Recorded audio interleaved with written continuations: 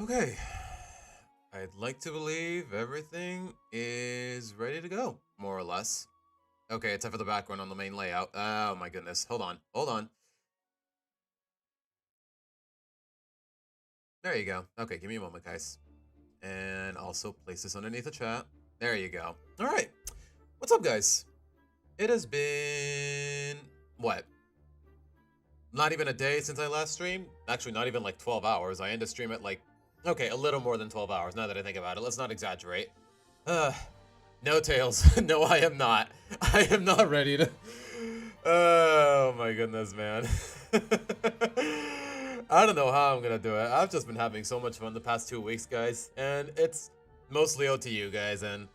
I don't know. Feels like these past couple of months, more or less ever since I moved, about 2 months ago, my life has been a lot different from what it used to be. And I mean that in the best of ways. Even with how stressful my job can be, like, I don't know. I've never felt better. Got a nice place to live, I can afford food, I can afford the rent, I got everything that I need. Obviously, I don't want it to stay like this forever. It can be better, even better than that, but... guys. Between today, a potential stream tomorrow, and Monday, I don't know how I'm gonna put up with basically 50 more weeks worth of work for another year. Assuming I still have my, assuming I'm still working where I am working. Cause, I don't know, man. Work is gonna be, it's gonna take an adjustment. And with that being said, I probably gotta head to bed early tonight just to more or less become accustomed to going back to my routine of just waking up at 5 a.m. every weekday. At the very least, I don't work Saturdays. You know what? That's a blessing in of itself. Cause, I don't know. I know people would... like, you know, let me ask you this, guys. Would you rather would you rather work 9 to 5 Monday through Saturday, or do what I do, work 7 to 5 Monday through Friday? Because honestly, I don't know. Let's see. Two more really? They're still not even done with season 9? Oh my gosh, Nick. Oh gosh, I just dropped the Joy-Cons. Oh gosh, that's on me. Let's see. Okay, anything else I gotta do? Swamp? Tiny bit, actually. I do have a couple... I know I more or less held a firm stance against individual episode reviews, but there's a couple exceptions, just because more or less they do feel a little more nuanced than the rest, to say the least. I do got a couple things in mind, and I kind of want to keep it a surprise until we get to it, guys. But how have you guys been? Making French toast for you and your sister at... girl, it's like 5:40 over there, but you know what? Go off. You know what? I'm not gonna... you know what? Normally, I'm questioning why people make breakfast food at that time of day, but...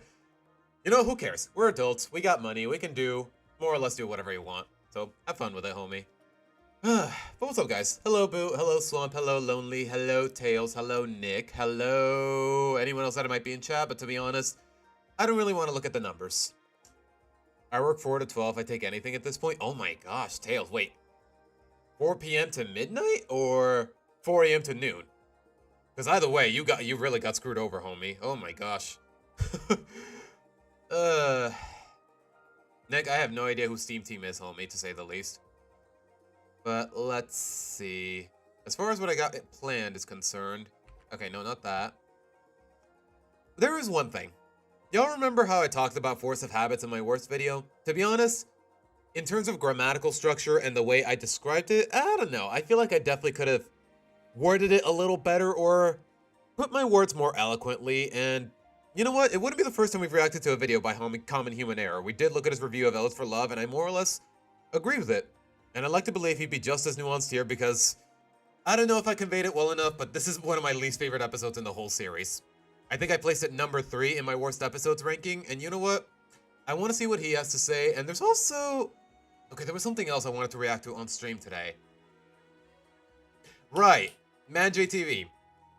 He did do like a 40-minute video, just looking at memes of Legend ZA, and you know what? We did just more or less just finish Legend ZA, so... I figured we'd take a not the entire video, because it's 40 minutes long, and if I do that, we're gonna be here all afternoon. And also, we got a shiny hunt Espurr, as it's implied in the title, otherwise it's just clickbait. So yeah, we're gonna look at like, maybe the first 15 to 20 minutes, to say the least. But that's more or less the plan. Other than that. I live with your mom and don't work at all? Oh, Nick. I mean, more or less it depends on your age. Like, if you're If you're still a teenager or fresh out of college or still in high school and whatnot, then yeah, I don't expect you to, Nick, to say the least. Have a funny little meme media for a reaction. Swamp, maybe post it on Discord. I'll take a... Swamp? Ask Boo. You can ask Boo for... Nah, I'm kidding. I don't know. I've more or less... Throughout the past couple of days, I've more or less developed a soft spot for Espurr. And... Also, I don't know what shiny Mega Meowstic looks like, and I kind of want to shiny hunt Espurr just out of curiosity. Also, Espurr is really cute in general. Like, I don't know why he gets mean to death for being creepy. Like, I think even with the soulless eyes, for lack of a better term, I think Espurr is adorable, and I do want to see what Mega Meowstic looks like as a shiny. Yeah, you're 20, Nick. Either you're in college or fresh out of college. Take your time, Nick. Take your time. Don't pressure yourself too much. It's all I can really say. Yes, Erica, that too. Espurr is kind of awesome. I'm not gonna lie. But alright, guys. Let's get into the first one, shall we? Wait, you know what? Let me double check the audio before I get into it. Hold on. Sup, nerds? Today I'll be reviewing the episode Force of Habits. Wait. What does it say here? Copyright disclaimer under Section 107 of the Copyright Act of 1976 allows it made for fair use for purposes such as criticism, comment, raise, reporting, teaching, scholarship, and research. Fair use is permitted by copyright statute that otherwise might be infringing. Non-profit, educational, or personal Guys, do we really need these disclaimers at the beginning of review videos? Like, it wouldn't be the first time I've seen it. Like, I get some people are a little paranoid about copyright, but by the looks of it, guys, as long as you keep, like, the full-blown footage with the audio to a minimum, like, it's not really an issue most of the time, guys, especially for, like, a 7-minute review. Not even 7 minutes, come to think of it. Sup, nerds? Today I'll be reviewing the episode Force of Habits. Happy New Year, Adam. The episode begins with the return of Lori. Clearly the most important thing. Wait, when was this published?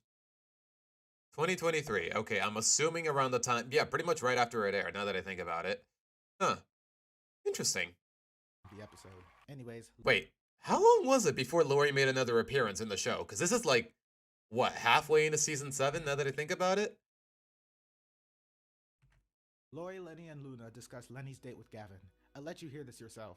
How was your date with the Gavman? You guys, Gavin is totes awesome. Today we went roller skating. We have such a good... Why is she even drumming? Like, there's no music to go with. Okay, you know what? I guess that's... Yeah, in retrospect, guys, Luna's habit really makes no sense here. Like, even with this pre-established notion of her just turning every surface into a drum, it's just too unbelievable. Know what I mean? Gavman, you guys, Gavin is totes awesome. Today we went roller skating. We have such a good time together. It's just, well, he has this one annoying habit. Doesn't say... Okay, another thing. Gavin snorting? Can you really even consider that a habit? Because, I don't know, guys. Speaking from personal experience, when I laugh a little too hard, I do lose control, and I do tend to snort a tiny bit. It doesn't happen very often, but when it does, I'm like, oh gosh, did I mean to do that? Like, it's really not a habit. So, and even then, you think Lenny of all characters wouldn't be holding it against him, but if she didn't, then we wouldn't have this whole episode, I guess. Lori and Luna tell Erica. Oh, okay. I thought you were gonna spoil the shiny for me. Let me read that. Apparently based off an actual thing some animals have, where they have both genders features on both sides. It's called gynandromorphism. Huh. I'm curious. That's the thing, guys. When we shiny hunt the Espurr later today, do I want to hunt for a male, a female, or both? Because in the mega form, it's not gonna matter, but I kind of just want to have both for the collector's value. I don't know. I'm not really a collector by any means, but yeah, exactly. A reflex. I don't know why that word was on the tip of my tongue. It's a reflex, not a habit. that their partners don't have any annoying habits. I wonder if they'll be proven wrong. I'm with my girlfriend, out to dinner, looking at the menu, crab Suiza is a winner. Even for Bobby, that was just ridiculous. Like, when has he ever shown a tendency to sing sporadically? Like, the fact that they just made this stuff up just for the sake of the episode. Like, I don't know, it really makes it all the more frustrating. Like, yeah, Bobby's a performer. He plays guitar. He sung, more or less sung sporadically at that one Casagrandes Christmas special that nobody remembers. And again, nobody remembers the Casagrandes in general. What do I want? Popcorn? As for Sam's habit, even if Sam has sort of context that would more or less argue against this tendency, there isn't. It's because Sam just has no personality. No, a hot dog. No Never mind the fact that it makes her look like a jerk. Like, just watch the rest of the scene, guys. The movie's about to start. Okay, gummy worms it is. What a twist! Also, What? this is a nitpick. Yeah, apparently she took too long that they're not allowed in the theater anymore because they were late to the showing, the screening. But this episode has a bit of a continuity error. Never has Bobby just broken into song randomly. Also, I don't really get why Lori is embarrassed. The one Yeah, exactly, Mick. Snorting, snoring, like those are reflexes more or less. background character isn't paying attention. Like tapping your foot because you're tapping your foot quickly because you're nervous. That's not a habit. That's a reflex. At all. At least at a certain point. Anyways, Lori and Luna get upset with their partners and complain to Lenny, who gives them the rather obvious advice to just tell them about it, which goes very well. Oh, duh. I mean, the thing is, Lenny didn't even come up with that advice. He just pulled it from a teenager magazine, which just makes it even more shallow. Like it really wouldn't have occurred to them themselves. Remarkably well, actually, which is why it's a shame that the episode turns out the way it does. Let's keep watching. That's why you're so lucky to have me. I can point these things out and help make you more fabulous. And I hate the. You know what? I will say this. This is a minor nitpick that doesn't necessarily say anything about the show's quality, but the fact that guys, riddle me this. What's the one adjective Luna uses to describe anything remotely positive? Because let me tell you, it's not fabulous, and yet somehow that's what she uses in this episode. Did I mention Lori is the worst character in this episode? Anyways, They're all terrible in this episode. There's really no comparison. 3 L's plan a triple date at Dairyland. I totes need to post this on Swifty Pic. And now that we've fixed our partner's annoying habits, we can start planning a triple date to Dairyland. Which is okay until Bobby and Lori get to throwing balls. Bobby mentions that he appreciates Lori's criticism and wants to help her out. And here's where the episode derails itself. Live train crash footage. Here is where we get a taste, a mere morsel of how this episode will turn out very bad. Yeah, honestly, if it was just like the first 3 or 4 minutes of the episode, it honestly wouldn't be a bad episode. It's just the latter half that completely destroys it. You know what? He's onto something. Very fast. Bobby mentions that Lori uses the word literally all the time. If you think you can, you use the word literally all the time, even when it doesn't make any sense. And Lori reacts like a responsible, mature adult. Hello, love. Welcome to the stream. Imagine the bad lessons the younger audience learns from the Dookie episodes and using... Yeah, the messaging is... Yikes. Exactly, Boo. She uses rockin'. Like, why would she take pointers from a teenager magazine? Like, forget the term fabulous. Like, girl, show some individuality. Like, Luna's excellent at that. Obviously, her supposed girlfriend sucks at it, but that's besides the point. Nope, she gets mentally unstable. I mean, look at her face here. She looks like she's ready to slaughter some bitches. Like, she is straight up looking ready to slash out and slap Bobby in the face. Just because, hey, you use literally too often, even when it makes no sense. Maybe tone it down a little. Like, if it was Lincoln, I would expect some sort of knee-jerk reaction, but it's Bobby. Like, she's showing time again to read the room. Like, I would like to believe, at least judging from episodes like Selfie Improvement, that Lori has developed a sense of tact because of Bobby. Like, y'all remember when she tried to make him travel all the way to Royal Woods for a selfie, and then it turned out he had surgery. She completely glossed over it. And then when she realized, oh my gosh, I'm a horrible person. Like, you would think Lori, as part of her development, would have this sense of tact about Bobby's feelings, to say the least, or at the very least hears out his input. But somehow, this episode just does a complete 180, man. Now we get to Gavin and Lenny. Gavin has the same idea, and judging from the way Lori reacted, Lenny may actually have an aneurysm here. Let's watch. I just noticed that you take selfies all the time and never live in the moment. You might want to put the camera away for a day. Oh. Just add a please at the end of that sentence. And honestly, it'd come off as a little more mindful. But even then, like, just from his tone alone, it really seems like he means well. And yet somehow Lenny doesn't pick that up. I was just trying to capture some lifelong memories. But totes awesome advice. Wow, she seems to be reacting well. Yeah, totally not sarcastic at all. Totally in character for Lenny. Oh my god, what happened? And how is this in character for Lenny? You know, the sweetest loud sister, the one that's too dumb to get angry most of the time, unless it comes to fashion. Except this has nothing to do with fashion. Like, oh my god, man. She looks like she spawned fresh from hell. And yeah, she like those like I don't know. hell. Like, I get that cartoons have this tendency to give characters sharp teeth and these wrinkles and just these cartoonishly angry expressions in general, but this is the one character where I'd say it does not match her whatsoever. Oh my god, what happened? She looks like she spawned fresh from hell. And now Luna. See, I told you to take note of all that drumming. Yeah, honestly, how long has Lori been with Bobby? They've actually never even bothered. We've never even seen the story of how they met. There's been some mentions of it, but we've never seen the story. We don't know how long they've been together, presumably since high school, and Bobby's already a full working adult, and Lori was well into college at this point. And then there's this waste of a character, but we're not here for that right now. Stopping you from doing this all the time. The scene gets over with All the time. In the 7 seasons that we've known this character, this wasn't a thing until now. But totally all the time, guys. Totally. very quickly. And to be honest, Luna should probably thank Sam the most, because that shit is embarrassing. Yeah, it is kind of cringe, even for her. Like, remember that one episode from season 1 where the reason Lincoln lashes out, like, she tags along with Lincoln's first concert and he tells her, "See what you do, Luna? You embarrass me in front of everybody because you're way too passionate." Like, you would think she would have picked up some semblance of an idea of those ideas in this episode, but here we are. In public. Like, this episode just throws any semblance of consistency or development in the characters and just throws it out the window. Why? I don't know. Even though, again, nobody noticed. Nobody notices or pays attention. Like, I don't know. If I were standing right behind, if she was a complete stranger and she was standing in front of me in line, I'd be like, what the heck is wrong with this idiot? That's all I'm gonna say. One thing I'll applaud this episode for is properly forecasting the Loud Sisters' bad habits. These bad habits don't just appear out of thin air then vanish. And even though Lenny and Luna's bad habits are contained, Yeah, I guess just to force the drama and essentially force a terrible message about your bad habits making you who you are. Like, I hate it. I hate it. I really do, Swamp. It is just, I got nothing to say in that regard. Hello, Dino Tales. Welcome to the stream. I can't imagine what she and the sisters would react if their boyfriends and or girlfriends lash out on their behavior. Extreme. But yeah, I don't know, man. I don't know what to make of this episode. to this episode. Like, I really think, if any, this episode straight up deserves to be in the same ranks as No Such Luck and One of the Boys. Actually, no, then again, I technically more or less ranked it that way in my videos. Oh my gosh, pardon the hiccup there.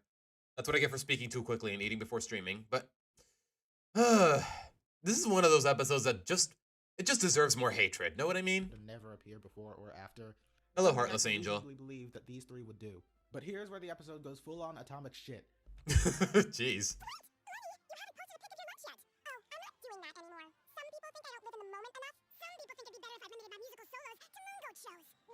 I mean, yeah, where you're actually performing music, you poser. Like, Luna's not like this at all.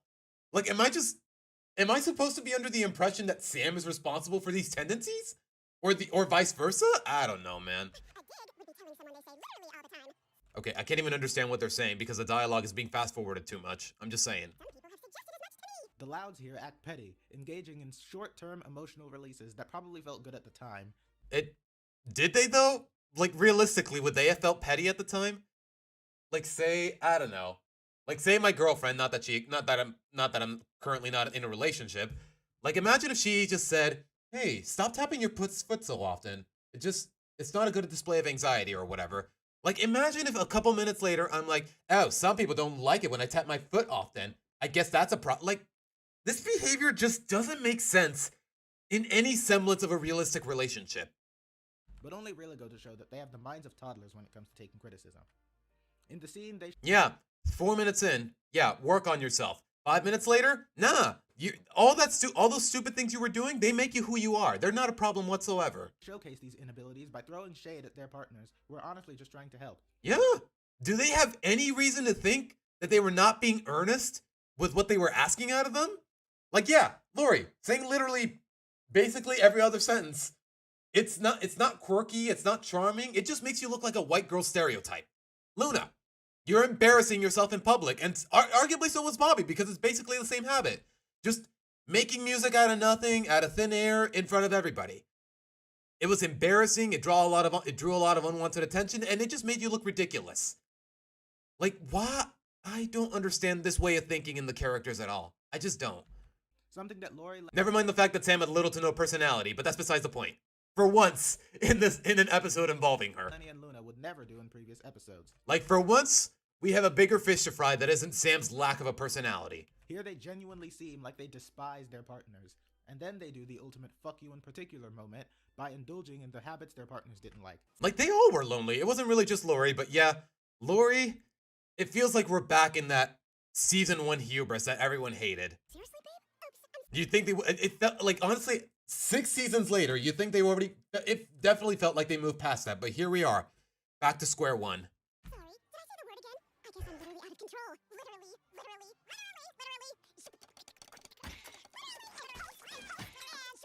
I know for Okay, they are just straight up being, this is just so, okay, I feel like I'm gonna sound like a broken record, but this is just woefully out of character for all of them. a fact that if BG and S Never mind the fact that this is Gavin's second and only other appearance, or only other prominent appearance throughout the rest of the series, guys. Because keep in mind, season 9, they already broke up off screen for whatever reason. Reasons we're never gonna find out because we already know how lazy these writers are. And this episode is a perfect encapsulation of how botched everything feels. The emotions, the development, the everything, man. did this, the Louds would complain up a storm. The ingenious Louds then accused their partners of criticizing them out of spite, rather than from a loving place. You only did it to get back at us. No, we didn't. Why would you be under that impression whatsoever? Especially Bobby. How long have you been with him? Like with Luna and Sam, maybe I get it, but that's just because Sam has no personality for me to be able to grasp otherwise. And Gavin barely got introduced. Like I said, only his second appearance as of right now. We were really just trying to be helpful, like you were with us. Yeah, right. An idea so ludicrous. Like, yeah, boo, Lenny is just all over the place. Worked things well with Scott. Canonically, because of a Netflix contract, we're not allowed to see him again, and we're supposed to pretend it never happened. Gavin, broken up with after what, only 2 major appearances? Character that I will pay money to any person who can convince me that these 3 would never have even dreamed of accusing their partners of this in earlier episodes. Like, yeah. I'm sure I'm just gonna repeat. You know what? I was gonna say something, but it would just come off as really redundant. Moving on. Then Lori decides to summon the typical Loud House ending. Finally realizing that she's been acting like a bitch, finally decides to apologize for making such a misunderstanding. Nope. Lori just wants to storm out first. What a twist, but not in a good way. Anyways, now the Louds are fuming. But Okay, why are they even on the rides, now that I think about it? Like, if the date ended on such bitter terms, why didn't they just leave the park? Why are they here? then they finally realize that their criticism may have been hurtful. It only took them, like, what, 5 minutes? Immediately, like, how long did it take in real time? Oh, now that I think about it, if what they said to us was hurtful, maybe what we said to them was hurtful too. No. How about neither? Do you ever think of that, you idiot? Who wrote this? Okay, I know who wrote this. It's freaking Kevin Sullivan, but still. Alright, okay, they're realizing that they acted like assholes back there and that their partners were just trying to help. Alright, that's fine. Oh, gosh. Say that again? They said to us was hurtful, maybe what we said to them was hurtful too. Alright, okay, they're realizing that they acted like assholes back there and that their partners were just trying to help. Alright. Editor's note, I'm scared they'll teach the wrong lesson because it sounds like the Louds regret criticizing them. They already taught the wrong lesson, editor. Whoever you are, yeah, too little too late, homie. That's fine. Oh, gosh, you're right. We never should have pointed out their annoying habits in the first place. What do you mean you shouldn't have The criticized freaking... Which means 16 and a half magazine was wrong. Why are you taking... Okay, you know what? I know she's dumb, but... Why would Lori or Luna actually... I don't know, man. No. No. I'm gonna need a moment. The magazine wasn't wrong. Like, even to my surprise, for a magazine aimed at teenagers, even that wasn't wrong in this context. You're right, dudes. If you care about someone, you gotta learn to accept them for who they are. That's What are not you what... talking about? That's not what this is about at all! Oh my gosh, man.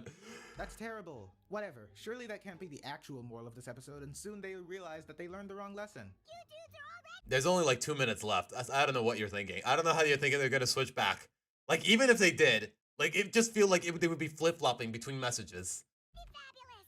And it was wrong to try and change you. And again, Luna would not be the one girl. Luna would be the last girl to use the term fabulous in that kind of context. Oh my god.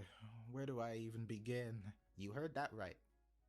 If there's one thing I can be grateful about this episode, guys, is the fact that Luann and Benny were just out of it. They could have easily included them in a quadruple date and made up some stupid habits for them, but no. I guess, dare I say it, Luann and Benny is the only canonical relationship of the Loud sisters that is more or less untarnished in terms of character development. All the more reason I adore them, but we're not here for that right now. This is 100% serious. and they will play this straight to the end. You have to like someone for who they are, the good and the bad, which means you can't criticize them. No matter how problematic the bad is, no matter how poorly they react to the bad being criticized, no matter how respectfully and lovingly. Them on their annoying Oh my habits goodness, to man. improve. When I first saw this episode, I genuinely had hope that the show would have Same guy who wrote Soluna into existence, guys. Just putting that out there. Just putting that out there. them realize they took away the wrong thing from their experiences, and they learned the real lesson, that you shouldn't try to avoid criticism, and that it's there to help you improve. But nope, this Tails. I'm starting to think Kevin wasn't a teenage girl. It's not even the fact that they're teenage girls. It's just it's just that even with those tendencies, it just doesn't match the characters of the sisters in any capacity. And it doesn't match Bobby, and it doesn't match Gavin, and I would say it doesn't match Sam either, but again, she doesn't have a lot of personality for me to be able to deduce that. episode genuinely believes that criticizing your partners, even to help them improve, is wrong. We were so focused on your negatives that we lost sight of all your positives. That doesn't even make sense. That doesn't make The Wells sense. never lost sight of their partner's positives when they criticized them, and they never focused on their negatives. There was no addressing. There's nothing positive worth addressing in this context. They each had one criticism to give, One simple disruptive habit. That's it. and only one. It sure would be nice if there was a writing rule dedicated to this. Show don't. Never mind. Yeah. Never mind the fact that I don't know. It's just way.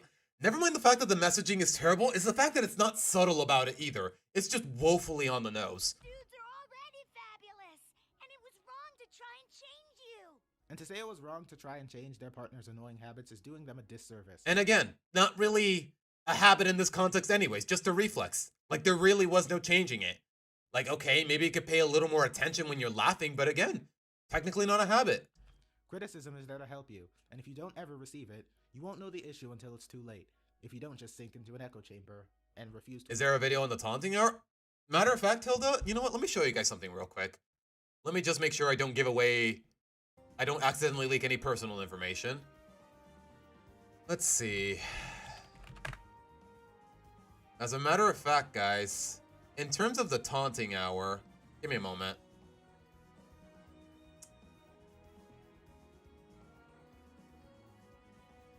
I have been working on a script reviewing the taunting hour, and I'm about 1 page in. So, yeah, there's other people who review a taunting hour, but to be honest, I kind of want to do it myself at some point. So, look forward to that, guys. I don't know when it's coming, I just know that it's well in development. But alright. to acknowledge the issue at all. But that's okay. This episode has one last chance to save us from this horrid moral. One more place to You have like 60 seconds left. How are they supposed to salvage themselves from this? recover, and they ruin it. Wonderful. The main Look, who are these ladies in the middle? I keep seeing them in the background every now and again. I'm guessing it's someone in the development main team. flaw with this episode, as described, is the terrible moral being learned here. The idea that you shouldn't criticize your loved ones at all, even for their own good, because it'll hurt their feelings. And instead, you should learn Especially, yeah, it'll hurt their feelings. They'll get angry at you. Like, what? That is such a toxic message for any sort of relationship. Goodness gracious, man. This episode. to accept your partner for who they are. If you want your loved ones to improve as people, criticism is not only encouraged, but necessary. A moral like this is harmful to teach, and proves to me that the Loud House cannot and should not tackle criticism. Genuinely, how did nobody in the executive board at Nickelodeon say, this is terrible messaging, we can't greenlight this episode? Like, nobody gave the script some revisionism? Nobody, like, any semblance of genuine and legit and nuanced morality in the writing team and the producers, anybody who had to read the script, to say the least. Like, it went through the storyboards, it went through this coloring, it went through everything, and it didn't occur to anyone, wow, this messaging is awful. Like, what are we teaching kids, man? Legitimately. So may they never do it again. Peace. And this is the fact that this is not even like an early episode of the show, guys. This is season freaking 7. It's all I can really say. Goodness gracious. Episodes like these just exist to ruin everything left within the show, as if the writers don't want to work on the show anymore. Like, it legitimately felt like one of those moments It legitimately felt like this was one of those episodes where the developers were just like, you know what, we got nothing to lose. We may as well cross any moral boundary that we haven't already. Like, legitimately. Everything of the characters are positive are becoming becoming less and less. The Loud Sisters deserve way too much slack compared to Lincoln. It makes me convinced they're unleashing their rage on him. In some capacities, I feel like it's not that common of a practice anymore, Lonely.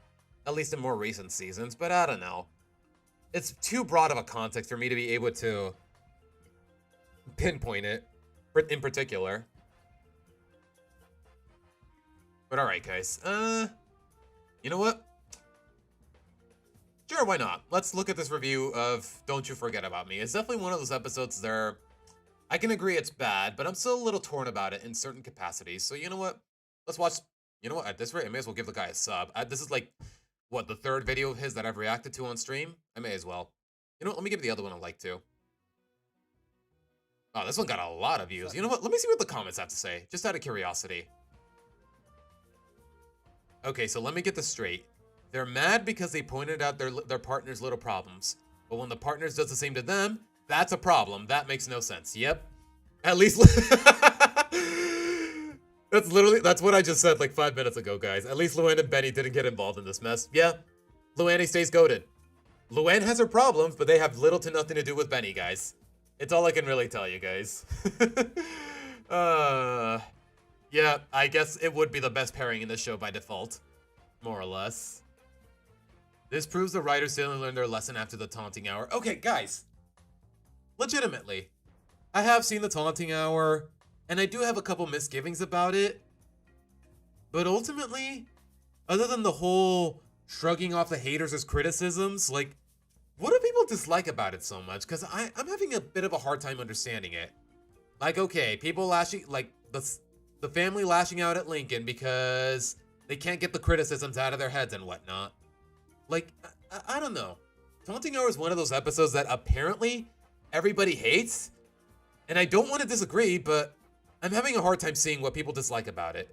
So, if anyone in the comments wants to enlighten me, and I guess by extension help me write the script, then be my guest. Just out of curiosity. Like, I don't know. Like, Taunting Hour, it's definitely one of the more perplexing episodes, to say the least. Like, everyone hates it. I can at least agree that the messaging is flimsy, if not downright awful, but for the most part, it just feels mid to me. Know what I mean? Like, I don't know. The ending was dumb. Kevin Sullivan, take a writing course, please, or just leave. Good luck with that, Swamp. He is, as of what? At some point in 2022, he became the show's co-producer. Unfortunately, he's not going anywhere anytime soon. But alright, guys.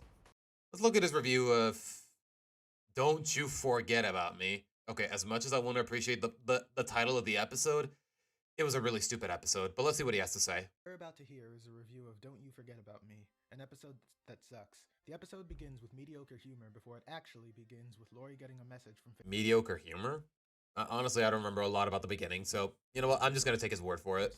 The college Lori wanted to go to in Driving Ambition. Class registration is next week, but Lori isn't exactly sure if Fairway is for her, so the family decides to tour the campus. Naturally, Lenny is not amused by this news, given that Lori has been her closest sister for... Okay, I'm guessing this is one of his earliest reviews. When was this published? February 3rd, 2024. What about you, though? No, this is even more recent. What you're about to hear is a review of Don't You Forget About Me, an episode that sucks. The episode is for her, so the family decides to tour the campus. Naturally, Lenny is not amused by this news, given that Lori has been her closest sister for basically the entire show. Lenny goes Even though, let me put it this way, guys. There are certain episodes that definitely do not reflect that, unfortunately. Like, really, the only one I can think of is Brawl in the Family. To Mr. Coconuts for advice, even though the advice is about Lori, so there's no one better to ask than Lori. You must have a goddamn IQ of 160. Okay, I know Lenny is dumb, but this is too dumb even for her. Smart episode. Surely this doesn't foreshadow any... Like, I don't know, guys. Like, on one hand, it's nice to see Lenny grow out of her usual, for lack of a better term, stupid tendencies, but at the same time, it feels like they're just doing a complete 180 when it comes to set tendencies. Any other flaws with the episode? So Lenny like, you would think as time goes on, Lenny would get a little smarter than she lets on, but I don't know. Sometimes it feels like they just completely gloss over that and just make her dumb for the sake of being dumb. What a smart episode. Surely this doesn't foreshadow any other flaws with the episode. So Lenny goes to the only other person who can outpace her vastly superior mind, Lily. Indeed, Okay, even though I got a lot of problems with this episode, but Lenny's dynamic with Lily, I thought it was kind of cute, if not innocent. Lily shows not tells Lenny to sabotage the Fairway campus tour, and naturally Lenny takes this superior idea. Yeah, totally in character for the sweet, innocent baby of the family. Even for a 1-year-old who's literally still in diapers, like, I don't know. That just didn't sit right with me, as far as Lily's character is concerned. Or let me put it this way, Lily's very little character is concerned. The gang gets to Fairway. At Fairway, Sergio! Yes! Yes! Yes! And Ron. Why? Sergio's awful, dude. I guess you know what, this is season 4. This was before Sergio was established to be a heartless jerk, for lack of a better term. Nia and Carlos Because y'all already know how I feel about Sergio in general. are at Fairway being boring, lame, and unamusing. Not Sergio. He's godly. Anyways, Lincoln and No, wait, hold on. This video's from 2024. I feel like you should know. Okay, no. Oh my god. I didn't think I'd find myself disagreeing with this guy, but Sergio is a piece of crap. Ronnie Ann fuck off to make skate videos like it's fucking 2008. That is true. When was this episode published? Like 2019? Like what year is it? 2003? Are you gonna play Avril Lavigne in the background while you're at it? Like what year am I living in when this is a thing? Even for kids. Even for an actual unapologetic skater girl. Oh my gosh, that term sounds so corny when I say it out loud. While a tour guide prepares to show the remaining group around. I'm your tour guide, Raj. We'll be puttering around the campus together. Nick is paying their writers too much.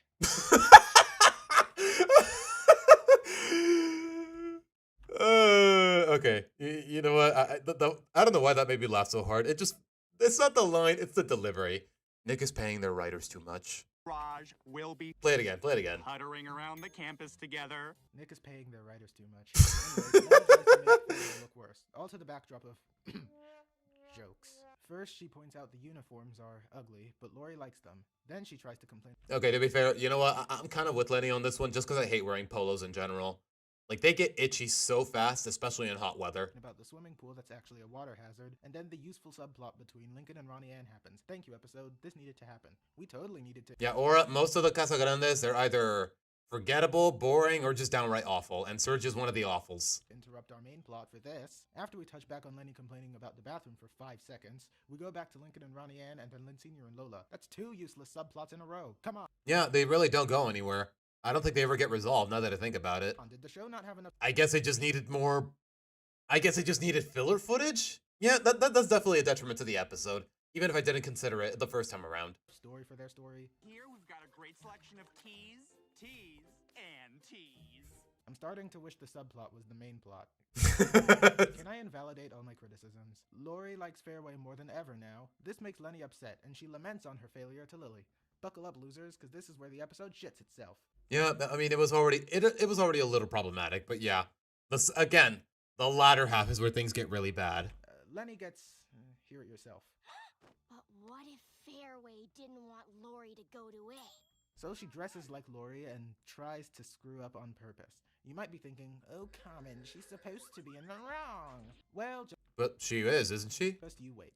Naturally, because the structure of this episode basically depends on padding, Lenny screws up in very wacky ways. Eventually, Lenny goes to Coach Niblick and tries to screw up at golf, but succeeds in padding the episode out. Nitpick, but the ball went into the water, so it's out of play. It can't be put back into play just because a frog put it into the hole. Indeed, Lenny lands a great hole-in-one. She's Like, yeah, what? Like, the frog is in plain sight. Like, why would they be thinking, oh, technically a hole-in-one? Like, are we really just gonna say, oh, it's a cartoon? You don't gotta be too picky about it. Is that really what we're going with? failing.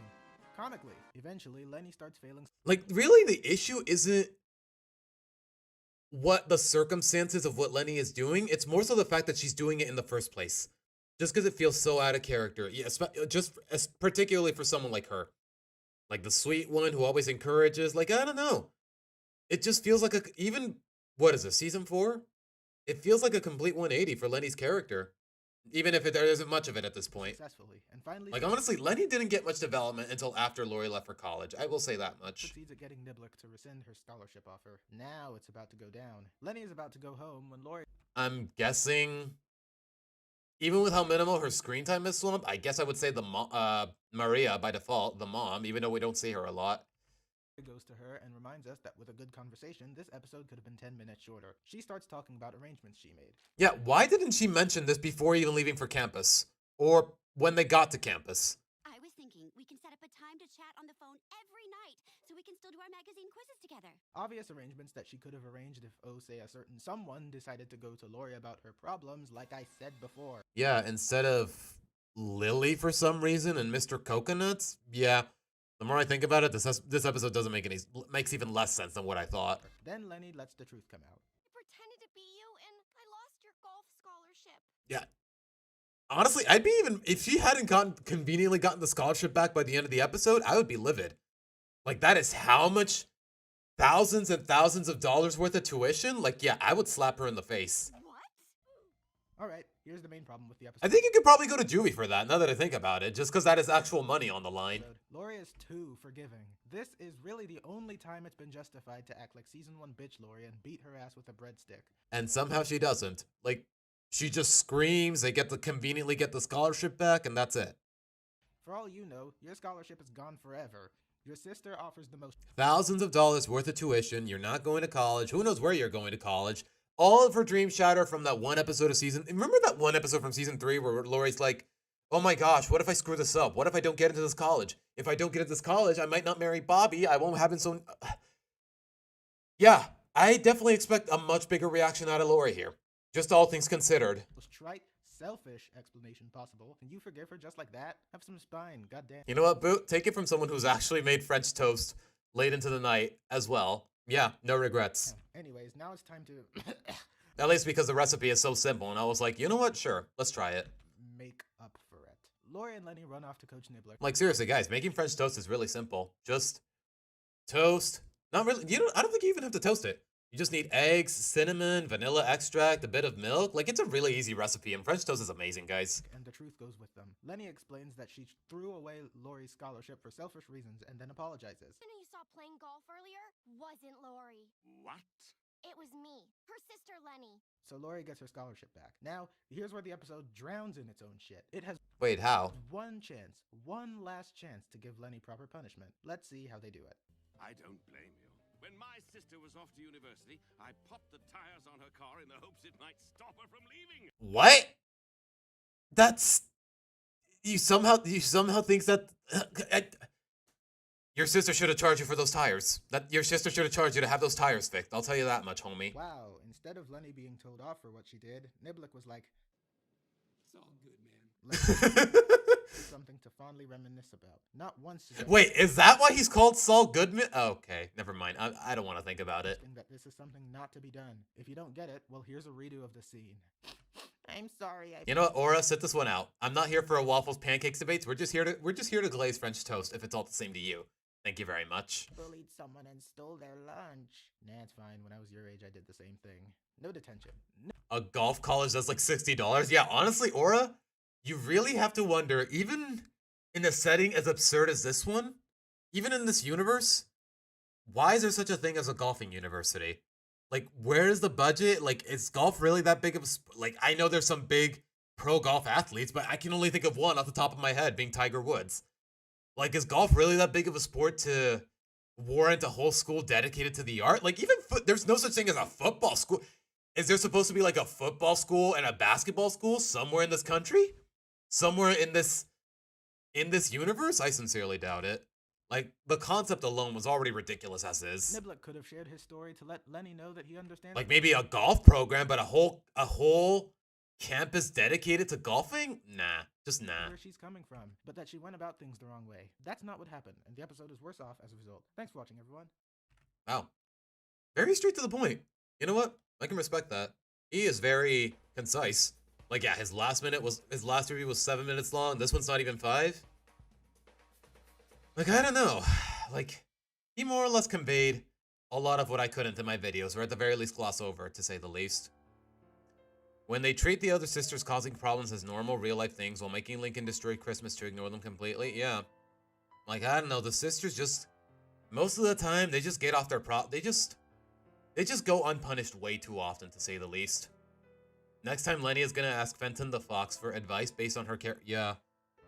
Why?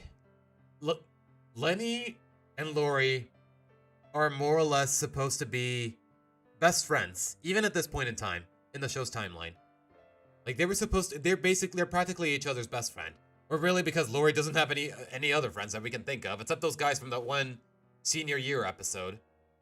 But I don't know. I would say, even though it's never officially confirmed in the dialogue at any point, Lenny and Lori are basically each other's best friends.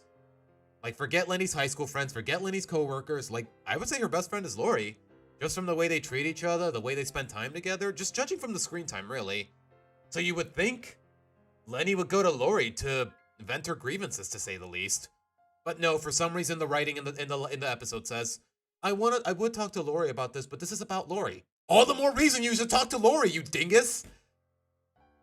Like, sometimes Lenny's stupidity is just so inconsistent to where it's not consistent. Okay, I don't know what I was trying to say there, but you know what I mean. I see one for Really Loud House and Left in the Dark. Really, Tracy? Okay, we're not gonna be at this for long, guys, just because we're on a bit of a tight schedule, but let's see what else he's got. Isn't Left in the Dark the first episode ever, though? La Casa Grande's cancellation isn't a Latino. Okay? It's only 3 minutes long. I'm kind of curious, guys. So, and you know what? I feel like these videos are only like, what? 7 minutes long at best, and we already saw this one, so I kind of want to go through all of them, guys. I'm not gonna lie. We're a little off schedule, but at the same time, I don't hate it. Was K-Pop Demon Hunters my favorite movie of 2025?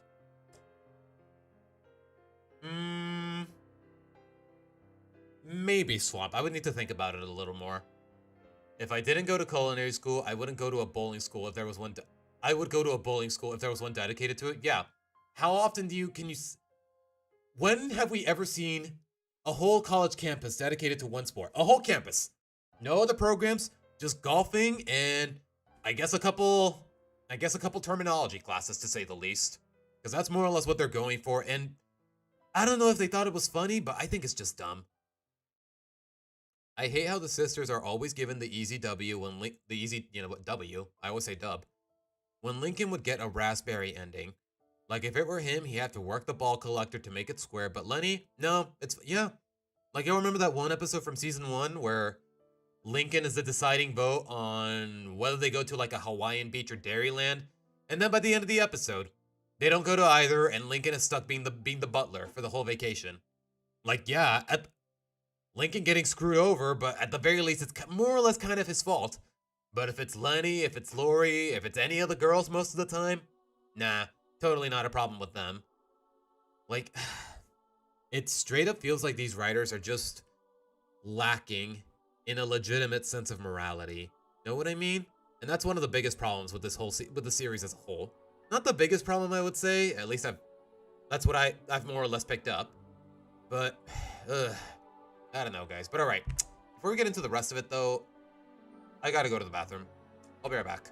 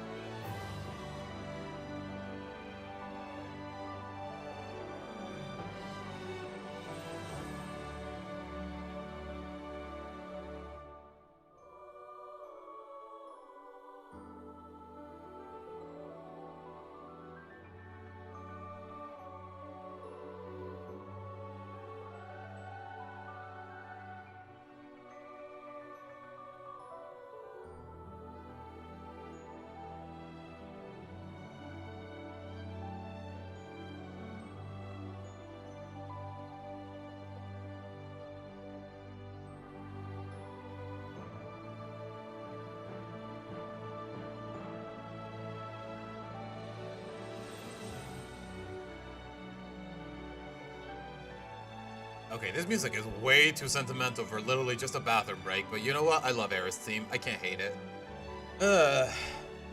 Let's see. So all the Aerith's videos in that 40-minute, maybe not all of it, Swamp. It just depends on my mood. Maybe the first 20 minutes, or maybe all of it. It really just depends on how well I get into it. How invested I feel, more or less. But yeah, that, and then we're gonna be shiny hunting Espurr. Let's not forget the clogged toilet episode where he got punished for something he didn't do and was already fixed by then. Okay, Aura, that's probably the only time where I don't think it's too much of a problem, because ultimately, Lincoln took the punishment willingly to protect Lucy. Not because he felt like she deserved it. He just did it out of love for her, because all the sisters were saying, "Oh my gosh, that Princess Ponybook clogged the toilet. Whoever that was, oh my gosh, we're gonna laugh. We're gonna laugh at him. We're gonna laugh at them so hard." And Lincoln knows, even if Lucy hadn't pointed it out, I think Lincoln knows how sensitive Lucy can be, and I understand why he bit the bullet in that episode, to say the least. Ethereal and majestic bathroom break OST. Relaxing music to take a no, I'm gonna stop. Stop. Congratulations, you went to the bathroom. Yeah, I went to the bathroom and got impaled in the chest while praying. That's how it went down. Spoilers for a game from 1997, by the way. But anyways. Let's get to it. The Casa Grandes. The Casa Grandes' cancellation isn't a Latino issue. Genuine question, guys. Did anyone ever, like back in 2022, did this show get was anyone saying this show got canceled because racism or something along those lines? Because I really don't believe so. I'm willing to bet that had happened, but I never actually witnessed it for myself. Unlike with the Owl House, like when it got cut short of their 3rd season, everyone was just shouting homophobia, which I thought was ridiculous, but we're not here for that right now. Let's see. Hi, I'm Kamen, and welcome to the first video on my channel. Stolen from a Okay, the audio's a little flimsy. I hear nothing on my right earphone, on my right earbud. a DeviantArt post I made some weeks ago. Now let's launch into the meat and bones of today's article. I'm not going to pretend that there's an abundance of Latino-led shows. Okay, is it just me, or does nobody else hear any audio on the right earbud if you're wearing earbuds? If you're watching on a TV or a monitor, it's a different story. Or that we have enough Latino representation in media. Latinos in general. El Tigre, Mucha Lucha. We got how many fictional characters in kids animation do we have are from Latin American descent, to say the least? Don't answer that. I'm being rhetorical. I will also not pretend it's not an issue. There are very few, and the only one I can think of is Victor and Valentino. As far as also Victor and Valentino. That is true. I'm aware, its network, the Cartoon Network, does not have a problem with it. Why? Because it manages to mostly respect its audience. Mostly. Yeah, sure. Yeah, totally respectable. It's really shown in the quality of the show overall, to say the least. Here are some words from an article that will be linked in the description. Uh-huh. Well, to the person who said this, the Casa Grandes ran for 3 years, suffering through abysmal ratings and horrendously low viewership numbers. Yes. Nickelodeon tried to let it It could not hold a candle to the Loud House's ratings, even at that point in the original show's runtime. We were like, what, into season 5? They were still doing well enough in numbers, but surprisingly, the spin-off, it just couldn't compare. grow and were really confident about its success. They gave it an entire block at the beginning of season 4, which, albeit poorly received, does show their confidence. When it aired, it... Like, that's the thing, Lonely. The Casa Grandes has little to nothing. I don't see a single soul, even in the subreddits, even in all the community discussion boards. I don't see anyone talking about the Casa Grandes itself, just because it immediately at least not in a positive light, or even a neutral light for that matter. It did garner promising viewer counts, but due to sticking to literally the exact same formula and tropes as the Loud House, people lost interest. Yeah. After all, I mean, it was more or less like that from the beginning, outside of Ronnie Ann's dynamic with Sid, or even the one with her mom, but that one's pushing it. why watch the Casa Grandes when you can already see exactly what it offers and when with the Loud House? Yeah. It's like I said in my worst episodes review, it's just the Loud House with a Mexican paint job on it. And before y'all get on my case about being racist or something, I'm also a native Mexican. So yeah, what are you gonna do there, huh? Is it a Latino issue that people aren't watching the Casagrandes? Nope, it's No. mostly a quality issue. Let's go back to Victor and Valentino. Like, people are so caught up with, oh my gosh, representation matters. Oh my god, and Nickelodeon just being too obsessed with fulfilling their quotas for whatever it might be worth, that they just forgot to write a good show. Admittedly, Victor and Valentino's ratings can get abysmal. Yeah, not to mention the quality in of itself. More so than the Casagrandes. Like, never mind the fact that the art style feels so basic. Like, seriously, just one glance at a shot from Victor and Valentino, and I'm already thinking, are these the same guys that drew Steven Universe? Because in terms of art style, frame rates, and whatnot, it almost feels like the exact same show, even though I know little to nothing about it. Grandes. There are YouTube videos with higher viewer counts. Yeah, apparently, Aura, a lot of people had problems with those episodes just because, I guess, because we were basically being baited into watching one of them. Like, I don't know. Like, the whole Loud House intro, and then at the end, after Lily says poo-poo, Ronnie Ann pops up and is like, hey, it's me, Ronnie Ann. If you like the Louds, come meet my family. What if I don't want to? Why can't you just give yourself your own... Get your own TV slot, girl. I guess she eventually did, but it's still a little insulting. Like, I can see why people were frustrated with it, to say the least. The Casagrandes isn't keeping anyone's attention. It's not offering anyone any reason to stay and watch Okay, it's not just me, boo. It's not just their me. TVs, as opposed to alternatives like Netflix and YouTube. Additionally, Casagrandes had no identity beyond the Mexican Loud House, and Yeah. all it takes is 6 seconds of internet searching to confirm that. wait. Let me read those headlines. Hold I on. challenge Astrid Galvan, who wrote the articles, Oh, and identity beyond the Mexican Loud House, and all it takes is 6 seconds of this may be a very unpopular opinion, but I think here's some grande blah blah blah blah. Maybe a very popular opinion, blah blah blah. internet searching to confirm that. I challenge Astrid Galvan, who Who? wrote the articles, and Eva Longoria Eva Longoria herself? What was she doing writing about the show? to watch the Casagrandes and find something they like. What really is sad about the article is that the article actually comes so close to understanding the problem. Latino content creators can succeed if they tell unique stories that carry a universal message, like the mega hit Squid Game, a Korean show that resonated with American audiences because its core message was against classism. Okay, That's and? called a quality standard.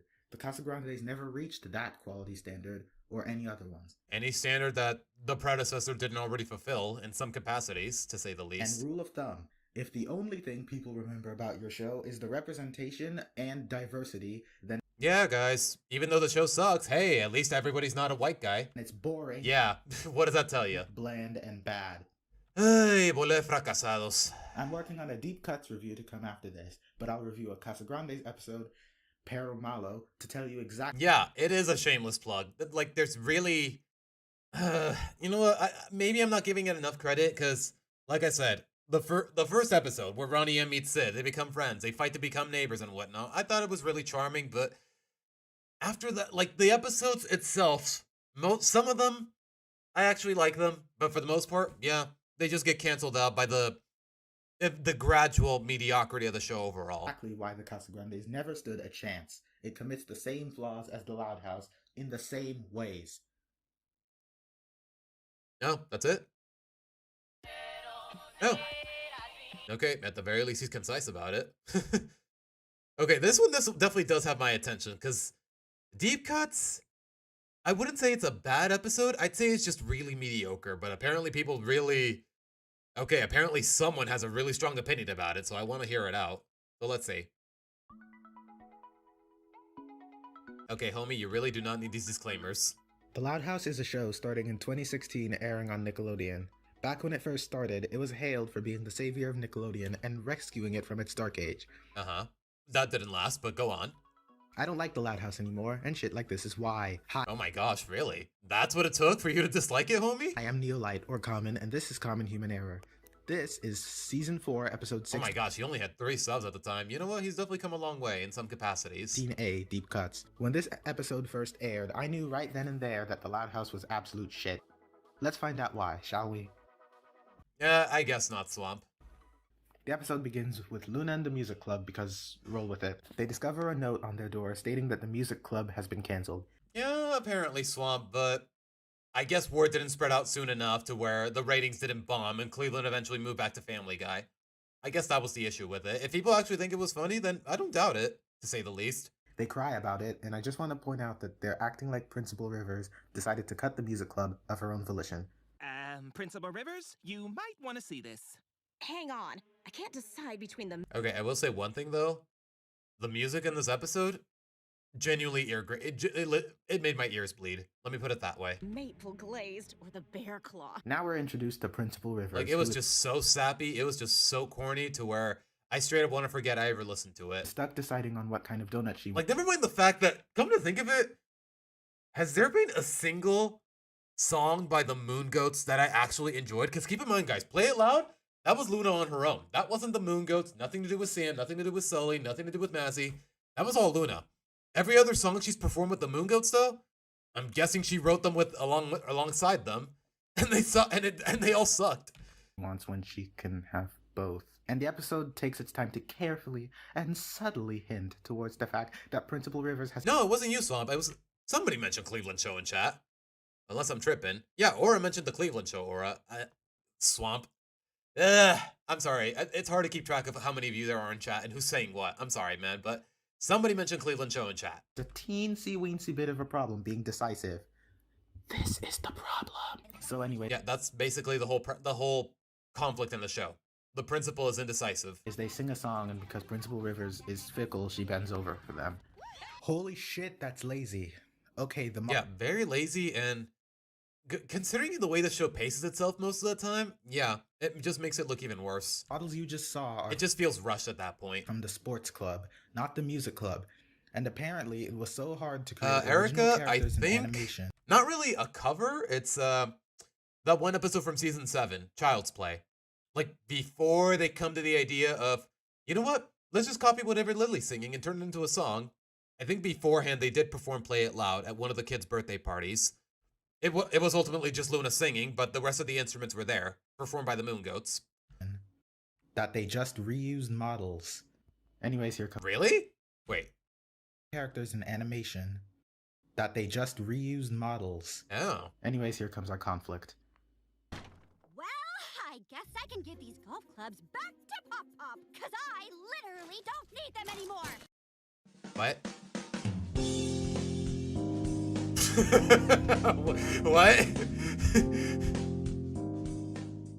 What are you talking about? I don't need these clubs anymore. Go fucking play some golf elsewhere. Yeah, you're about to finish high school. Like, okay, sure. Originally, I was going... Like, this is well into season 4, guys, so... Okay. To complain that Lori was in the sports club because she only plays golf, but there are... And apparently you had to cut the funding for every sport? Like basketball, golf, the cheerleading, everything? Like, I'm willing to bet the budget is a lot bigger in that regard. Apparently. Like, that was really your next go-to option? Like, this principal... Okay, either this writing is bad, this principal is an idiot, or both. Multiple sports clubs. Later in the episode, they unite under one banner, though, and it doesn't actually help their case. If anything, it detracts, because general sports is even more expensive than the separate sports clubs. Thank you. Okay. Rivers cut all of the school's sports clubs. Yeah, all of them. All of them. Including golf. How could you do this to me? How could you do this to me? How could you do this to me? It wasn't her, it was the freaking principal! What a drama queen. I'm sorry for your loss, dude, but don't rage out at me. I was just trying to save my music club. Guys? What, Lincoln? Again, why do they keep pointing their anger at the wrong character? Like, it's just so cruel. I just want to complain about the Lincoln gag because it's irrelevant, unfunny, and therefore useless. Yeah, ultimately. And does nothing but attack Lincoln. We go back to Principal Rivers, who is having more trouble deciding what she wants for lunch, in case you didn't see it the first time. Then the sports clubs do some gymnastics and Principal Rivers keeps the clubs. Honestly, the sports clubs should be cut. They're likely the biggest strain on the budget because there are multiple sports clubs. Yeah, apparently. Yeah, okay. He more or less just list them. Basketball, golf, soccer, cheerleading, karate, gymnastics. That's basically 6 clubs in one. And probably a lot more expensive. Have they even won anything?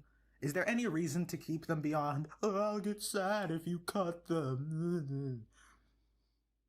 They say sports have taught us so much and we can show you, but can you show her and what me have you by shown? Extension why it's profitable? Some flips?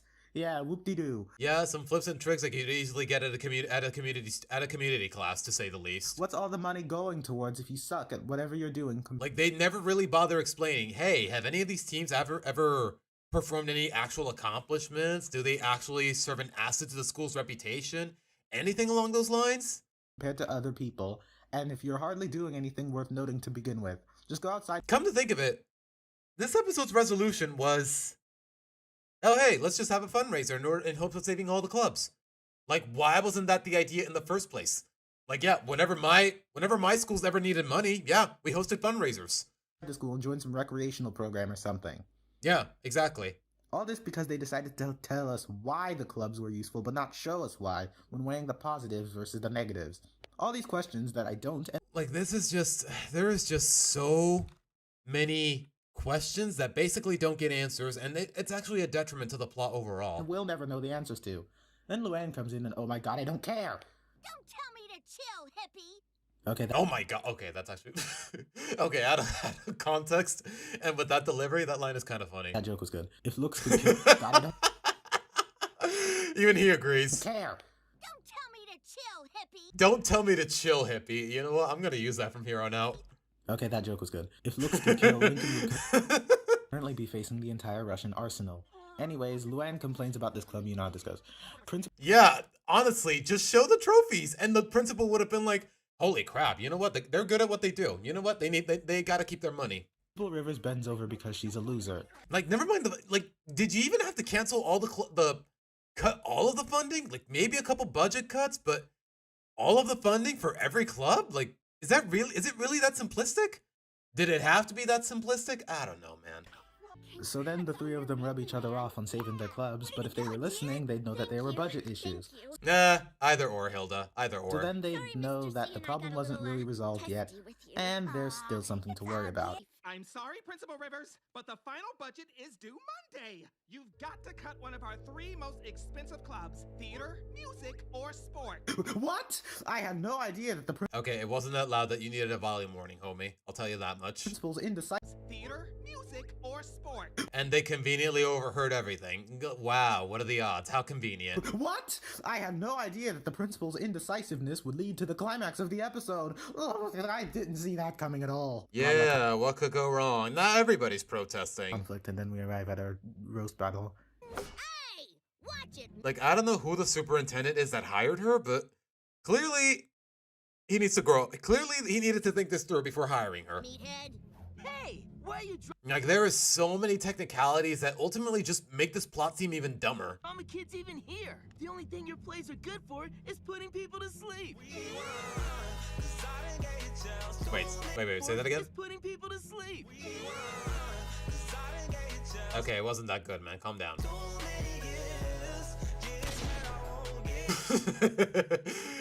Okay, I will say though, the no scope green screen, it never gets old. Nitpick, the basketball guy from before was actually, yeah, that is, wait! Oh my gosh, that is true! He was also in the theater club. I guess he quit at some point? I don't know, man. I guess he found out it wasn't his calling? Or are they just reusing characters lazily? One or the other. Probably the latter. Then the wacky shenanigans occur, and believe me, it's funny. I assure you, this conflict is not forced at all. Nope. Due to their escalating series of wacky hijinks, they cause so much property damage that they actually, oh my god, it's so dumb. They cause some major damage, and what Cinema Sins calls gaspectomy occurs as Laurie's cart hits the pedestal the acorn is on and sends it rolling into the school front doors. Too much hilarity ensued.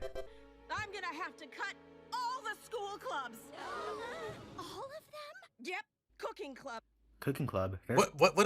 A cooking club? That is There was a cooking club? got to be more expensive I mean, like a home ec class, I understand, but a cooking club? than a music club of 4 people who already have their own instruments. You've got to manage ingredients, messes, cooking utensils, inventories, lost items, etc., as opposed to a music club of 4 people who don't even use half the instruments that would be in a music club Thank you. band room. Like music. But you know what? No. The music club is basically just a rock band. You don't need like 90% of the instruments there. Okay, somebody said it before I did. No one actually tried to talk to the principal and see her side of things. Why not have the 3 of them discuss their issues with the principal and attempt to reach an understanding? especially because the ending is a complete non-ending that could have been reached with a good 2 minutes of dialogue. Thank you. Thank you. Anyways, they do the fundraiser. Fundraiser. Wait! You What? didn't count everything! Oh, fuck off! And everything works out in the end because of Nickelodeon's unspoken rule. No character can be miserable. And then... Yeah, no. Yeah, I can see his grievances with this episode, and yeah, the more I think about it, yeah, I'm genuinely pondering why I never talked about it in my worst episodes ranking. I guess up until now, I thought it was mediocre. Because this episode knows that you were thinking that it couldn't get any more unimaginative, the characters literally sing the moral. Though the song isn't bad, I find it laughable that they sing about standing... Wait, Aura. At least it's realistic since every peaceful protest ends with a lot of property damage and nothing being accomplished. Oh gosh, we're too close to home, Aura. Too close to home. At least if you're American. Together, however, because the entire show consists of them fighting numerous times. Yeah, I also took home ec when I was in high school. Isolate some examples like Serial Offender, but there's a video compilation you can watch instead. Also, if anything, they drifted apart this season. This episode is part of the bigger problem with The Loud House. It's so boring, repetitive, stupid, and cliche, and I'm sure you could have picked that up from... Yeah, never mind the colossal amount of glaring plot holes. Like, yeah, the episode overall is just boring.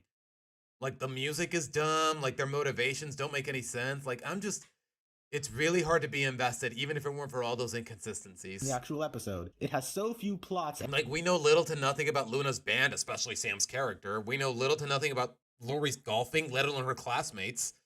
Like, we've never seen them interact with their clubs to the point where we were supposed to care.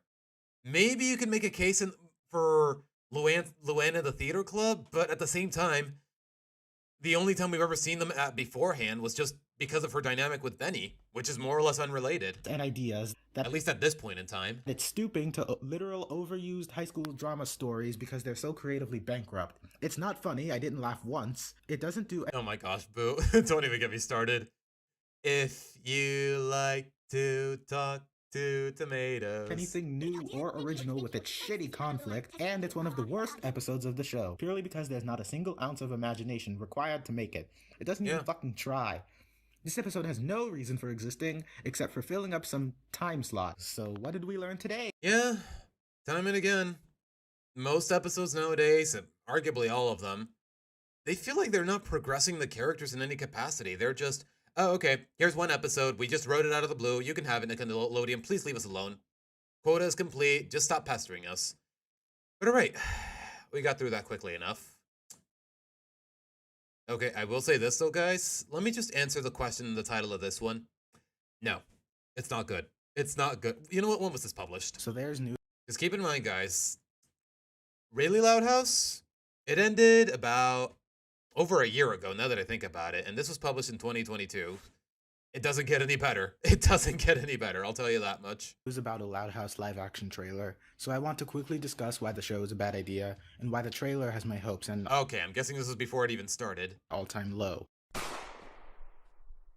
Let's start with the idea of another spin-off. Remember my Casagrandes video?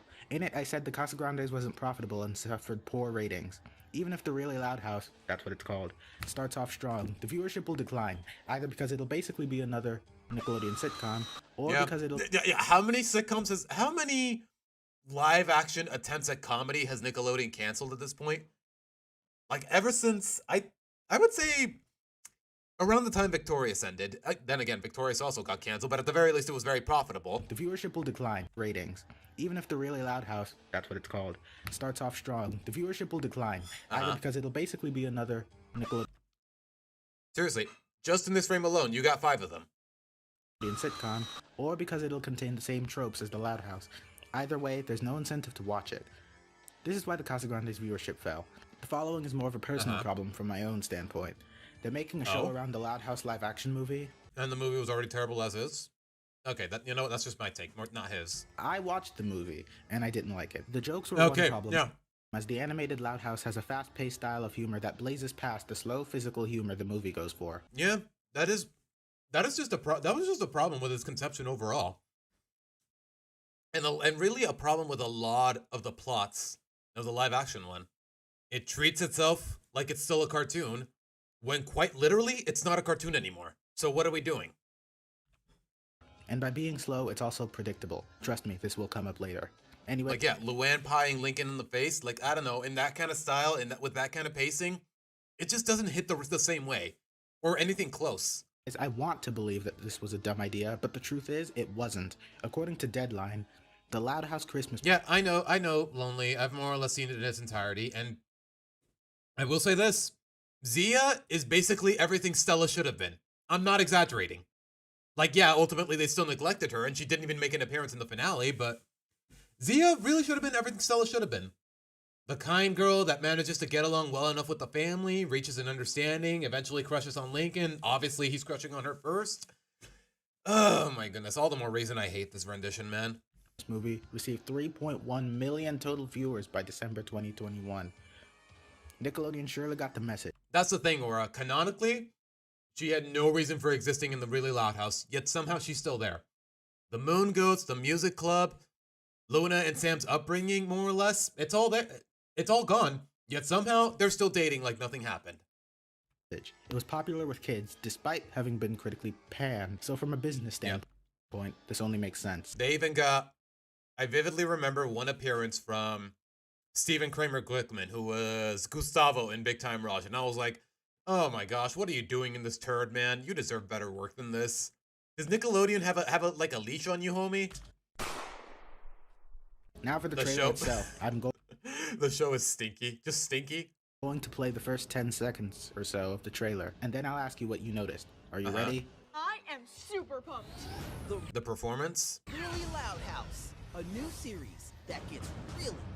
Like, nothing against Wolfgang Schaefer or any of the actors. They seem like they were getting along really nicely behind the scenes, but gosh, their performances left a lot to be desired. But that's really just owed to the directing. Sweet mother of science! Really? Okay, so what did you notice? Pause if you need to think about what you just saw. Now here's what I saw.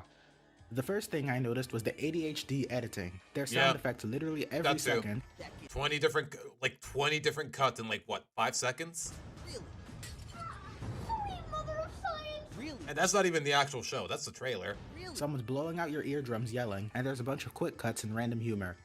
This show is clearly meant to appeal to young kids, probably younger than the original show's demographic. Like, honestly, you can show kids better. Show them, you know what, if you want to appeal to young kids and also be colorful in the process, just make them watch Bluey. It's really all I can tell you guys. There's a reason it's so highly rated, even today. Just like all Nickelodeon's modern sitcoms. The second thing I noticed was that the show did not fix the slowly paced jokes of the movie. Once again, in the Loud House, jokes are quickly paced so that you can't see them coming. That's where the humor is from. Take this joke where Lucy scares Lincoln, and another joke... Yeah, just the quick cuts and the energetic pacing. It works well with this kind of art style and animation, but there is no animation in this particular instance. Where pies get slammed into Lincoln's Also, I love the fact that he's using the Bowser music in the background. Bonus points for that. You know what? Take a like, man. face. Both work because not only are they unexpected, but because they're exaggerated. In this live action, however, Lincoln is infinitely less expressive, and since everything moves slowly, jokes are that much more expressive. Again, not necessarily... The performance leaves a lot to be desired, but in this particular instance, like, I don't know. The actor, it just could have received better direction, to say the least. Live action isn't for fast-paced physical humor, which is an inherent flaw when you try to... I don't know, Swamp. Nobody wanted it, except for maybe Nickelodeon, because they wanted more money. That's really my best conjecture. I feel like sitcoms don't work as well as it did when cable television was the mainstream way of watching shows. Streaming services make it so you can choose which shows you want to watch, I guess. I don't know. I haven't watched the episodes, but I'm planning to. Lincoln ships are too much to consider which is better anymore. Yeah. I guess that's why nowadays, I guess that's what, in the fandom nowadays, it's a lot easier to just call it a harem. Just slap him into a harem and call it a day. Adapt a fast-paced show. Not that I'm encouraging it myself. Even if you say, well, the Loud House's humor isn't fast-paced anymore, but the jokes here are still too slowly paced. For example, when Lucy scares Lincoln here, he's only startled at best, and mildly startled at that. And like, dang, dude, just let out a scream. Like, go all out, man. Put some energy into it. Although, again, like I said, maybe the director just didn't let him, whoever that was. When Luann sprays water into Lincoln's face, he clearly doesn't give a shit. The third thing I noticed was the confirmation that the show would basically... Like, bro, just put your hands up, just give me some semblance of a reaction, It'll man. be another wacky, goofy Nickelodeon sitcom. I'm pretty sure I could compare this to multiple sitcoms. This will be the fundamental failing that kills the show dead. The Really Loud House, Oh yeah, it killed it well enough, I'll tell you that much. from the looks of the trailer, will be following in the same path as Nickelodeon's garbage live-action shows. Like, it's not like with Gravity Falls where it was meant to end after 2 seasons. It straight up got canned after 2 seasons. Random equals funny humor galore. Absurd nonsense for the sake of absurd nonsense. I Uh-huh. bet there'll even be a laugh track. Okay, that's all I have to say. There things wasn't, remain but on there their current could have just as easily been one, and I wouldn't be laughing with them, I'll tell you that much. Like, that's the My that's last one la- thing. Okay. That's one thing I definitely appreciate out of certain Nickelodeon shows like Big Time Rush, Nets Declassified, and even in some capacity The Loud House. There's no laugh track. Like, if I'm laughing, it's because I'm laughing of my own accord, not because I'm seeing other people, hearing other people laugh and thinking, wait, is that supposed to be funny? Okay, maybe that is funny, even as a kid. Like, maybe just form your own conjecture in that regard. I'm not saying comedy is subjective, even though sometimes it is, but sometimes you just gotta actually put effort into writing something funny instead of encouraging kids to laugh just for the sake of laughing. Know what I mean? But alright, You know, that was that. I do too many negative reviews on this channel. Let's be positive as I cover Left in the Dark. The first Really? Oh, okay, this is a positive review. Yeah, every other video this guy has had up until now is negative, so you know what? And you know what? It's the pilot of the show, so you can't hate it. It was more or less expected to be positive. Know what I mean? first episode of The Loud House chronologically on television. Uh-huh. If you're a Loud House fan and you haven't seen this episode, what It's the first episode I ever watched. I mean, it's the first episode most people should have ever watched, more or are less. you doing? But here's a brief rundown. Hold on. If you're a Loud House fan and you haven't seen this episode, what do you How is this SpongeBob frame not a meme yet? It's from a classic episode. Like, y'all remember that episode where SpongeBob lost his ID? Or at least his work tag, and he's like, I lost my identity. doing? But here's a brief rundown. Spoilers for the two people You know what? Inject that frame into my veins, man, because it's just funny without context. who haven't seen the episode. The season finale of ARG is releasing, Wow, spoilers for a show for an episode from 2016, man. and Lincoln wants to watch it. In order to do so, he'll have to keep his siblings from the TV so he can have it. Wait, He screws go up back. after forgetting about Wait. Lucy, so in order Go to back a placate little. Go Lucy, back. he plugs in. Go back. The finale of ARG is releasing, and Lincoln wants to watch it. In order to do so, Hold on. I see what you did there. Okay, I would give credit to Savino, but at the same time, Savino's a creep. But still, credit where credit is due. he'll have I to see what keep he his did there. siblings from the TV so he can have it. He screws up after forgetting about Lucy, so in order to placate Lucy, he plugs in their old black and white TV, which cuts the power. They decide to cut the power back on, Lori volunteering to do so. As Lori goes to step into the basement, her light source fizzles out. Yeah, boo. Do I want to believe them? It's really easy for a TV network to get away with lying. Or maybe the audience was prompted into laughing. Like, I don't know. A lot of the show, especially in later seasons, a lot of the jokes in those shows definitely fall flat to where you're wondering, is there really an audience laughing or is someone spurring them into it? And an argument breaks out. Lincoln decides to take responsibility and enter the basement. As they go through the basement, a bunch of things scare them, but they're not real threats. Oh my gosh, Aura. It really was the same year as Lady Ghostbusters. Like, wow, time flies. They freak out over a ghost that turns out to be Lincoln's walkie-talkie on some clothes. Lincoln rushes back up to the stairs to claim the TV, but it turns out he missed ARG. He's bummed, but his No, I'll take your word for it, boo. I'll take your word for it. sisters tell him that he basically lived through it and comfort him. And Okay, Tracy, maybe some other time, just because we're definitely dragging out the Loud House segment of the stream for a little too long. end scene. Synopsis is out of the way, so let's get on with it all.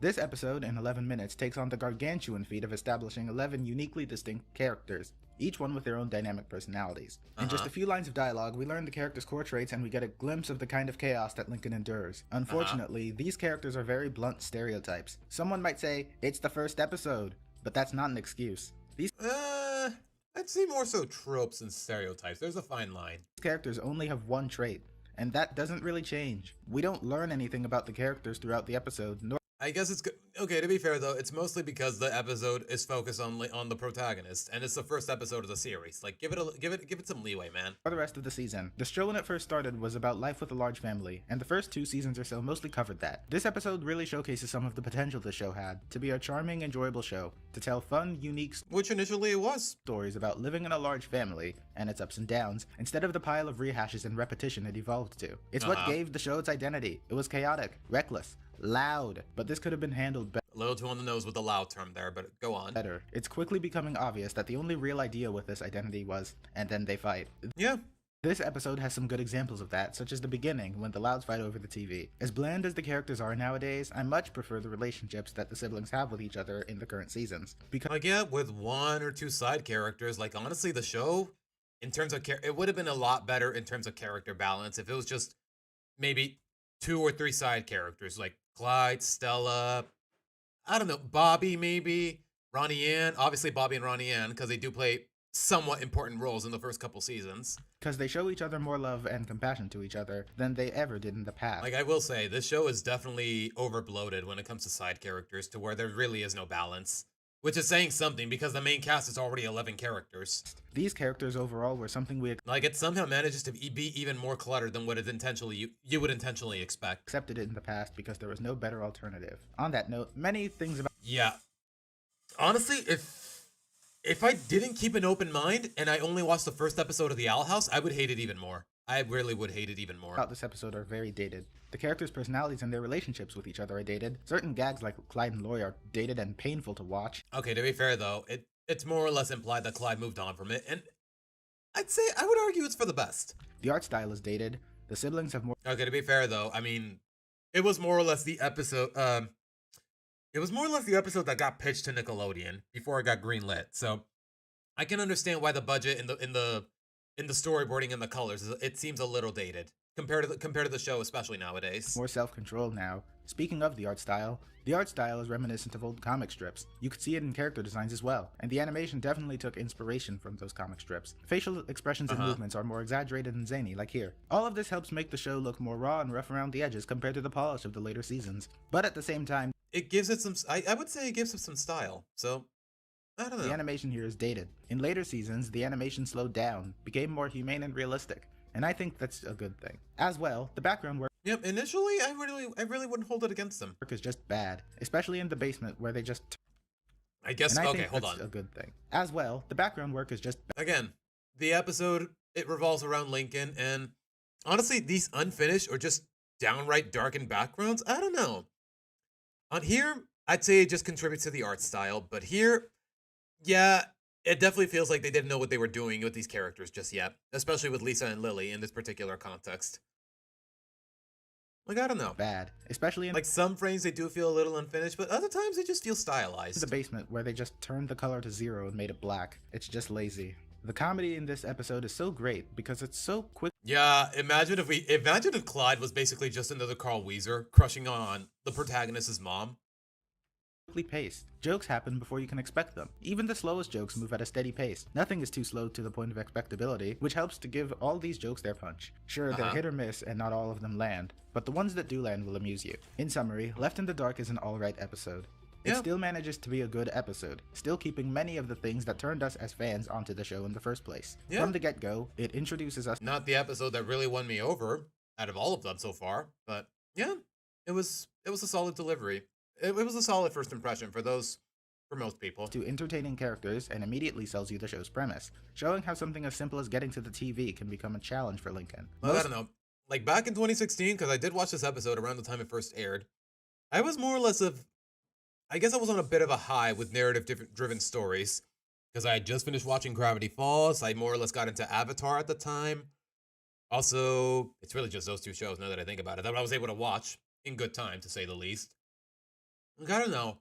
At the time, shows like The Loud House, they had a hard time winning me over, just because there was little to nothing to feel invested in. But as time went on, there was definitely a lot more I could appreciate as I watched it more and more later down the line. Because like I said, guys, I more or less did not become a fan of the show until around 2 years ago. Most of the flaws it has developed come from the simple fact that the show has moved on from the days of Season 1 and Season 2, and has since gained a better, but also flawed understanding of the characters it wants to write.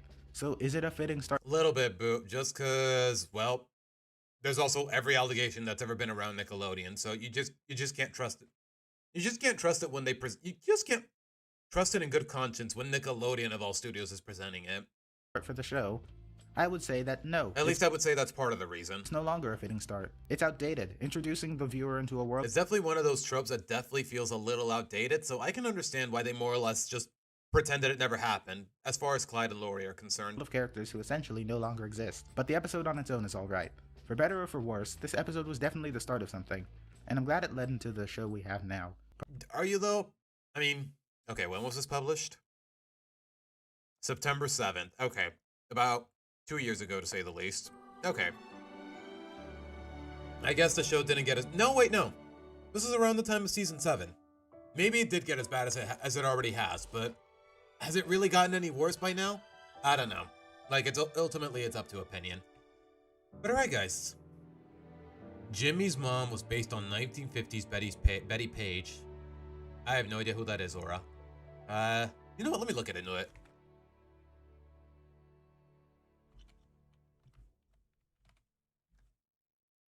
Oh, okay.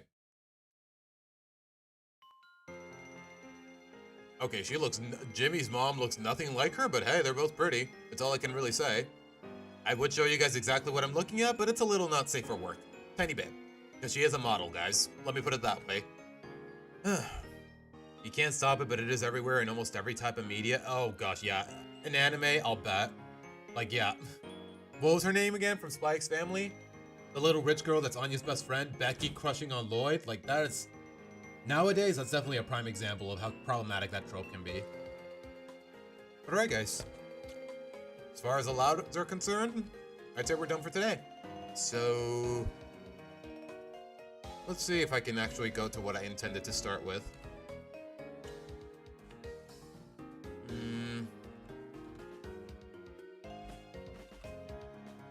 Let's look at some memes, guys. Let's look at some memes, because I've been playing Legends EA on stream for how long, guys? So you know what? I figured a meme review would be okay. Now I'm a little torn. Do I want to react to memes or do I want to react to TikToks? You know what? Nah, TikTok is low key cringe. So let's go with memes, guys. Let's go with memes. Pokemon meme review. Leave your entries in the subreddit. Okay, I take it back. This is also kind of cringe. I'm not gonna lie. Oh, we're only 5 seconds in and I'm already cringing. But sure, screw it. Okay, fans, now watch submissions in the next episode as Espurr Pie. Greetings, Poke fans. I mean, Tails. I guess nowadays, at my age, I would think she's pretty, but nothing worth romance. Nothing worth romancing unironically. Let me put it that way. She's just pretty. That's all I can really say. Michael here, and welcome to the newest episode. Mainly because she's noticeably older than me, even at this age. I'll tell you that much. Of Espurr Pie. At some point in the past, I asked you. My monthly series where I react to submissions on my subreddit, some short-form videos that you all have made, and a curated slideshow. And since most of those submissions are memes, the alternate name for this series is Pokemon Meme Review. This is the first meme review I'm recording since Pokemon Legends ZA came out, and since it's still under a month. I'm gonna leave. If you need more info on the Taunting Hours problems, check my take of it and link in the link in the video. I'm not being shameless, just giving you a helpful review. Okay, alright, Lonely. Alright. That's actually helpful. Thank you. Since the game was released, just be warned, there might be spoilers that happen throughout this. Nothing I haven't been spoiled. Even if I actually watched this video at the time it was published, which was like what? Early November, I want to say? No, not even that. Oops. When was this published? Okay, this yeah, did early pop November. across my feed. At that so point I in have seen time, it before, all the but megas were already Status spoiled Guy for me because people cannot be helped in keeping that stuff away from the keeping the spoilers out of the thumbnails. I'll say that much. Twitter, Nomona, nobody's wanted to battle me. Well, I know a perfect place for you. Sends Nomona to the battle zone. Bro, imagine Nomona with her whole Goku mentality in in an actual battle zone. Like, I don't know, she would just battle her heart out. Good on her. And then I think I saw a follow-up where, like... You know, that's a really cute headcanon. I like it. It becomes morning, and like everyone around her is just unconscious, and she's like, what, we're done already? Imagine being a champion yet only having a PNG. Game Freak really did her dirty. Yeah, that was a strange piece of... Okay, this isn't even a ZA meme. This is an X and Y meme. Yeah, for whatever reason, in all of their introductions, all of the important characters, the rivals, Team Flare, the boss, they all had like full-blown models. But when you're battling a champion of the game, the final boss is just a PNG, like any other generic trainer. Gen 6. That's always bothered me a little bit. How some trainers got 3D models and some didn't, and the champion not getting one was odd. Oris gave a 3D model to Steven, but not Diantha. Very weird. A weird era of Pokemon. Never mind the fact that she's the weakest champion, but we're not here for that right now. No, a fun one, but it was clearly some growing. It's almost like they knew she was gonna suck as a champion, and that's why they did her dirty, but just a theory. Pains in that stage. Maybe not growing pains, but like transitional pains. I told him he can't eat the street lamp, and now he's been sulking for 20 minutes. Aww, look at your big boy Aquan. Honestly, if he could not kill me with just the tip of his fingers, I'd give him a big hug, even if he's mostly made of metal. That's cute. One thing I really want to praise Legends ZA for, you know, I feel like there's like a lot of bad faith criticisms out there of like, oh, the walls are flat. Oh, the environment isn't like absolutely stunning. And it's like, first off, like, I think it looks fine. But like a lot of people, I think, overlook all of the small touches they do for the Pokemon themselves. I feel like so many like people who aren't engaged with the series enough are just like, they find it easy to dunk on the environments. But like every single Pokemon in the game has 3 different attack animations, but then also like happy animations, running animations. Like, I don't know, like it could be a little better, but at the same time, in terms of details and quality of life, it could. I've seen much worse.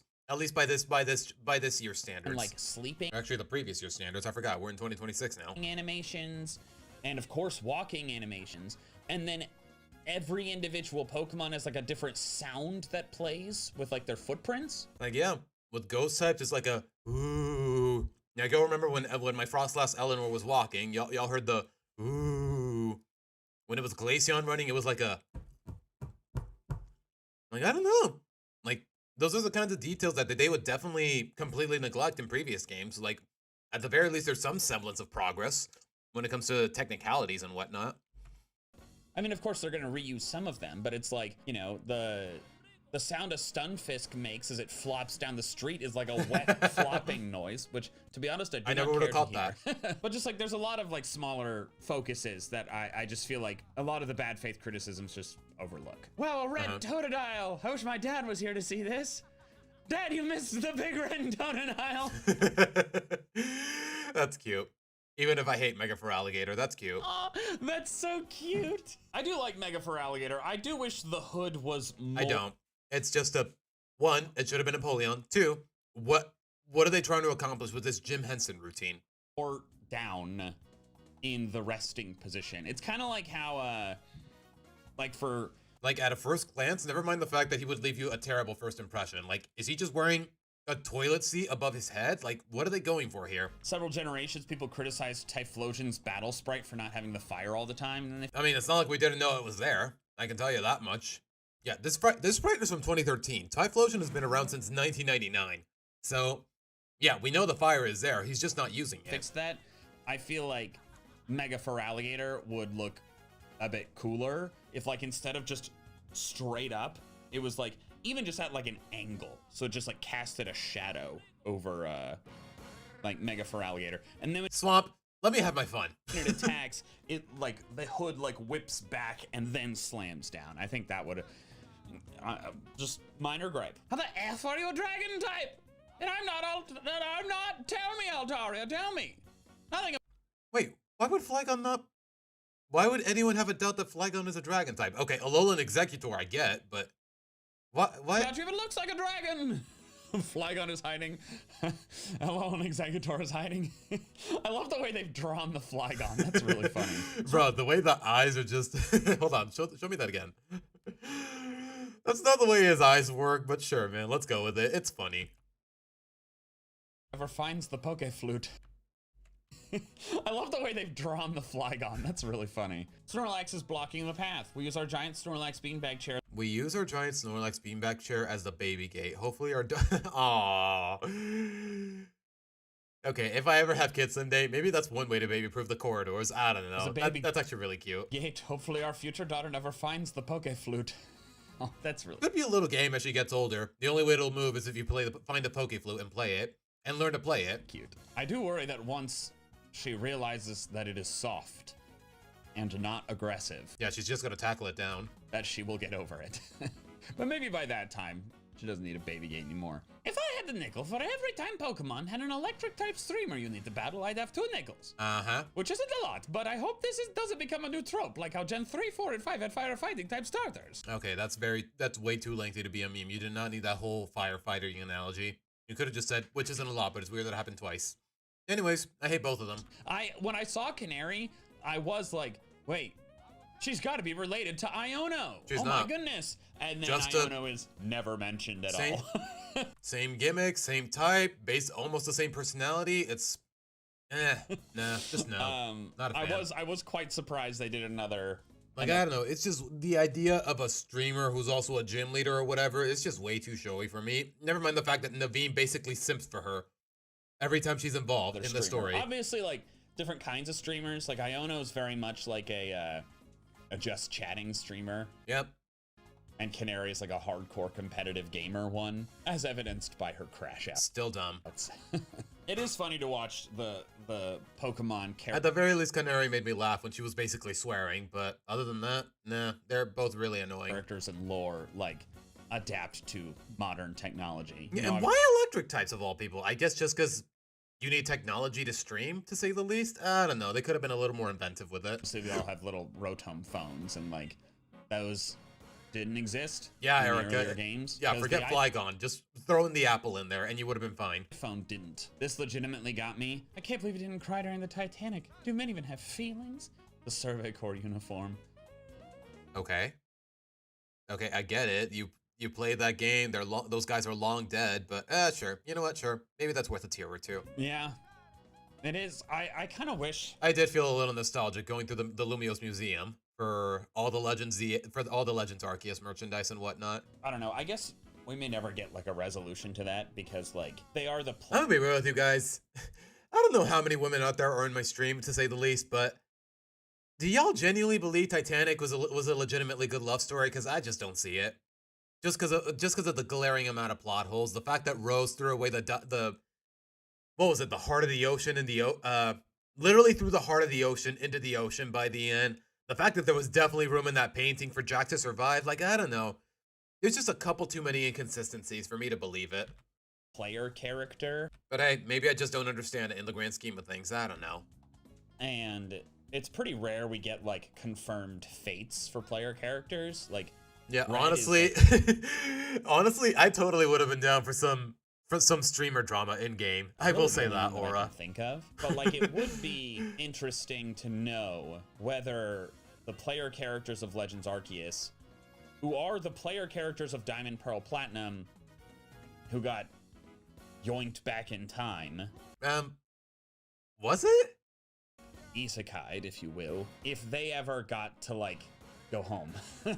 Or if they like lived out the I guess we're just gonna have to assume that Arceus eventually said, you know what, sure, you can go home now. Rest of their life in, even though in game there's never really a resolution in that regard. Hisui. That would be interesting to know what happened to them. Also, I saw this somewhere, like a casual mention, where like apparently there's an NPC in Legends ZA that says that Ingo, the like battle subway guy who was in Legends Arceus, who got also yoinked. What about him? Again, we don't know what happened to him either. Back in time, that he was able to go back to his normal time and see his brother again. But I have not personally seen that. I haven't either, and I'm guessing it. Information. I'm guessing I'm just supposed to trust that it happened off screen. I just saw someone mention it on social media. You know what? Now I need to look it up. Oh, okay. I've been to the museum. I did interact with this. The records of a man named Ingo providing guidance in the ways of Pokemon battle. but it is said that he simply vanished one day after stating it's time for me to return. Okay. Okay. It's actually confirmed in the museum itself. I guess I probably just overlooked it on accident. He did go back. What's this other spoiler? Ingo was able to go back. Ingo or Hisuian Ingo when? Oh, maybe when we finally go back to Unova. Uh-huh. Unova is now the oldest region that we've never returned. Yeah, come to think of it, like honestly, I got little to no beef with Legends EA, but if any game deserved like a Legends game like Arceus, it should have been revolving around Unova. I guess technically Blueberry Academy is in Unova. No, it is not. It is in the water. The water could be anywhere. They're saying, "Oh, this is in Unova." Says who? Yeah, just off the coast of Unova, conveniently.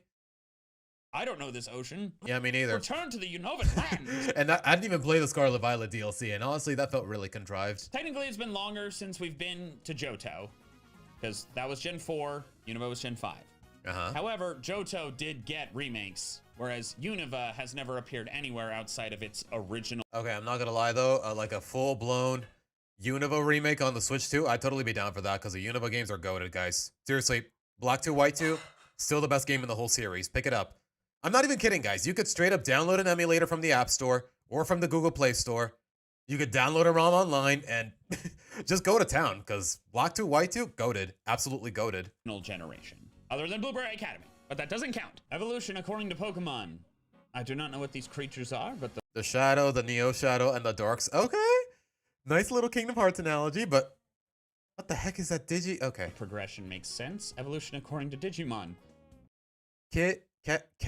Kitty went from a dog to a cat to an angel to, hey yo, puppy, cat, what? Some sort of, huh? Where did this escalated quickly? This escalated very quickly. The Digimon evolution jokes before, where it's like, oh, this turns from an animal with guns into just a person. Why are the girls kissing? It looks like the wild Frostlass wants to lead you somewhere. Maybe you should follow it. If y'all know the lore behind Frostlass, you know that's not a good idea. Certain death. And apparently we got a suicide joke for good measure. Yeah, sure. Yeah, I'm totally laughing. A comedian pointed, it's not a love story, it's a superhero story. A man's tool is so good, she came back 100 years later to say goodbye. Grandma bragging it to her family. She had, exactly, Aura. Like, exactly. She has her own kids. She has a different husband. She has a completely different life in contrast to what, the 1 week she spent with Jack on a boat? Like, it just doesn't sit right with me.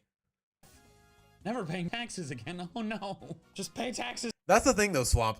They outsourced development of the Gen 4 remake to another company. If it's Game Freak spearheading it, if they're just focusing on, like, just Gen 5 with Legends EA graphics, that's all you need. And you're probably going to go to town. Obviously, you have to re-adopt the turn-based battle system, but other than that, it's really hard to screw it up. They probably will screw it up, but I'm just trying to be optimistic about it. These people, stay alive. Oh, hey, look. Oh, there's an Ingo meme.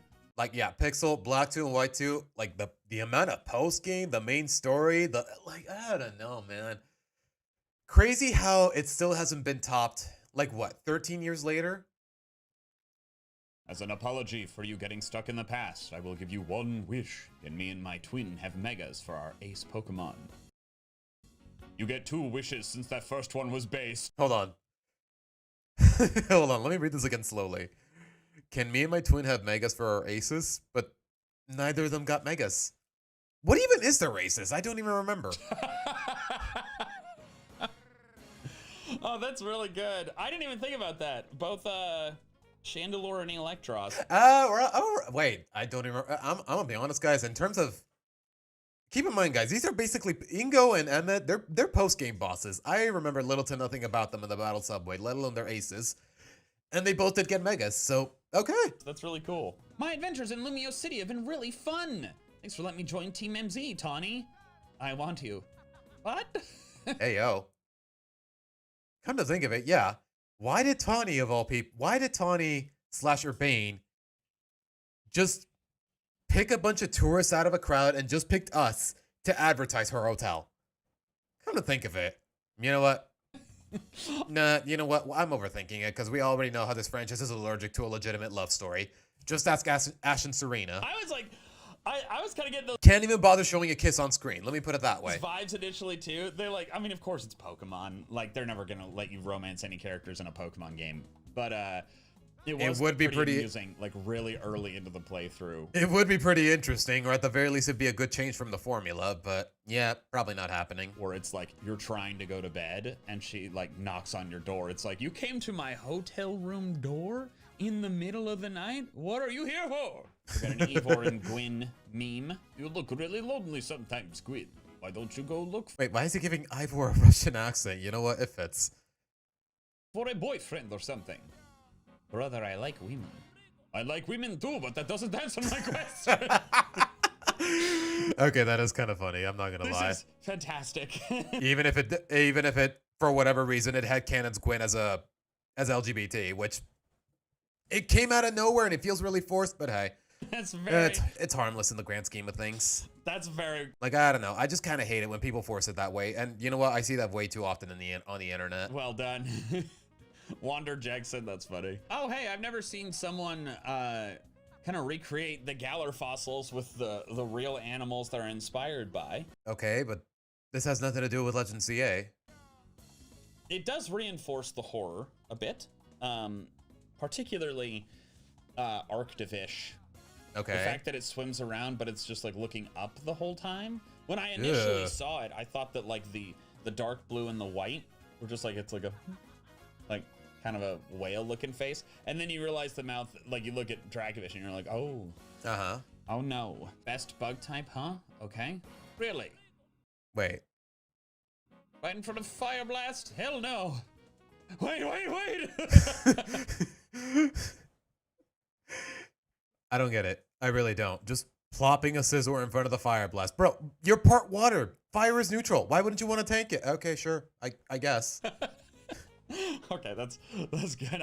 I really love the face on I guess at least the Scizor's expression is funny, but I don't see what's so funny about it. I don't know who made the original post for this, but I thought it was funny. Xerneas, Pokemon.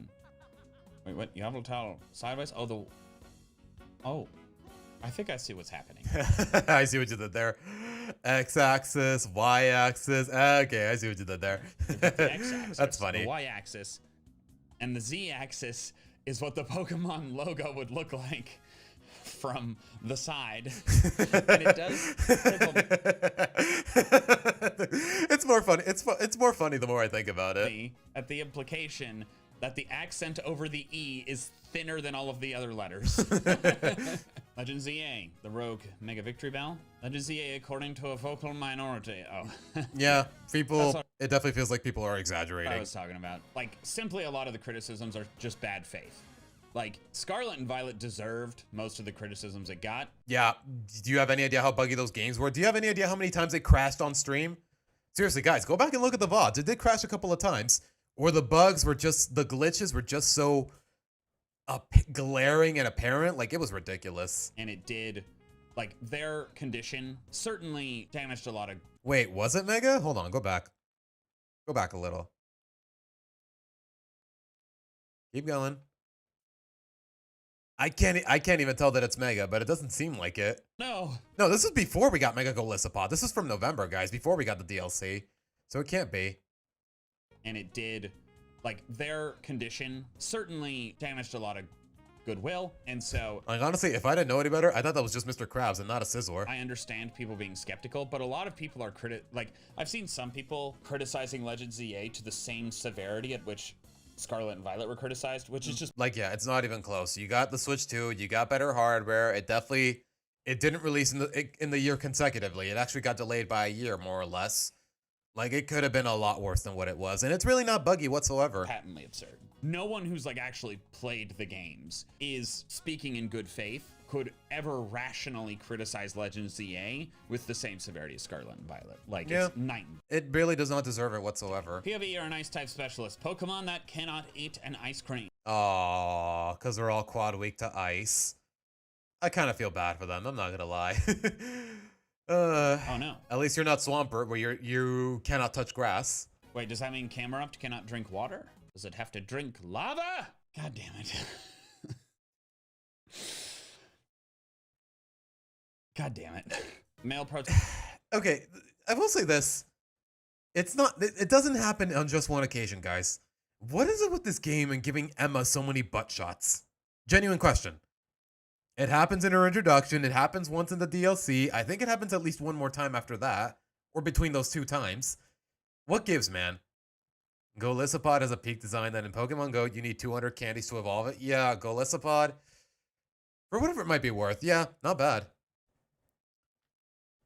The lady that does that to the fossils in Sword and Shield should be in major trouble. Yeah, honestly, it feels like a giant ethical qualm, and they treat it like it's nothing in Sword and Shield's narrative, at least from what I've heard. Protagonists are underrated. I mean, part of that is just because of fashion.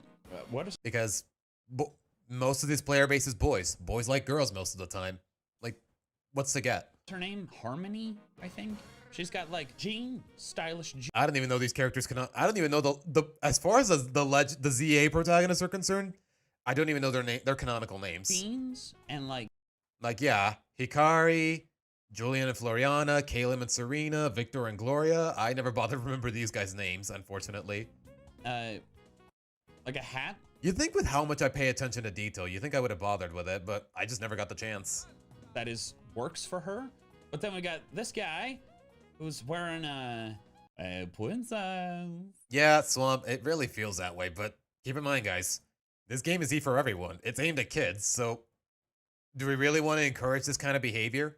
Princess, well. Like, it's gonna raise a lot of red flags, and it arguably already did. Oh, yeah. He's wearing one of those fedoras, and then like skinny jeans, like the whole time. And then also, the whole game, he stands like this, okay? This is how a normal person stands. And he stands like this. The whole game. That is terrible. Yeah, that is terrible for your posture. For your hip joints and your lower back. Yeah. It drives me insane. Scooby-Doo. That's fun. Although, if you think about it, Scooby is less so the Zygarde, and it's just Floette. Wait, so who's the Daphne and who's the Velma? Because I'd say they're both equally dumb. I guess Naveen would be, no, the lead would be the Shaggy. I guess Naveen would be the Fred? How am I supposed to, okay, the analogy's a little flimsy, but I can see what they're going for. It's cute. Floet's at all the meetings. This dude letting a Squirtle play on his phone while riding the subway is the backbone of our society. Aww, look at the little turtle playing. I don't know what he's playing, but you know what? I want to see it. No, that's terrible. You're turning it into an iPad turtle. Another I Draw a Shizzle comic. We strike from the shadows. Oh gosh. Okay, this is actually really fun. This is actually really funny when you take all the context into account. Oh, that's fantastic. The face on the lower left one is so funny.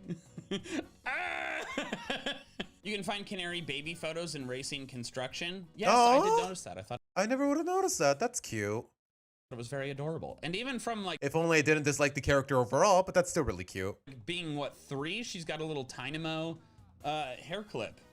So, found her favorite early. You might be Team MZ's secret weapon, but I'm our leader for a reason. Anyone who has to say I'm the leader is no true leader. Yeah. Hey, have a little faith. I'm not the leader of Team MZ. Like, I will say, Tawny / Bane, they are a little full of themselves. I'm not gonna lie. Nothing.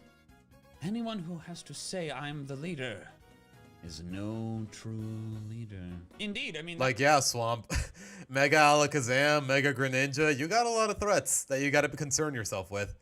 They could stab you with a spoon at no problem. They could I don't know, man. Vanillux's life, it cannot be fun. That's what happened, right? Urbane / Tawny, like, you beat them in the battle, they're like... Yeah, you outperform them in pretty much every time the situation arises, and yet somehow it just feels like they act like they're entitled to too much. I like go try to control the tower anyways, and then they were like, yeah, they say, okay, whoever wins here, we get to control Mega Floette and go into the tower, and then he gets to go anyways. And my character just goes along with it. That felt kind of dumb. Not the strongest Mega Evolution user, and the tower goes nuts. Yeah, that does sound a little paradoxical, Boo. Stabbing with a spoon. However, but it's possible. Apparently, if you lose to them, it'll be like, oh look, I proved myself. I'm the strongest Mega Evolution user. And then you go up to the tower, and it still goes nuts. But the fact of the matter is, most people win against him. So, and he gets the flow out anyways. And so it's intriguing. Like I saw a fun fact, like Tawny / Urbane is the first rival that you actually never have to beat before the credits roll. You could lose to them all 3 times you fight them. I think it's 3. The fact of the matter is, I didn't though. It's like the very first one, then it's the one where they use the Mega Man trick, and then it's like the climactic one. But like, the story keeps going if you lose all 3 times. Yeah. Which is really interesting. You know, it's a testament to the lore of Hoenn and its power that I feel like I see a Groudon Kyogre Rayquaza meme in every single meme review. And keep in mind, guys, this is before Mega Dimension drop, before we got the Groudon and Kyogre battles in Legend ZA. Hold on, let me read this. These games are, what, 20 years old? Yeah, they dropped in Japan, they dropped in 2002, but they dropped in the Americas in 2003. Like, it has been this story is a tale as old as time. For 20 years old at this point, it's just like, shout out to Hoenn, man. And we're still getting memes. And they nailed it. You really sure about this? Honestly, that fight always felt kind of rigged. Just Groudon on this one chunk of land. Meanwhile, Kyogre has the whole ocean against him. Like, that's not fair at all. Floor. Do you even understand the situation you're in? Seriously, bro, this is probably a bad idea. Shut up, you giggle piece of poo. Okay, to be fair, Pixel, they're both bootleg streamers. Nobody's a bootleg of the other. They're just both bootleg in general. Ooh, I'm the dumbest man I hate them both. The Mega Starters are locked behind ranked battles. You're clearly dumber. Yeah. We talked. I'm not gonna spend much time on this. Talked at length about it in the last one. I really hate that they did that. However, tale as old as you, boo.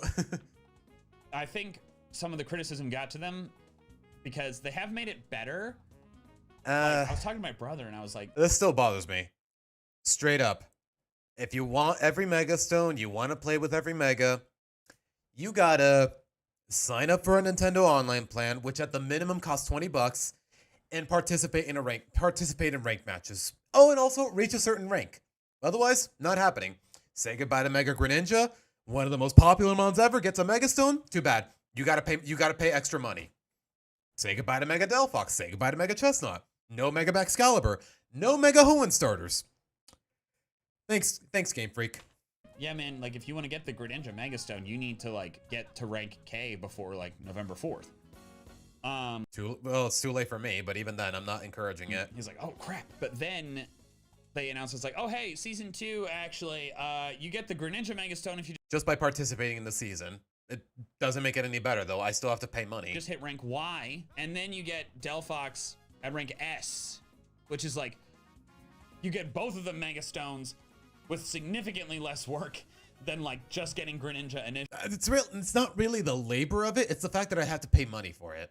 That's it. So it was like, okay, so they like I didn't already spend $70 for the base game and $30 for the DLC. Now I have to spend an extra 20 just to get everything. Felt bad and changed it. Why not just give us Chestnut already? That would be pretty cool, would it not? Why are people Never mind the fact that I have to wait like what? 2 more months before the next Mega Stone? Complaining about the graphics. What a beautiful game. Where is Grizel? I was calling her hot waitress before I even knew. Get it? Because she's hot-headed? Okay, I'll stop. Okay, I will say this, though. Emma and Mabel, yeah, really pretty. Really pretty. I would talk about Tawny and Lita, but I'm pretty sure they're underage, so I'm going to shut up. That she was a named character. And, like, everybody's like, oh, Canary, oh, Emma. I'm like, Grizel, justice for Grizel.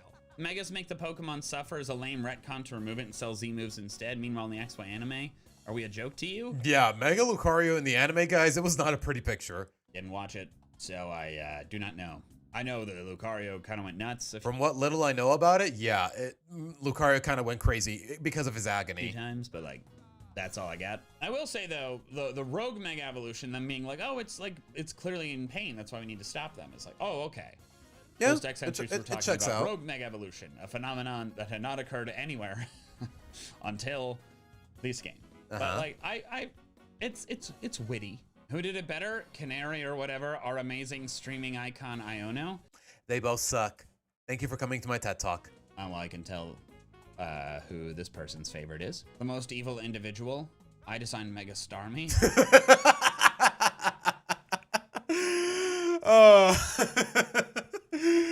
Who at Game Freak genuinely drew the first drafts for Mega Starmie? Like, were they really thinking, oh, just give him legs and you're golden? Trust me. Like, I guess there's a bit of ironic enjoyment in it nowadays, but initially I can see why people were genuinely found it to be genuinely unappealing. Dude, WTF? Mega Starmie is hilarious to me because hilarious, but if it wasn't so funny, it just straight up be stupid, which it kind of is. It is the most polarizing Pokemon that I can recall in. If Gen 10 gets another electric type streamer, I sincerely hope not. I will eat my Nintendo Switch too. Like if they, like I am so tired. I'm not that big of a streamer to myself, guys, but I am so tired of having this demographic, my demographic more or less pander to. Like it just feels so predictable. The characters are nothing nuanced. Like I guess they're flashy at best, but there's really no depth to their character other than just, oh hey, I'm a streamer. In recent memory, like people either absolutely despise it or think it's You're right, SpongeBob. We are kids. Okay, I gotta edit that one of these days. Just the voice line of Patrick running, and you know what? I guess I technically already have the footage of Mega Starmie running. Fantastic and hilarious, and it's hilarious, but it's still really dumb. No in between. I was talking to a friend who was like, he hadn't gotten the game yet, and like only kind of loosely plays Pokemon, and he was like, "Is Mega Starmie real?" And I was like, "Yeah." That's the real design. He's like, dude, that's the most cursed thing in the world. And then he was asking me like, do people know like which of the new megas are going to be like the most competitively viable? And I'm like, people have some ideas, but it's hard to know for sure because we don't know their abilities yet. Well, I guess we can judge off of stats, but yeah, we don't know any of their abilities. However, Mega Starmie looks like it's going to have huge power. Oh, what's his base attack again? Hold on. Let me look into this.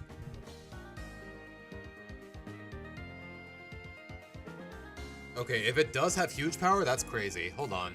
I need to see this. Yeah, its base attack is 140. If it does come with huge power, I don't know how people are coming to that conclusion, but if it does come with huge power, that's gonna be crazy. Oh no, I'm kind of dreading it.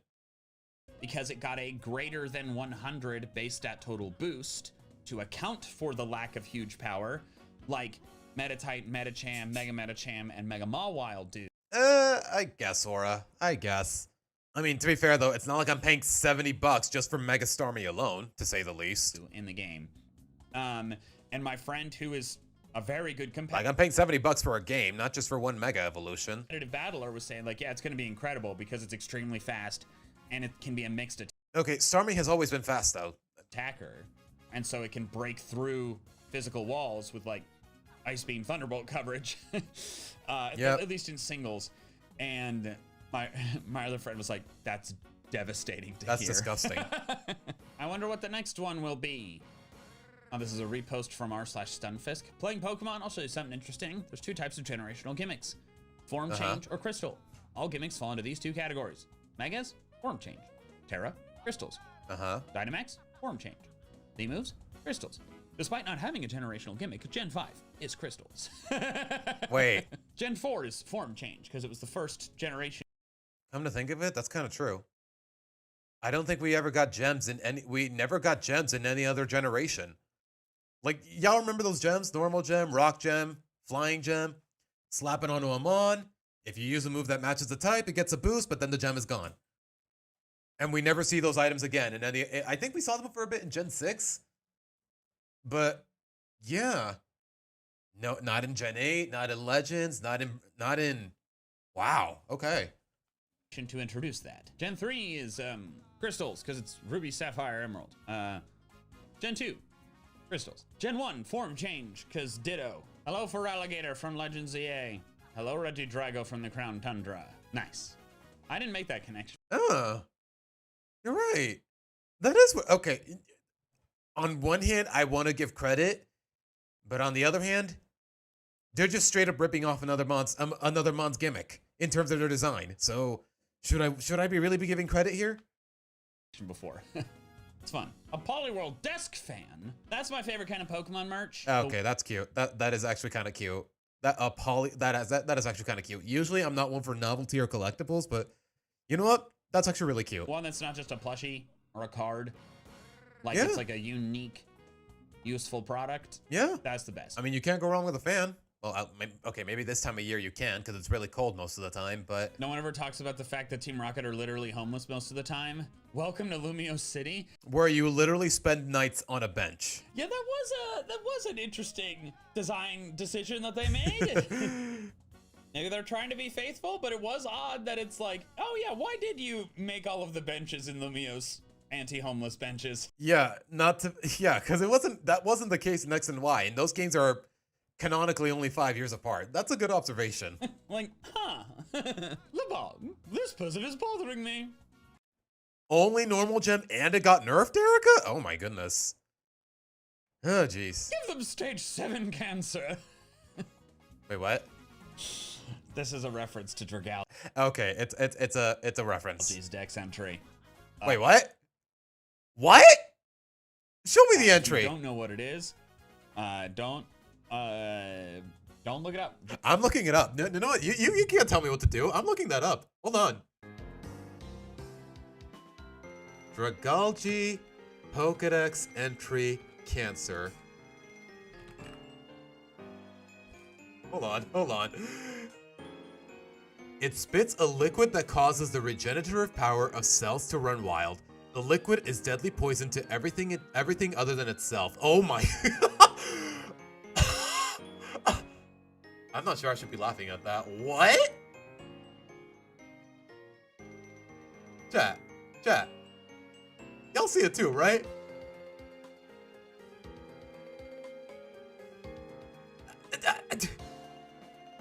This is... You mean to tell me my Shelly is capable of hitting anyone I can think of with terminal cancer? What? I'm not sure how to process this. Y'all remember Shelly, right? Carried the end game, carried a little bit of the post game in the playthrough. Like, I am looking at her in a completely different light now. What? Okay. The more you know. Oh my gosh, Shelly. Just watch my Dex entries video. That will. I guess out of context, that is funny. Be out either shortly. Still really dark though, but kind of funny. After or shortly before this one. All I did was get taller. I'm one of the more hated design. Well, that changes with you as the baby gets older. You're beloved. Doesn't seem fair. I think this is. I think in terms of design, you both suck. But hey, I think part of the reason people like Mega Kangaskhan is because he's so broken in the original games. I think this is a fair comparison. I think like aging up the baby is a like the baby jumping out of the pouch and actually fighting alongside the mom. Like, I don't know. At the very least, there's a cute dynamic. All Starmie does is grow his legs. Part of Kangaskhan's design, and like it growing up and like participating in combat is like a creative way for it to power up. Yeah. Mega Starmie, they're just like legs. literally just legs. So apparently it's a reference to I get it, legs are nice, but this is absurd. Ultraman, and it has been the whole time, and I think that's a big reason why, at least I've heard, that Mega Starmie is significantly more popular in Japan than in America, because it's referencing Japanese media that we... Yeah, that is a good observation, Boo. Like, we never seen Mega Kangaskhan, baby Kangaskhan on its own, grow up to be the one we know and love. Always no actual evolution. Just don't have. This explains a lot. Ken Sugimori, Pokemon series designer. The technique I often use when finishing up designs for Pokemon is to keep the balance. I might try adding something uncool to a Pokemon that is too cool, or I might add, might add something cheerful to a Pokemon that is too serious. That sounds very paradoxical, but go on. I spoke about making friendly designs earlier. What I actually do is take something cool and make it less cool. I have seen this quote before, and I think it's a really creative way, and like a big reason why Pokemon is so successful. I feel like most designs do indeed strike the balance. And I think what went wrong with a lot of the like earlier megas is that they didn't strike this balance. They just went over the top edgy for the most part. At least when it comes to X and Y. Like later down the line, it definitely took that approach. just went like 2 full send cool, and the newer megas I think do a better balance of it. Like, yeah, Pixel, the Pokedex is the kind, like, most of the time there's just it feels like the writers for the actual lore and the writers for the Pokedex are completely different teams with little to no communication between each other. Because sometimes the Pokedex, it just loves exaggerating the mythos or the capabilities of the individual mons, but the Satlines really don't, or their capabilities in combat, they really don't reflect that. I guess it's up to the imagination, more or less. Mega Victory Belt, no one's gonna call it cool, but it's a really good design. Yeah. It's silly, but in all the right ways. That's not a problem. It's Gen 5. Yup. Gen 2 remake. Hold on, let me read this myself. Unova is Gen 5. Yup. Gen 2 remakes were Gen 4. Gen 3 remakes were Gen 6. Gen 4 remakes were Gen 8. Yup. So by that pattern, we will be expecting Unova remakes on Gen 10. That makes sense to me. Then be patient. Why did they skip Unova and go straight to Kalos? Okay, who is thinking like this? Okay, Remakes were Gen 4. the Gen meme is 3 funny, remakes were but Gen 6, and are Gen people really under that impression? Who knows? I mean, just considering how much BDSP bombed in terms of quality, it wouldn't surprise me if they just gave up on remakes altogether. We'll just have to wait and see. 4 remakes were Gen 8. Yup. So by that pattern, we will be expecting Unova remakes in Gen 10. It makes sense to me. Then be patient. Why did they skip Unova and go straight to Kalos? Oh, I guess they're under that impression because Legend ZA. I don't know. Like I said, man, that's a bit of a reach. There are patterns in the past, but they can break those patterns whenever they want. You never know. Silly idea that came to me, and one conclusion is not more accurate than the other. Had to make it. ZA Royale is a big Pokemon battle tournament that taking Lumios by storm. Meanwhile, in Paldea, something wonderful is happening. Yeah, take a train. Just battles all night in a fixed area. Yeah, Nomona would love it. Paldea is like Spain. Even though she was kind of an annoying character, I do miss her a little bit. Which borders France. Get over there. The 3 types of third legendaries. The babysitter. Pixel. That still bothers me. Whooper learning Ice Punch, even though it literally doesn't have arms. I think that's still peak irony, even if it frustrates me a little. Evil incarnate, some guy, and Necrozma's kind of all 3 if you think about it. Okay, yeah, I think that's. I don't know. The 3 types of third. If you read up on Kiram's Pokedex entries, it is also evil incarnate if you think about it. I don't know. The babysitter? Little inaccurate, but this is still funny. Evil incarnate, some guy, and Necrozma's kind of all 3 if you think about it. Okay, yeah, I think that's fair. Primal weather, desolate land, primordial sea. Psyduck's Cloud 9. Effects of weather disappeared. Wait, does Cloud 9 actually nullify all that? Genuine question. I actually don't know. It'd be pretty funny if it did. Z, these megas are tough. You should mega evolve your Pokemon to fight them. You'll mega evolve your Pokemon too, then, right? Thank you. Okay. Yeah, Lita and Naveen. Why did it take them so long to actually bother using megas whenever they were joining me in the raids and whatnot? Like, that was always so frustrating, especially on Lita, because she just straight up refused to evolve her Staryu for a while. That was so frustrating, man. Evolve your Pokemon too, then, right? Yeah, they even once they have Mega Evolution, I don't think we ever see them doing it. Shiny hunting in Pokemon Legends ZA be like. Just all these rubber bands strapped around the controller. The sandwiches, the eggs in the raids. Okay, that's funny. We're banning your controller. Sandwiches. Germs. Viruses? I don't get that one. I really don't. That one. Oh, outbreaks. That's what it is. That's funny. Okay, I get it. Egg and then raid. What is the raid for? I was not aware there were any useful shiny hunt. Oh my God, raids. That's funny. That was a little bit more, a little less literal, more literal. Anyways, the warp holes. This is clever. The Pokeball Boutique. Premier Ball, $200. Oh, what is this place? What about it? They're just. Oh, they sell. I did not even check the catalog completely. They do sell Premier Balls? Really? You can purchase Premier Balls. Have we ever been able to do that before? No. The only way to get Premier Balls until now, guys, was just buying 10 of any other Pokeball. And they're just like, hey, have a Premier Ball in the house. That's it. You could never just buy them directly. I think we have been able to do it before because here in Bulbapedia, it's showing a cost price. Oh.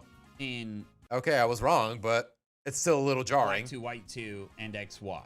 Hasn't updated for Legend ZA yet, but there's gotta be Really, Erica? No way. That's crazy. somewhere. Probably the Pokeball Boutique in X and Y. I don't know Black 2, White 2. Just a guy. Just a cool guy. Boring land creature. Go Team Sky.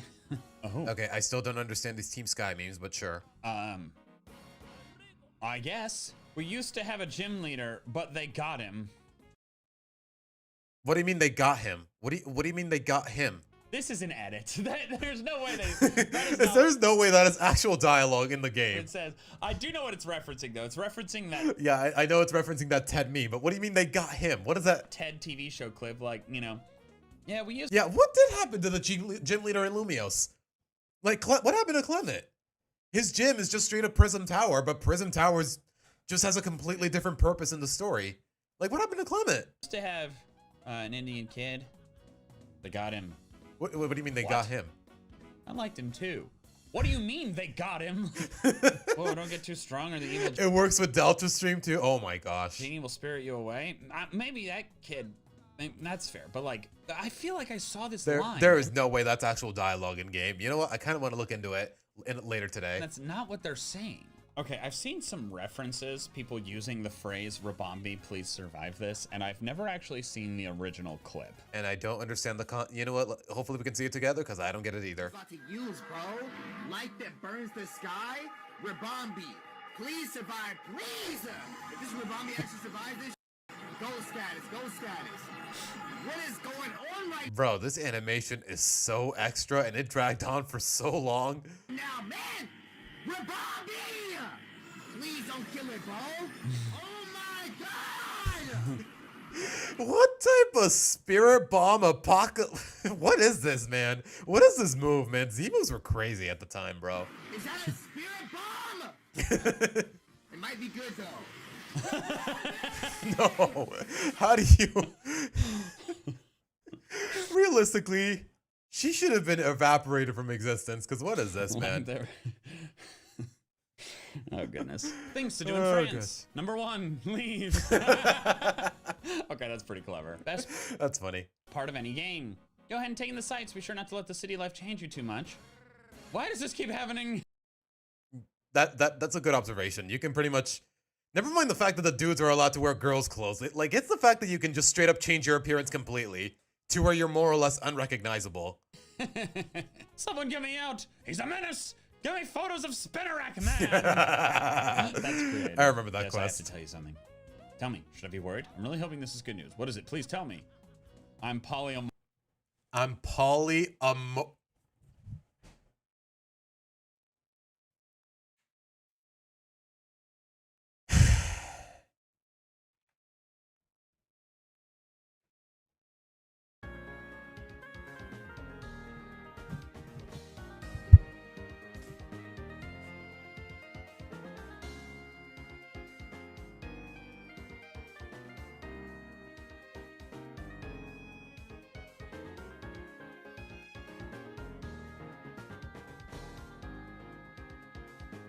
Really?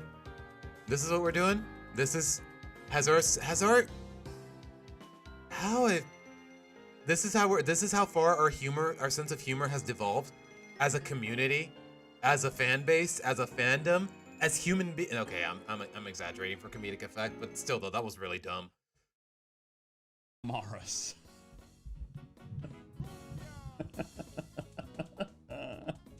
Oh, that's good. That's really good. My favorite Pokeball design? Probably Timer.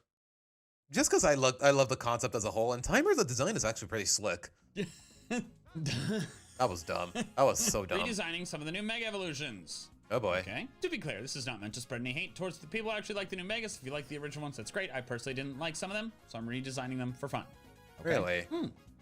Mega Starman took inspiration from Shooting Stars. Ooh, because I mean... That's a solid one. It is less iconic, of course. A little less comedic. I don't know. Even with how silly the long legs are, like at the very least, it's memorable. But this is not bad. I like this. You know, like Mega Starmie, the official one is all press is good press. Cool shiny. Mega Clefable. Oh, the shiny. Okay. A fairy astronaut. That's kind of cute. Cute, but I don't have beef with the other one, if I'm being honest. I will be honest, I think I still prefer. The egg on the belly is a little. No, wait, no, that's not an egg on the belly. It's just a little moon logo. I don't know how that got there, but sure, let's roll with it. For the original. Again, though, great shine. Okay, that's a great shiny. Oh, yeah, I still prefer the original one. Yeah, I prefer the original. This is a little too scary. Creeping me out. I do prefer this to the actual Meganium. Ooh. I will this one. Okay, I kind of like that because Meganium is basically a dinosaur. Okay. I really like turning into a Hydra with like okay.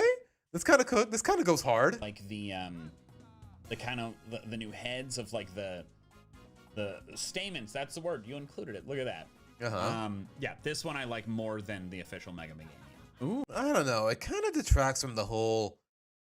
I don't know. Meganium definitely gives that friendly herbivore dinosaur vibe. Like, I don't know. It feels like that design would detract from that a little bit, but I like what they're trying to do. Okay, this just looks even more ridiculous than the other one. Ooh, I like this one too. I don't know how I feel about the helmet part, but I really like the like just the red segments elsewhere. Oh, Pedro Luferson. Okay. And now it's time for the short form section, which is going to be just TikToks. Oh, he's looking at TikToks anyway. I guess I don't have a choice. Because it's the only platform that will let me filter based on the past month. I get favorite city? That's so specific. I guess I would say Nimbasa just for having the amusement parks. I don't know. YouTube does it as well. I don't know, Swamp. But the problem with YouTube is that if I search I'd have to think about it a little more. All I see is my own videos. All right, first one, we got an MNJTV out of context by Seeker. The funniest PokeTuber I've watched. Oh, thank you. Aww. What about funniest YouTuber? Of all of them, maybe? Don't push your luck, man. That's it, I'm gonna kill you. That last one was a joke, I'm sorry, ta-ta! All of them become as 10th of a good. Jesus. Can fly at exactly the speed of sound. And how many other volcanoes do you know? Isn't there like one that's named like Krakatoa? No, I mean, my first two names are John Michael Wingle. Yeah. John Michael Wingle. What a name to live by. Spinning? Is it a fidget spinner? Primarily the floppy sausage nipples. Hey, yo. Pokemon is now bisexual. What? Fly! Give it a walloping. Throw a lot of weight on it. Ring it tightly. Drop it from really high up.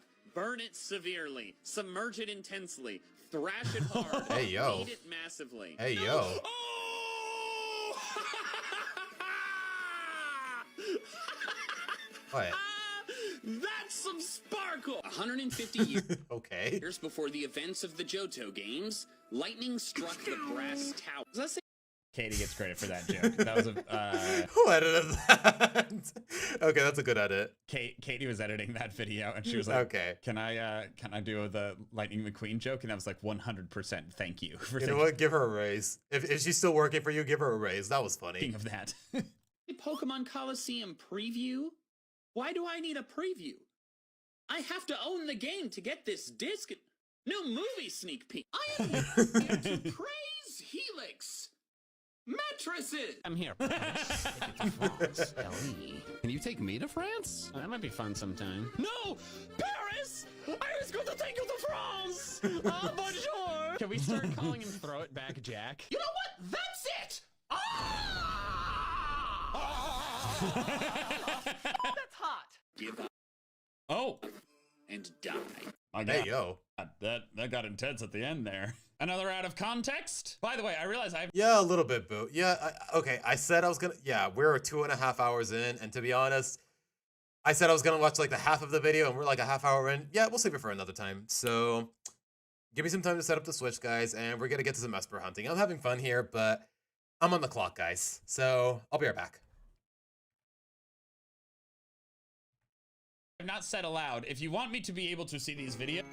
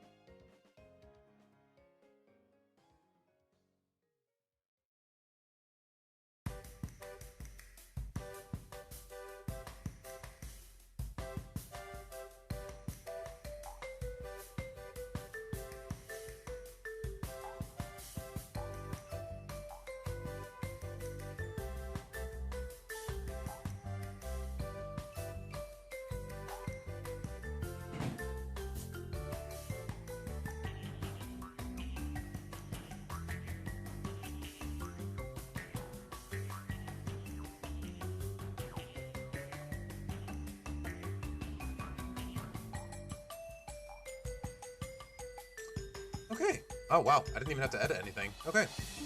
For whatever reason, chat reset itself, though. You know, let me type something in it just to make sure it's actually not screwing me over. Hold on. I'm just gonna type in a little heart. Okay, for whatever reason, I can't see chat. Oh my goodness, really? No, wait, no, there it is. Okay, it was just a little delayed. Okay, chat's working. Although, why did it reset itself just because I switched the layout? I don't know, but here we are, guys. And I'd like to believe everything's working. Kill the music. And I think we can work from there? Okay. Hopefully I remember how the tech goes. Okay. Already set up the backup save. And you know what? Since we're not using the... you know what? Yeah, screw the background music. Screw the in-game background music. Let's just use whatever we got here, if I'm being honest.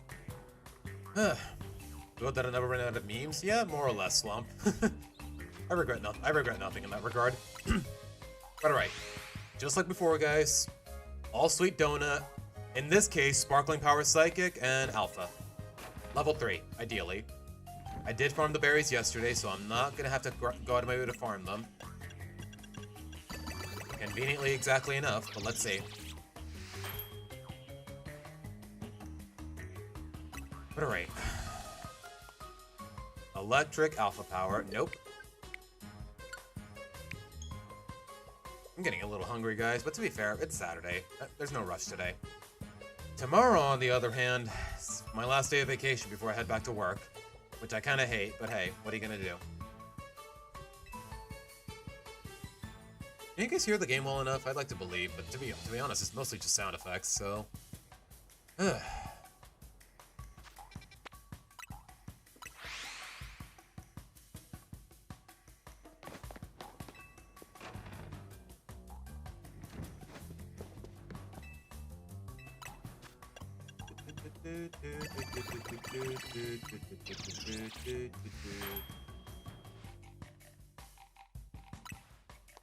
Alright. Nope, still nothing. That's honestly the most tedious part of these shiny hunts, guys. It's just getting the right donut, not really getting the shiny itself.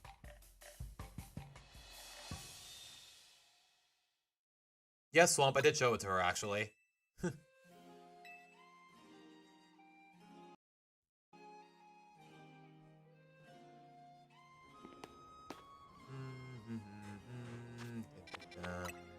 Have your Espurr at the ready? Aww. Well, just sit back and hope for the best, boo. That's what I'm doing, more or less. Do I want to evolve it, though, or do I want to keep it an Espurr, though? Because I am curious about what shiny Mega Meowstic looks like.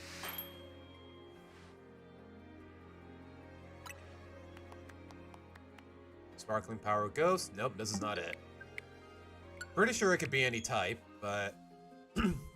This is the best way to go at it, as far as I know.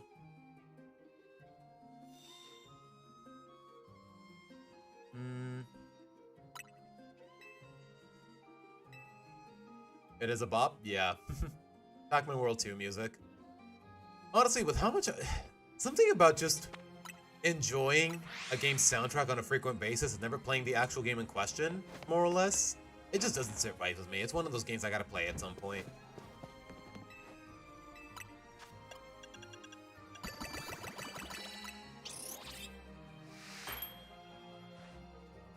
Alright, Psychic, Psychic, Psychic, Alpha, Psychic, Alpha, Fire, nope.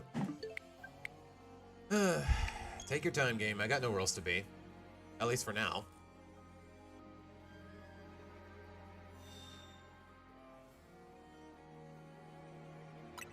Yeah, Pixel, I think in the grand scheme... Okay, if it can be helped, I'll hunt one of each gender. Assuming they're both in the same pocket. Keep in mind, guys, you can get 2 shinies in the same pocket, so... The question is, which one am I gonna Mega Evolve? Because I do want to see the shiny Mega Evolved. I don't know what it looks like. I mean, there's a remaster on the Switch, Slump, so... It shouldn't be too complicated as long as I have the money. Which I do. It's just a matter of making the investment and whatnot. Poison and Alpha, nope.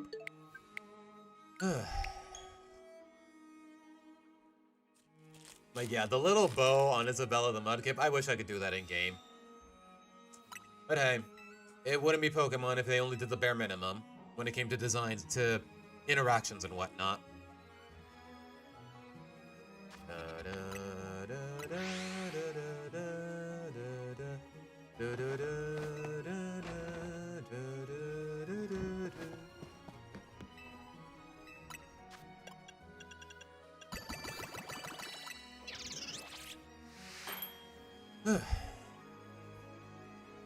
Seriously, that donut still looks very delicious. Electric Humongo. Nope. At least I'm being efficient about it now that I actually know what I'm doing, unlike last time. Oops. My bad. Did not proc the backup save. That's on me.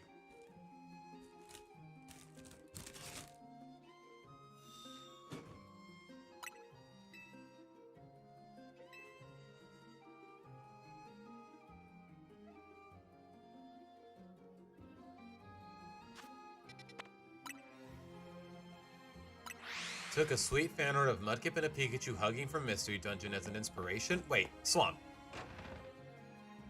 There's like an official draw. You know what? I need to see. Where is this? Where? You know what? Show me the source. Show me the source on Discord, man. I'm a little curious.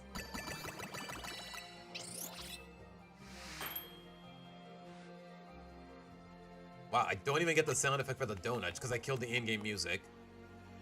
Wow, that's nothing. That's straight up not what I'm looking for. Okay. That is the farthest thing from it now that I look at it. But alright. At least I don't have to sit behind loading screens for too long.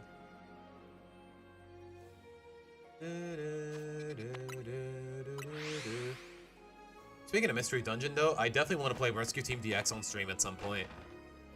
Like, I don't know, the sequel, in terms of story, the sequel just blows it out of the water, but it's still a very memorable experience.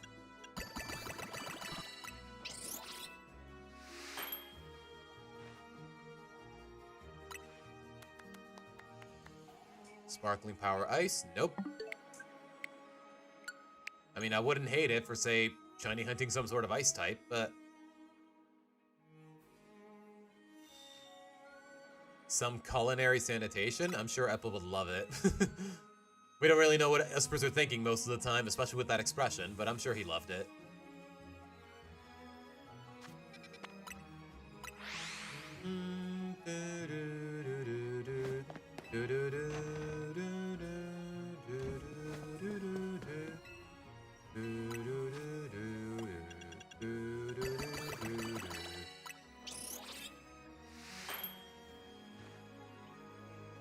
Come on. Psychic Alpha, that's all I'm asking. Wow, we got neither.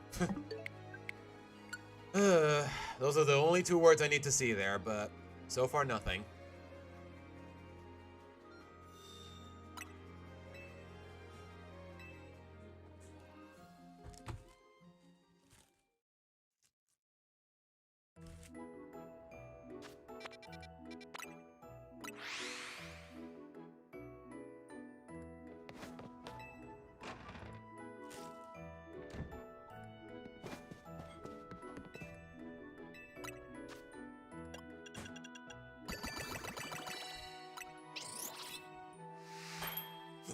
Pictures on Discord? Alright, I'll take a look at it. Hold on.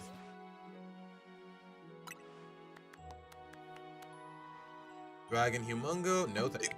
Oh my gosh. See, this is what I get for eating on stream. Now I have hiccups. Hold on, guys.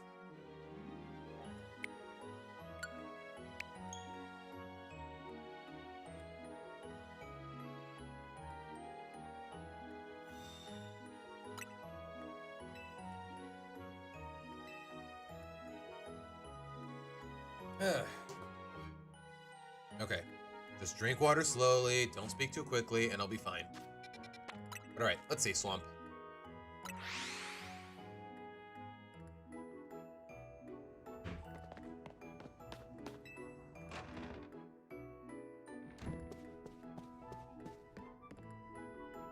Wait. Oh, okay, I thought it was official artwork, but this is still really cute. Hold on. Aww. Guys, hold on. Yeah, this is really cute. Aww. I don't know why they're crying, but you know what?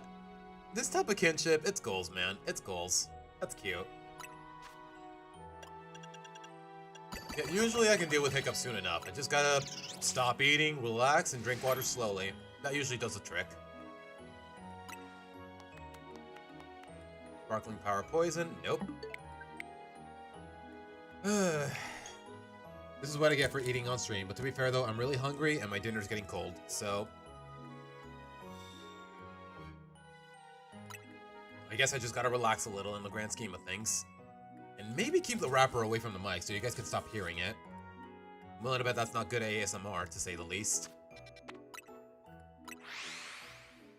Can't describe how much you hate getting hiccups? Oh gosh. Like, I don't know, guys. From personal experience, it feels like they're easy enough to deal with. But I don't know, that's just me.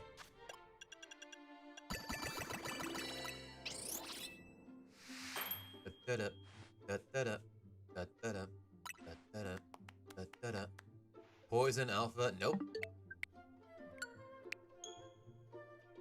That's like the third time we've gotten poison, now that I think about it. I hate ASMR. Yeah, I kind of do too, boo. I'm not gonna lie. Like, I don't know, the idea of just speaking softly into a mic, like, I don't know. I feel like it undermines any genuine intention in some capacities. Feels like it's the worst for short people. Okay, that too. Like, I don't know, something about it just feels a little too showy. Like, I guess I understand the appeal, but it should only go so far. Water humongo, nope. Okay, this might take a little longer than what I thought, but hey, I got nowhere else to be today.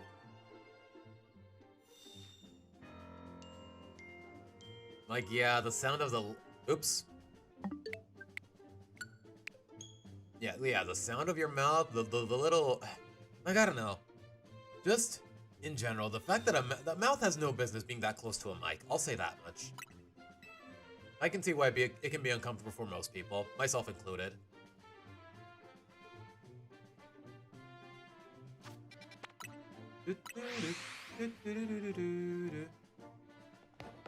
Like, yeah, Swamp, it definitely has become a cliche. Oh, why did he turn around?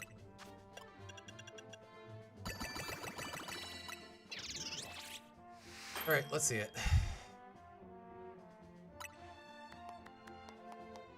Fighting and teensy power. Okay, did I just luck out with the Mudkip last time?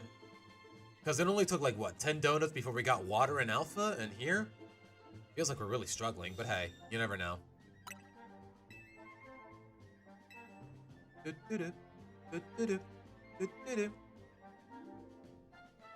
Yeah, I get that, boo. I get it.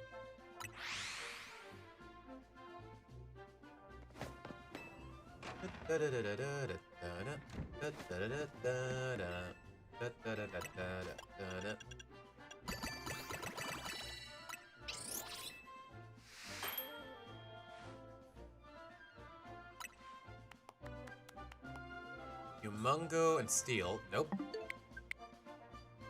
Like, yeah, honestly, it doesn't even have to be anything that's intentionally relaxing, Swamp, in my opinion. Like, I don't know, sometimes just a soft-spoken streamer at a low volume is enough for me. Like, straight up, I've fallen asleep to Spraggles' streams, I've fallen asleep to Chugga Conroy's videos, like, I don't know. Okay, to be fair, Chugga Conroy can be a little loud, sometimes. I don't know. I guess we all have our methods. Although, what does it say about me when I fall asleep with an open laptop? It is a little bizarre. The more in retrospect.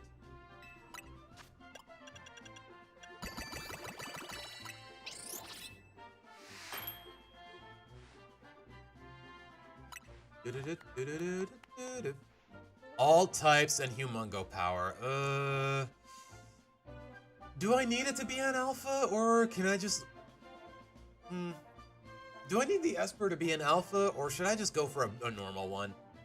Because if I just go for a normal one, then this will do it. I don't know, is there really any novelty in an alpha Meowstic? Like, with Mudkip it makes sense, because it's gonna stay a baby, but...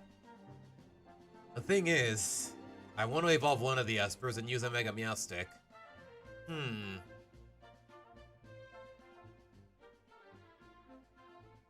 Yeah, honestly, yeah, I think I could stick with it. And if I change my mind, I can always go to the backup save. Alright. Now, step 2. Find a portal with an Espurr on it. And I'm pretty sure I don't have one on the map just yet. Nope. Looking for a psychic one. Nothing yet. Do I think they should add a noise type into this game? It can be super effective against fairy, fire, steel, and ghost because it's... I don't know, I'm not too really an expert on game balance, Pixel, so I'm not sure if that'll be ultimately beneficial.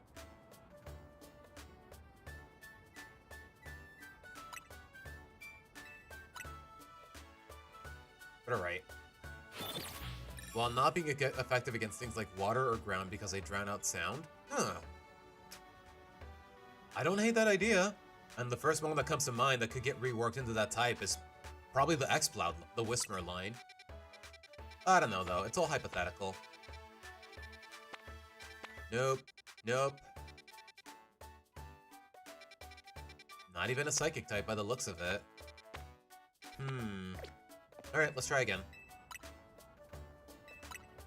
Okay, so I'm not even sure what mukbang is, to be honest. I mean, I guess, Pixel, if that's how you want to see it. Sure, man. Not really my concern with the type in general, though. Yep, there it is. Oh gosh, it's 4-star, though. That's gonna be challenging. At the very least, we don't have to deal with a bunch of alphas, but... Okay, we got one.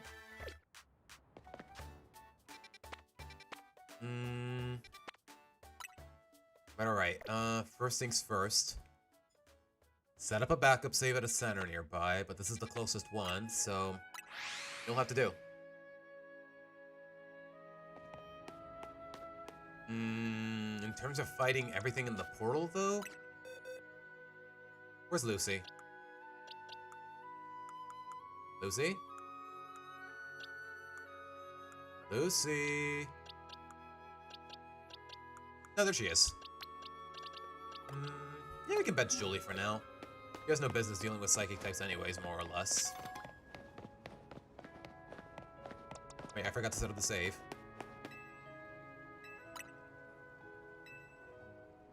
Videos of people just eating a big amount of food. Oh, is that what that is? Oh, yeah, I hate it. I hate it, Swamp.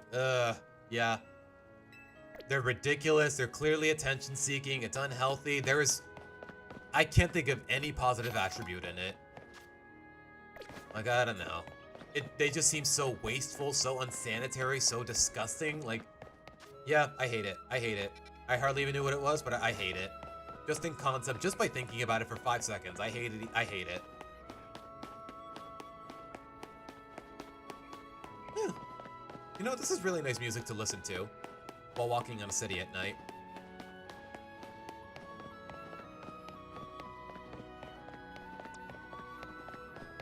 But alright. Alright, guys, just...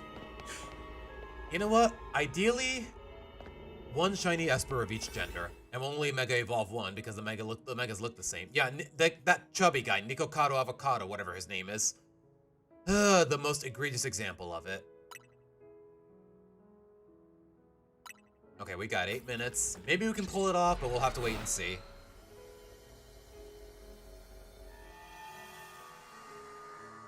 Okay, where am I going exactly? Okay, there's one shiny, even if it's not the one I'm looking for.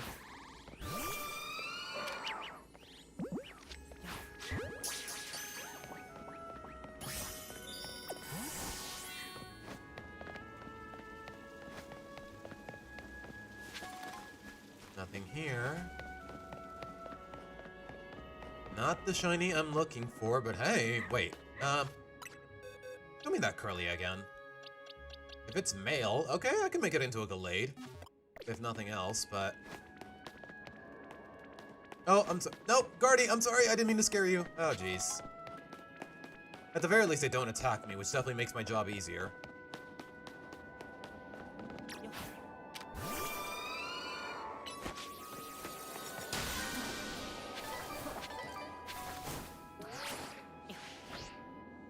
Okay, really? Is this really my only means of... Okay, sure.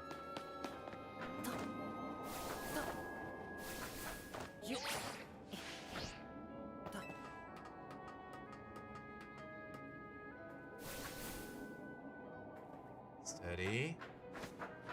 Okay, I'm not here for the ball, but I may as well.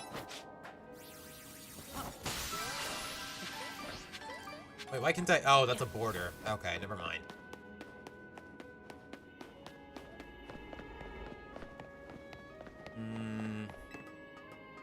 Alright, we're the kitties. We're the kitty cats. Everyone like your French toast? Oh, that's nice, Boo. I see Munas and Musharnas. Okay, again, I'm not entirely sure how it works. Okay, I hear cats. But where are they?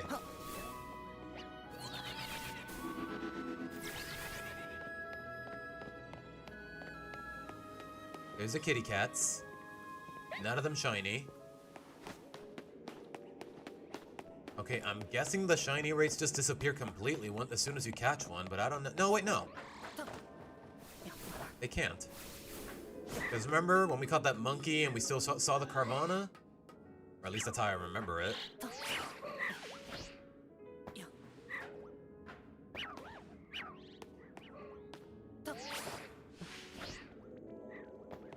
I guess I'll keep searching the rooftops. And then there's this.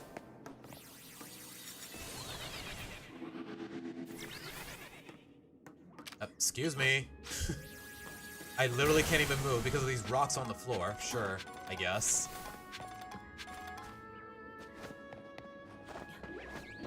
Aw, look at the little Munas.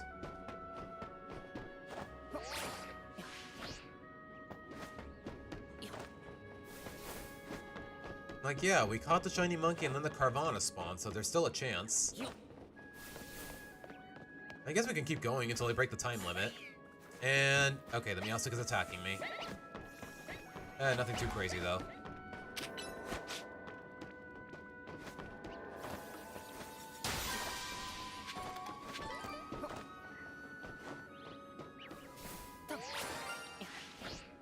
I heard a shiny, but I don't see it. Where is it? Is it down there? Is that kitty shiny? The one behind, the one in the bush, the one in the bush. Yep, there it is.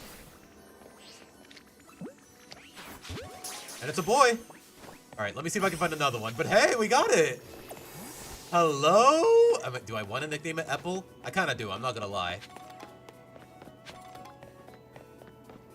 All right, let's see if we can get a female while we're still here. Okay. So it is possible for another one to spawn. I should probably save, though. You know what? Yeah, I'm gonna save. Okay, can I get a moment to breathe to take a look at the boy? Look at him, guys. Oh, that is a terrible nature, but hello! Hello, little guy. Look at him. Hold on, let's bring him out. Let's bring him out. I'm sure the Curlias won't mind. Or at the very least, they're too scared. Hello. Look at him, he's so tiny. He's just staring into nothing. Look at the little guy. I love him. I love him already. But alright, no time to waste. Let's see if I can get a female for good measure, just for the variety.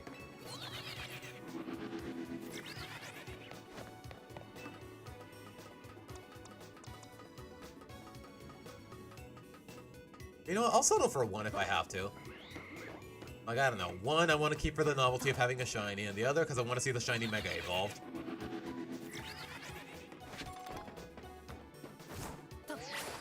Excuse me, pardon me. Pardon me, pardon me, little ladies.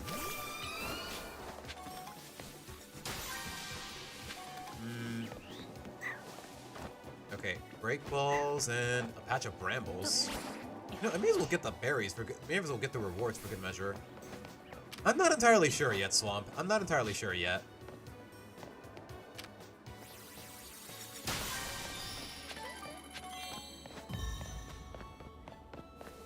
We got the survey. I just need to fight a patch of... No, wait, no.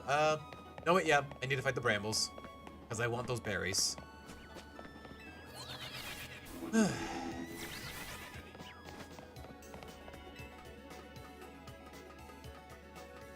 Although I am running a little low on time. And we did get a shiny Curlier for good measure.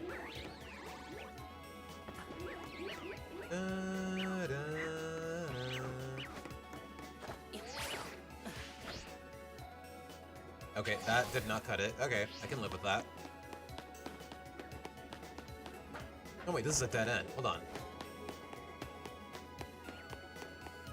Excuse me, ladies, and possibly a gentleman in there? Like, yeah, the Curlies are not attacking me, the Gardevoir's not attacking me, the Espurrs aren't attacking me. Neither are the Munas. This is just a really friendly batch. Although, to be fair, it's because I didn't use alpha power. I'm not summoning alphas. That's probably part of the reason. Hello, kitties. Except for you. You gotta go. Oh gosh, you know Dark Pulse. But alright, okay, I'm running low on time. Okay, I think I can just keep the mail. More from there.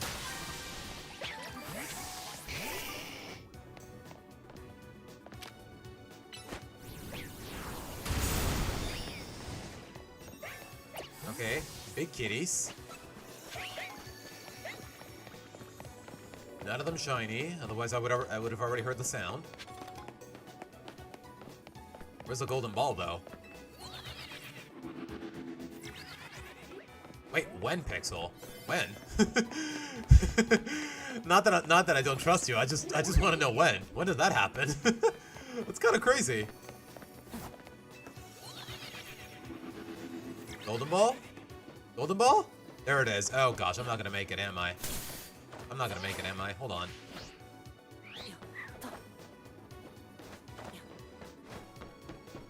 Okay, there's a ladder. Hold on. There might be a chance. There might be a chance. I want those berries. I just know I really want those berries. Ultimately, I got what I wanted, but I really want those berries.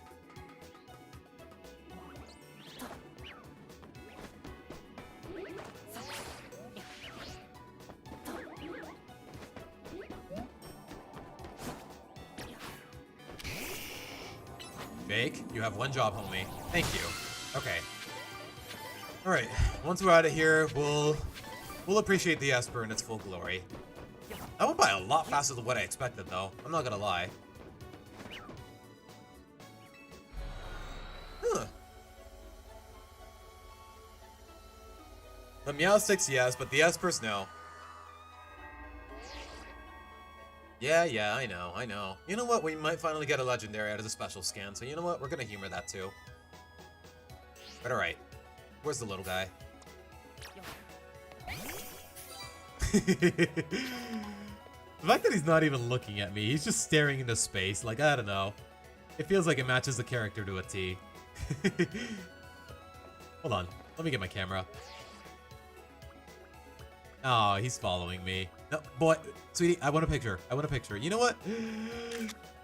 I don't hate this. I don't hate this. Kind of wish I could record, but it's really cute.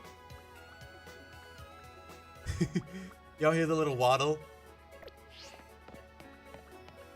Aww. Okay, seriously, what am I gonna name this little dude? You're pinkish. I definitely need to adjust your nature, though. You're impish. You have a sturdy body. You know what, Boo? You're more so of an expert on this species than I am. You got any nickname suggestions?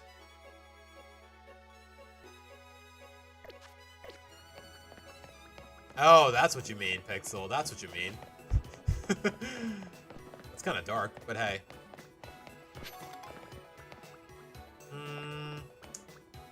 But alright, let's see. You know, while I think of a nickname, let's go to Corbo first. Where's the Rust Syndicate again? You know what? With how many times I've been to it, you think I would know by now. You think I would know its location on the map by heart, but I guess I don't.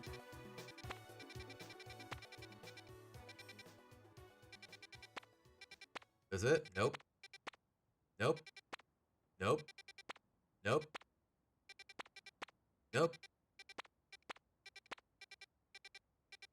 Okay, am I dumb? Where the heck is it? Is it just getting covered by another icon? Like, Wait, why'd the music stop?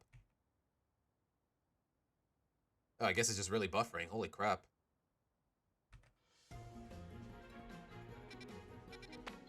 Hello? Rust Syndicate? I know it's somewhere on the left side of the map, I just don't remember where.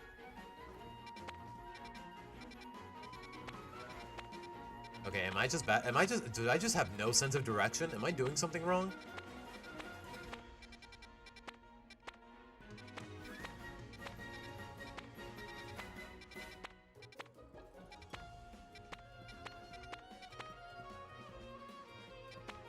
Okay, where are we right now? I'm pretty sure it's somewhere near this area, isn't it? Or am I tripping? Yeah, it's literally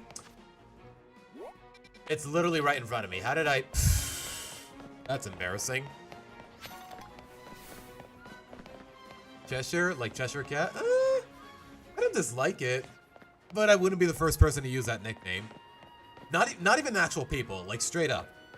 The name Bayonetta has for her love interest and even her plushie as a kid. She calls him Cheshire. I don't dislike it. You know what? I need to think about it.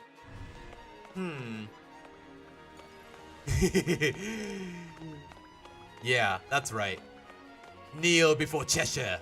You know what? I like it. I like it. When I use it in the context like that, I really like it.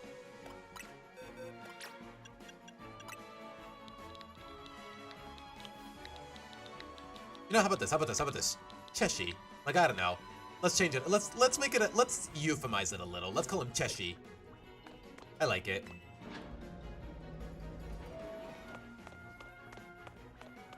Yeah, no, he is way too proactive physically and mentally to be compared to Garfield. All right, let's do it. The fact, look at Cheshi just chilling next to Felipe. Hold on, I need a shot of that.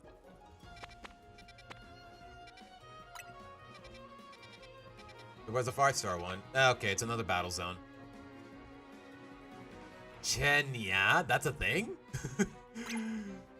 I don't hate it, boo. I don't hate it. Ah. It's kind of hoping for an actual legendary encounter, but hey, what are you gonna do? You know, we can always farm for another one if I'm being honest. So you know what? Yeah, screw that one. You know, we'll farm another special can. I don't know, guys. I just want to fight a legendary, just for the content. So, let's go back to the hotel.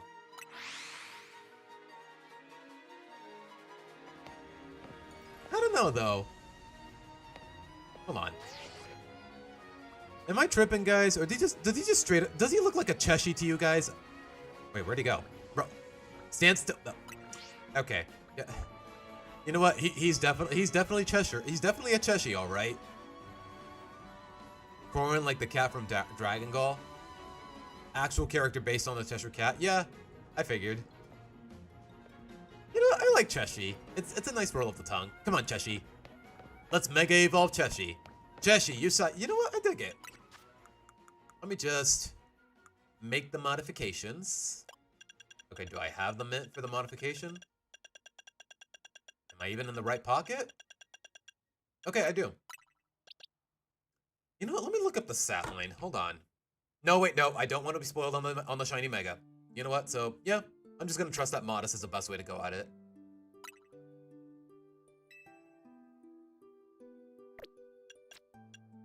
But with that being said, though, where's the Mega Stone? Pretty sure I have it already. Even though I don't even know what it's called. Meowsticite, straight up. You know what? Let's enjoy him. Let's enjoy him a little longer before I evolve him. Just look at the little guy.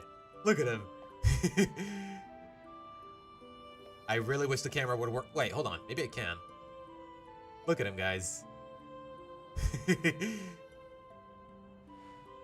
He's just chilling. Chessie's just chilling.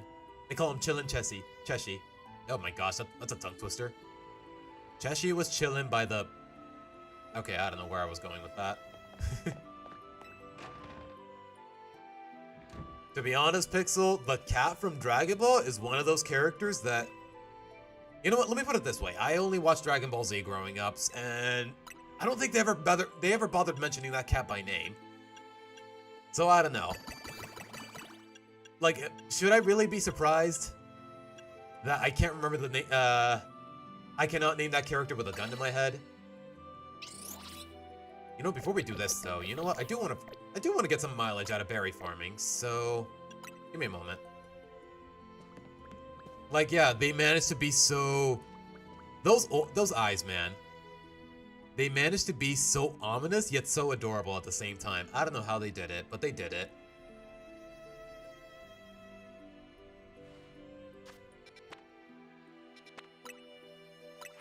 Why is this music so sad? Where's this from? Oh, right, Tails suggested this. A little melancholy, but hey, the point of the playlist is to help me relax, and you know what? It's working.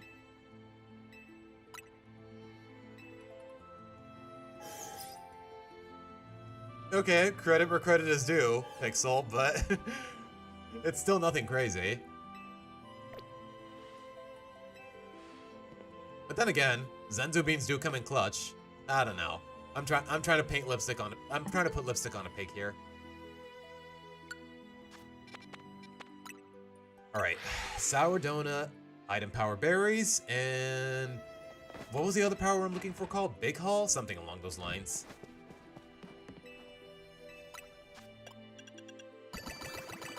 Just make it as sour as humanly possible.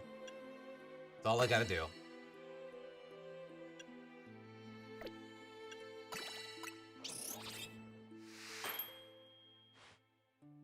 He joined characters like Sid Chang in the Shadow Realm and never came back, more or less. Big haul, item power, ah, so close, yet so far. We're looking for item power berries and big item haul? I forgot what it was called, but that's not it. Like straight up Pixel, I never got the chance to learn that character's name until now because the show itself never mentioned it.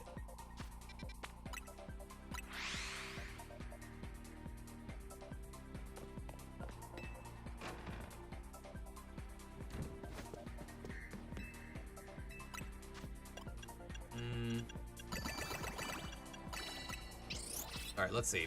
We came really close last time. I'd like to believe we'll be done with this soon enough. Item power berries. Nope. Yeah, you gave a lot of suggestions from Pac-Man World, Boo, and you know what? I don't regret it.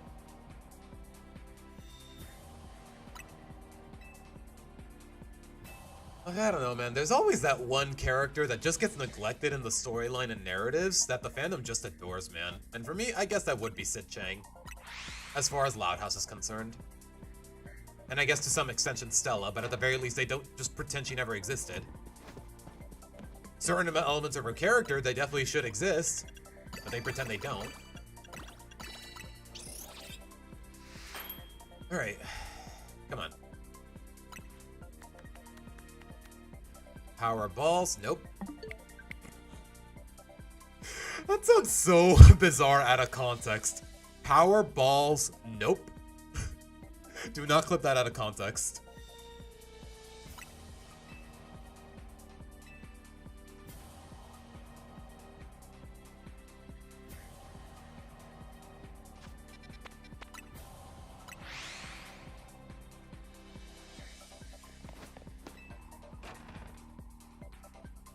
What time is it, by the way, now that I think about it? Okay, it's not even 6 o'clock. What's the rush, to be honest? Like, honestly, I did not think we would finish the shiny hunt for Espurr that quickly, if I'm being honest. But hey, that's a blessing in disguise, if you ask me.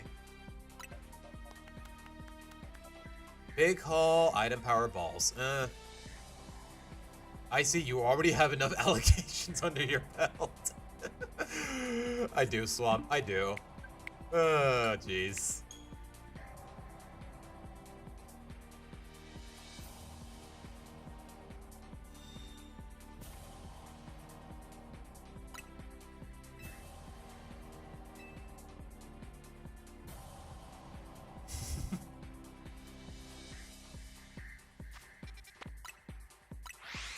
I can't get slap happy laughing at balls this early. Hey, yo.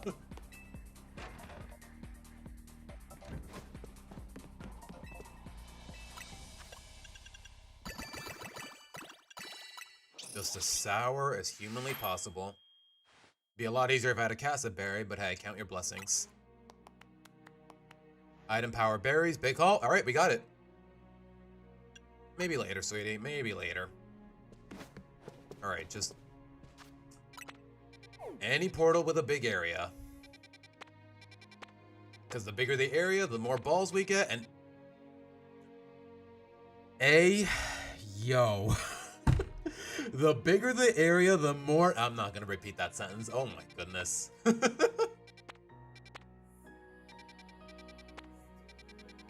Ooh, Feebas. That's a new one, but I need a big zone. I guess I don't really have a lot of choices. Medium, medium, battle zone, small. I guess this will have to do. But alright, what are we up against? Yeah, it's one of those jokes that's too stupid, but it's... You know, honestly, the lack of intention with making the joke is what makes the joke. Know what I mean? Simisears, Gibbles, and Skarmories. I guess Jake and not Empoleon? I'm not sure how to deal with this. You know, we also have this Curlia here. Wonder if I could use Mega Gallade at some point. Like, I don't know. We're very late into the game's runtime, so... I don't know. I'm not going to hyperfixate on using new team members and whatnot. Boo! I didn't mean it. I didn't mean it. I'm just... Oh, gosh. Wait, is it on the rooftop, or... No, it's inside the building. But you know what? You know what? If I fail at the mission, I'm gonna give myself another shot. And set up a backup save. Just because I really want to farm as many berries as...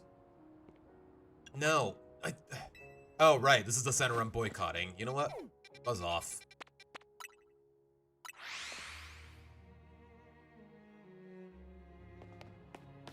Yeah. Honestly, the Frontier and the PWT, they really contributed to the post-game's quantity in content. And even the quality, rather. Like, honestly, I wouldn't hate it if they brought it back instead of just the one battle facility like in Gen 6. Or in Gen 7. I guess they were trying to bring back the glory days with Gen 7 with the battle tree, but... Yeah, it got stale really fast. Like, I don't know. It definitely felt like they went the extra mile with the Frontier and the PWT. Like, one or the other. I really don't need both. Although, to be honest, a PWT in Gen 10? Like, imagine a tournament bracket with every champion in history, every gym leader of each region. Like, I don't know. I'm telling you, man, Black 2, White 2, still goated. I know I've said that like 3 times on stream already, but it can't be said enough.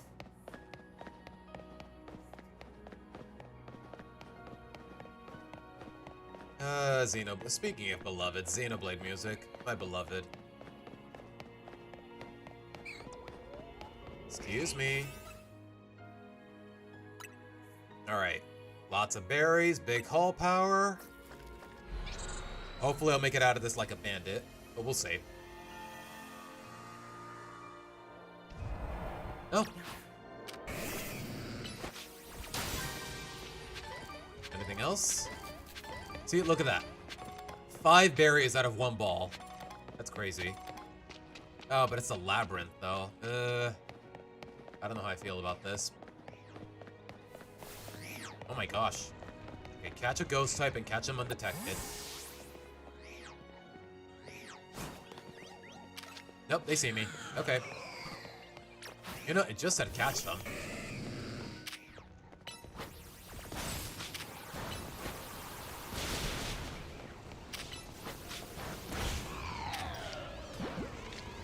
If you was an Ultra Ball, my odds are not high, but it's worth a shot. Okay, we got it.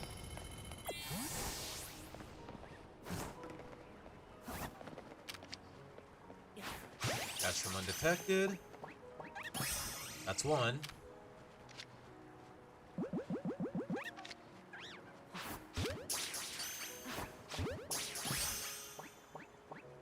Okay, simple enough. Just break balls and run.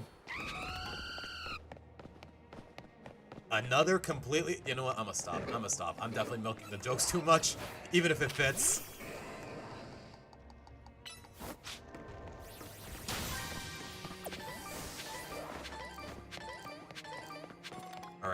Just look for floating Pokeballs. That's it.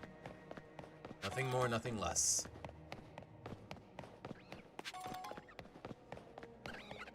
Aw, look at the monkeys. Wait, why are they attacking me? Are they actually that aggro? Okay. Jeez. No, they're not. Okay, they just gave up. Sure, I guess.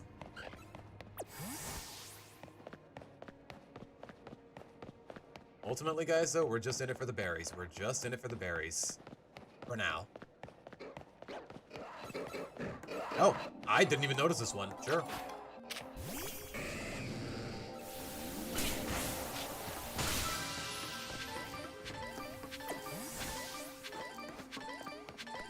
Oh my gosh, that little sound, music to my ears. Ba-dum-ba-dum, ba-dum-ba-dum, ba-dum-ba-dum.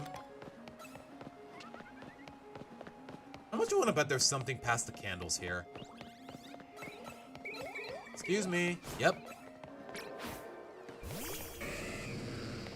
Bro, you don't have to roar every time we fight, man. Come on.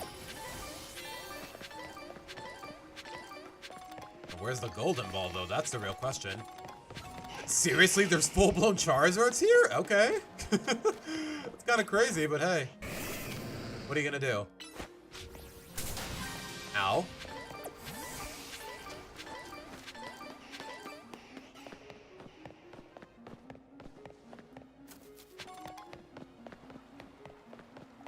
Oh, there it is. Plain sight.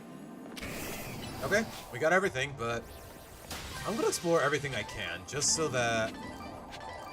Because honestly, the more Pokeballs we break, the more berries we get. I'm really being careful trying to phrase my words here, because I could just as easily make another unintentional innuendo.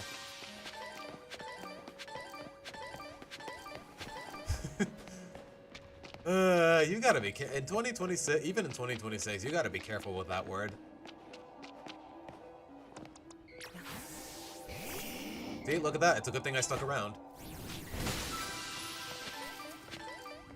Aw, look at the little noodles. Look at the little tortinis.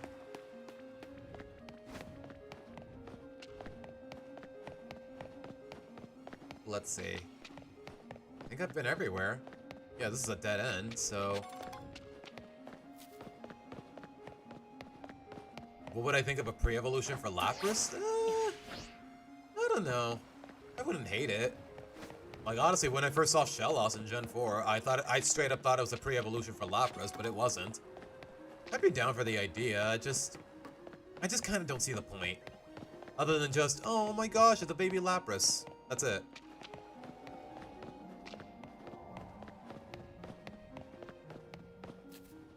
Okay, we got another one. All yours, Jake. You know, assuming you want to attack it. Ba-da-ba-dum, ba-da-ba-dum, ba-da-ba-dum, ba-da-ba-dum. You know what? That fits, Boo. That fits. Like, I don't know. Dragonite is equally as imposing as he is cuddly. Let me put it that way.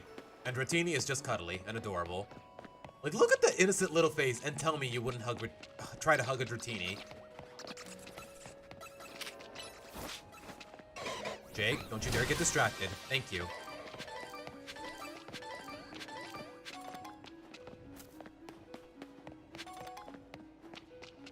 Alright, just get every...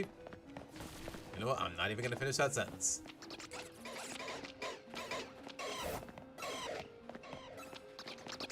Okay, have I been here before?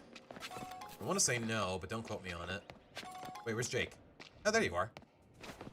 I was about to say, I thought he was lagging behind because he was taking damage or whatever. Okay, he is taking a bit of a beating. You know what, Jake? Come on.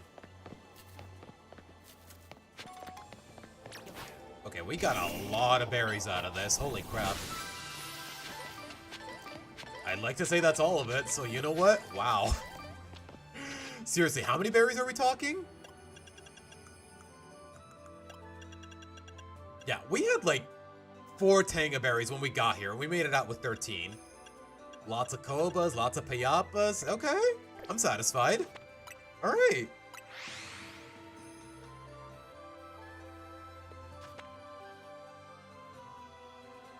Eventually, Swamp.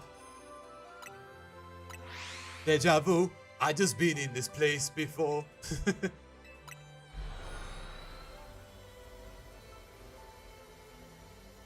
But yeah, eventually I will hunt for a female shiny Espurr, but the thing is, one of them is gonna stay ow. One of them is going to stay in Espurr, and the other one, I'm gonna Mega Evolve it.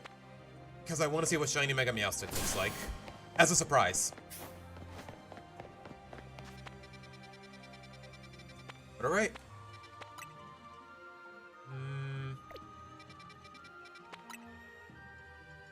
Okay, do I have enough to make another Sour Berry? Because I want to keep farming berries. That's really all there is to it.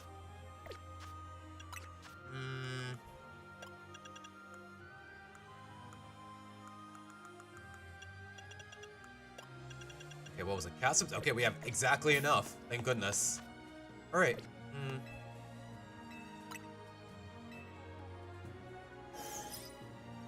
What does shiny Dusknoir look like, now that I think about it? Hold on. I'm a little curious.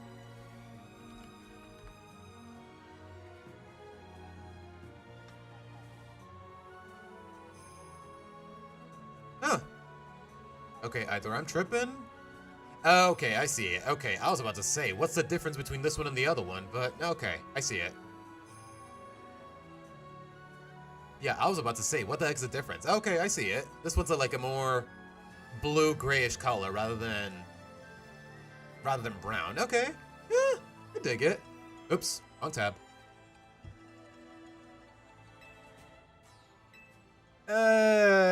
Yeah, that's kind of tempting, Swamp. That's tempting. Higher on the streets, and I know it's my time to go.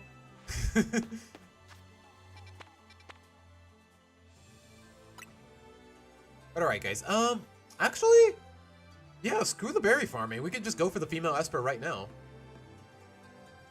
Yeah, why not? We have the Tanga berries for it. We just need to find another portal with it.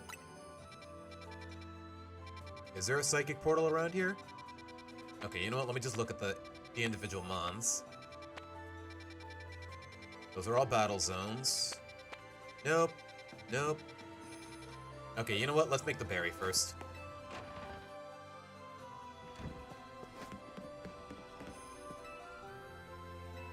Wait, what does shiny Duskull look like, Pixel?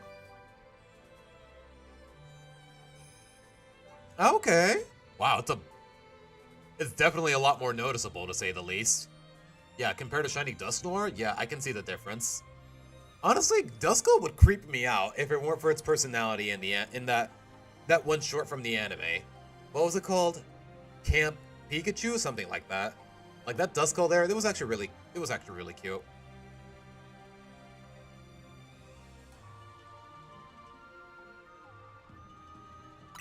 But alright, wow, we got a lot of berries to work with. But alright, Sparkling Power Psychic, and that's it. That's really all I need. Bug, no thank you. We kill 2 birds with 1 stone. We get more points for the survey, and we get hopefully a female shiny Espurr. Just for a cute little brother-sister dynamic. Oh wait, whoops. I did not use my backup save. My bad.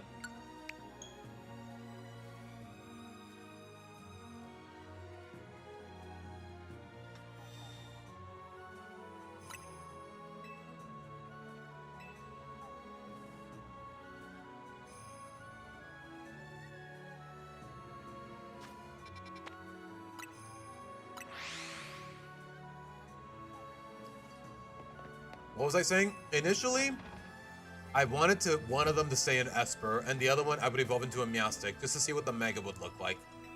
That was really my plan, but I don't know. If you guys want me to keep them both Espurs just for the cute little sibling dynamic, then sure. What the heck? I'm not gonna lose sleep over it. I mean, I'd rather take more fan art than just seeing a shiny Mega I can just look up online, if I'm being honest. I'm not being condescending or sarcastic about it. I really feel that way, guys. Okay,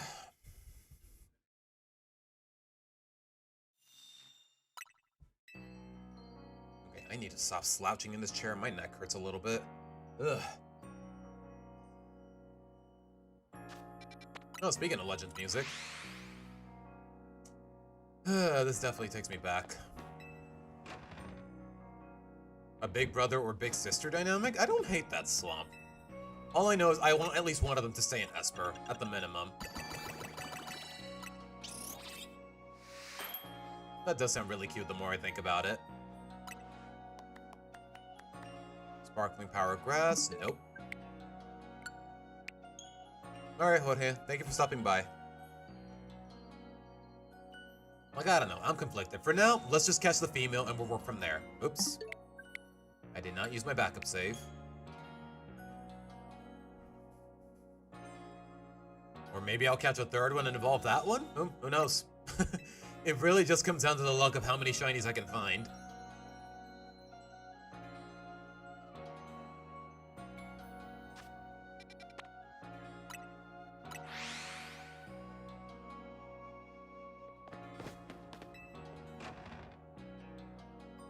I was about to say, Boo. What did I say? What did I say something? Did I say something an actual simp would say? But you were being literal with the shrimp, okay? Because usually people use shrimp as a euphemism for simp. And I was like, wait, what did I say? Oh no, you were being literal with the shrimp with the word shrimp.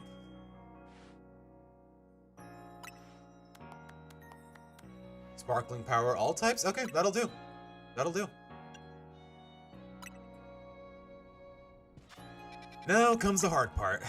Actually, no, that was the hard part.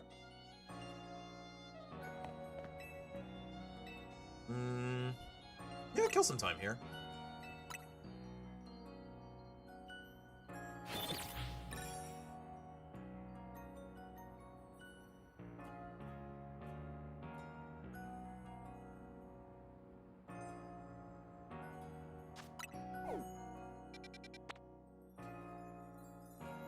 Nope.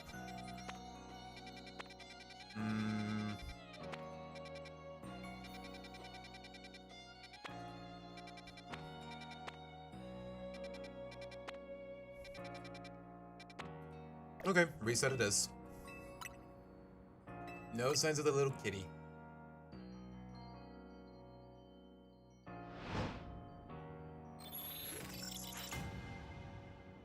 Yeah, but that's why I was thrown off a little.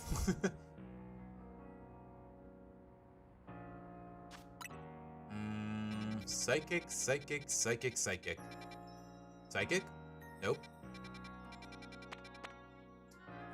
Shelgon, Vaporeon, Heliolisk. Nothing here. Alright. More so donut than shrimp slump. Like, I don't know. More so donut than shrimp, if you ask me. I guess shrimp does work a little bit, but donut just has that oomph. Know what I mean? Like, I can't just call someone a shrimp, and they might not even take it as an insult. But if I say donut, like if I say, out of the way, you donut, like that would make sense. But if I was to say, out of the way, you shrimp, I don't know. It just lacks that emphasis in the consonants. Know what I mean? Okay, still nothing.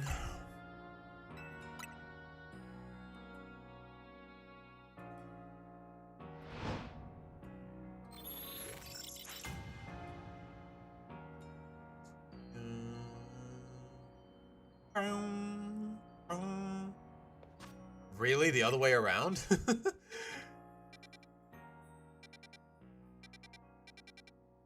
I guess we both process it a little differently. Okay, still no psychic types. It's odd. Last time we got it almost immediately, but it's all just dumb luck at the end of the day.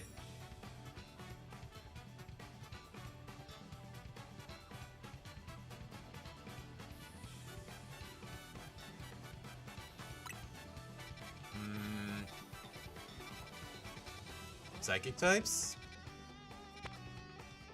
Nope, still nothing. All right.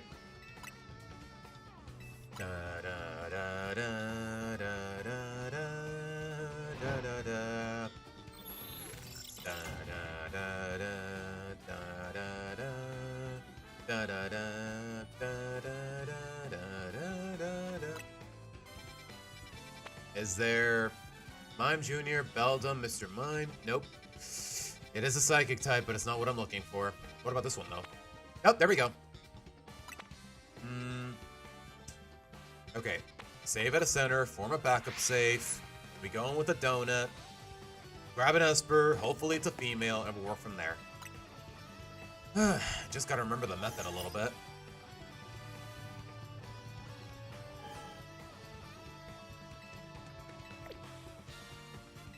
Which makes me realize, you know what? I need to bring Lucy back.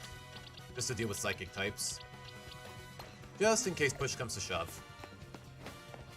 You know what? Fishy, come with us.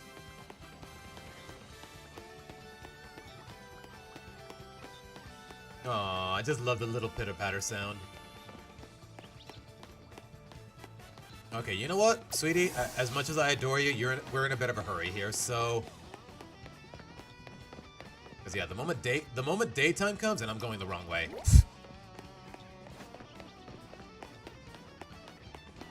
You know, I could just fast travel to the... Yeah, you know what? Screw it. We already set up the backup save. Let's just fast travel. I don't know why I'm being so picky about it.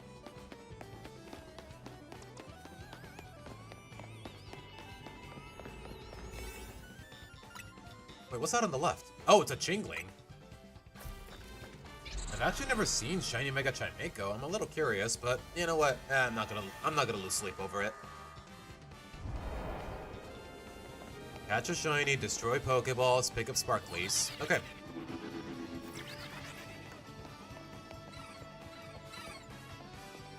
Right, are the Chinglings gonna attack me, or... Okay, no, they're friendly. They're friendly, thank goodness.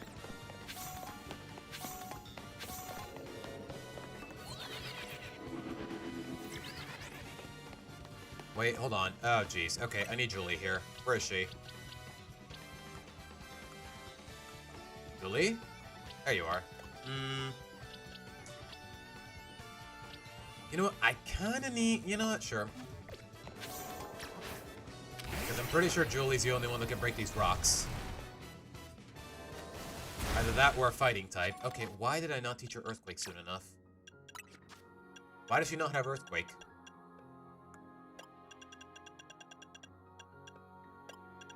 Okay, where the heck is Earthquake? Okay, I was about to say. Hold on, it's right there.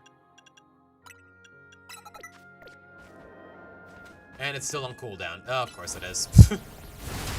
Okay, that's all I needed. Hello? Kitty cats?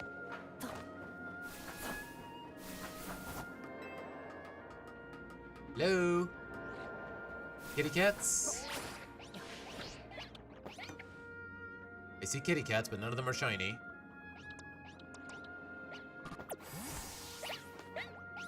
Excuse me. Okay, even if I didn't recognize the shiny... Oh, there's a shiny. There's a shiny. Hold on. Is it a female, though? That's what I'm looking for. Question is, what ball do I use, though? I kind of want to use a timer ball. No. Let's use a heal ball. It's better aesthetically. It's still a male, though. Gosh.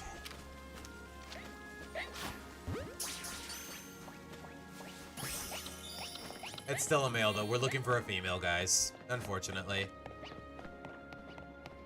Pretty sure the gender ratio is equal, though, so...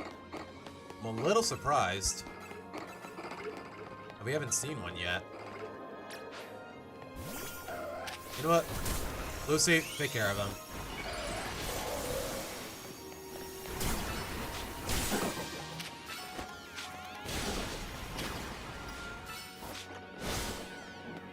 Alright, come on, girl. Thank you.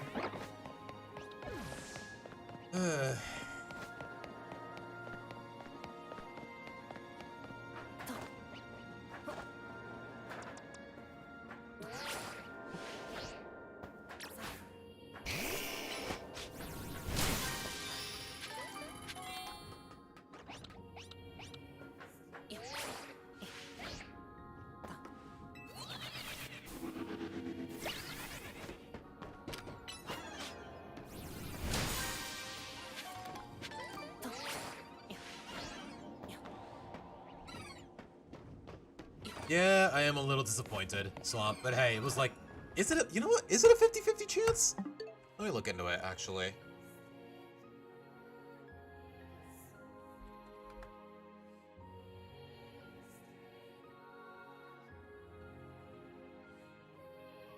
Yeah, the ratio is 50-50, so I guess I just got unlucky.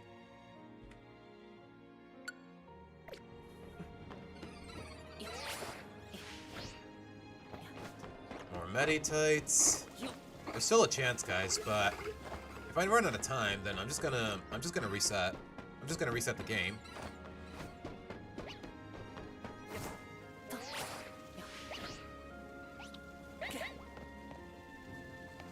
No signs of a shiny.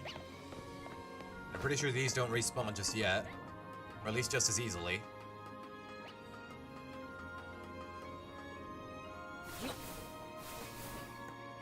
I think in the grand scheme of things, Swamp, I'm probably just gonna ignore,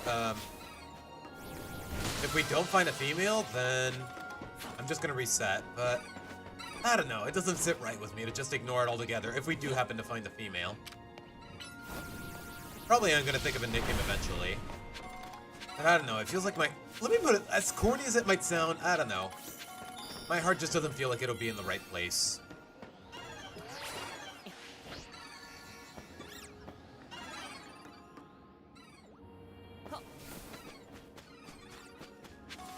Alright, where's the golden ball?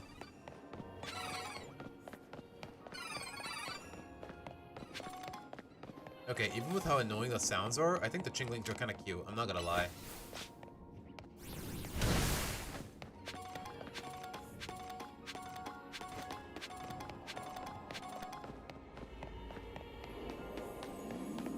Oh, wow. Okay, plain sight. Okay, sure. Okay, we got all the berries. I'm just looking for more Espurr hordes. That's really all I'm looking for.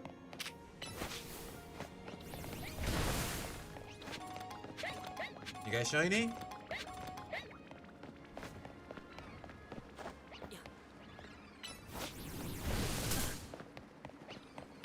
Any of you shiny? No? Oh, they're so scared though. I feel kind of bad. Kinda.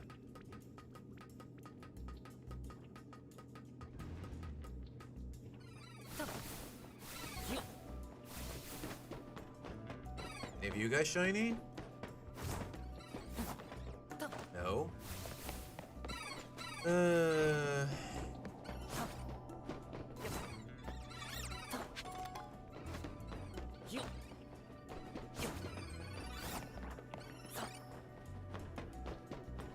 No shinies here.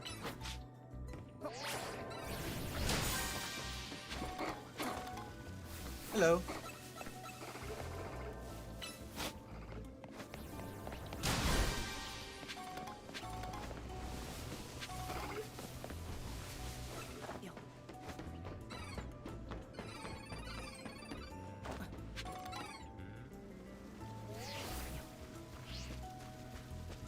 Wait, where'd all the Espurrs go? You know what? This just gives them a window to respawn with reset shiny rates. I don't know. I'm trying to be optimistic about it.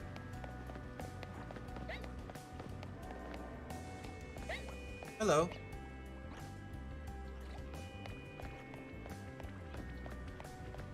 I hate how this makes me look, but you know what? I gotta scare them off just so that they respawn with reroll the shiny rates.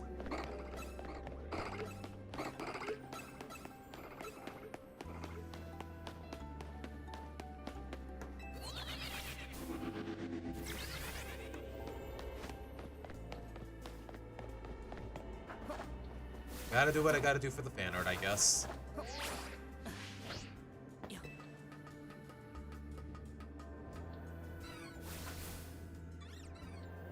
Steady. All yours, Jake.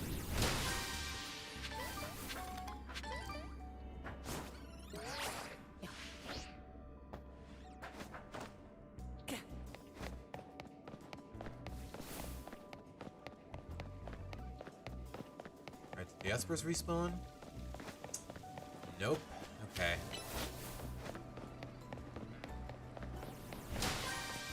Okay, I know it's very unlikely, and I'm better off just resetting the portal, resetting the game altogether, but I don't know. Like, there's a chance, but kind of annoyed of how long it's taking, because even though we got a Curlier first initially in the last time, we still got the Espurr no problem.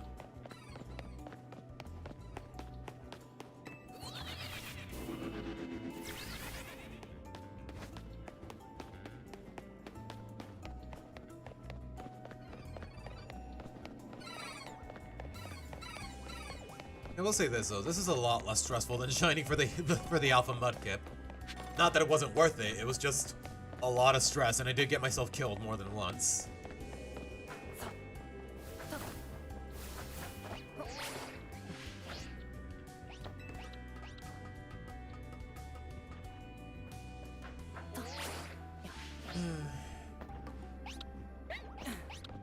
Aww. Okay, they did respawn, but none of them are shiny.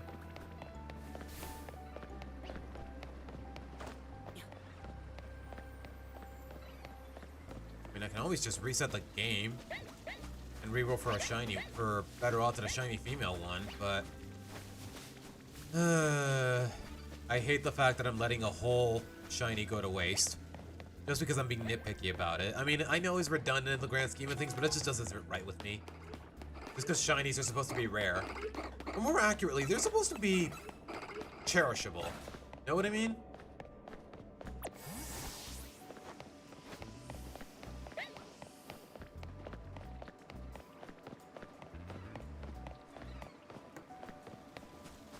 I'm guessing this is the only spot where I'm gonna be able to find them.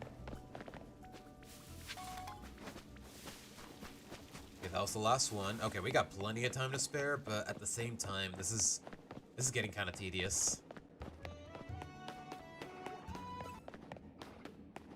Wait, where'd the music go?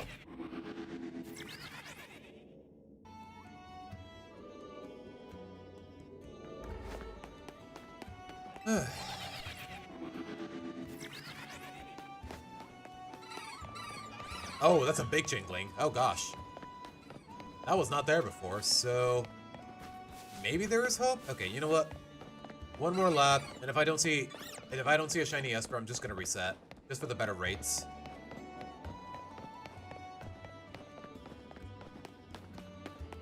Assuming that's how it works, I honestly don't know.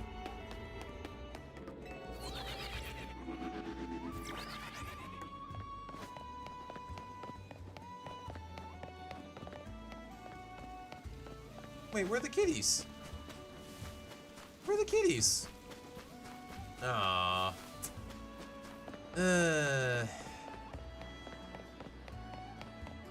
Kitty cats? No? I hear Meditites, but I don't hear kitties. Aww. No kitties for Seabass. Okay. But we do get more Meditites, apparently. Even though I did slaughter like half of them a few minutes ago.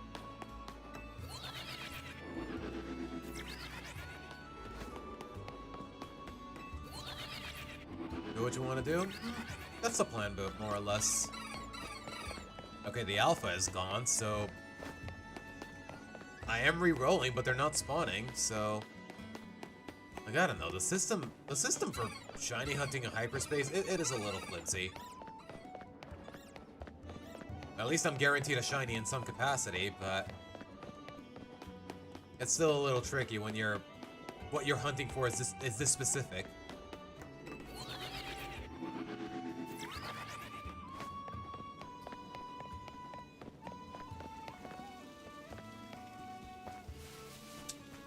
No signs of any kitties.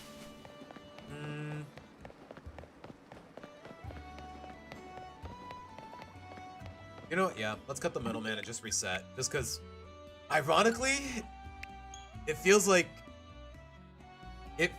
just finding another horde of Espurs is a lot harder than just finding an actual shiny. As crazy as that might sound, but I don't know. In the grand scheme of things, I'm just looking for a female, so gotta do what I gotta do.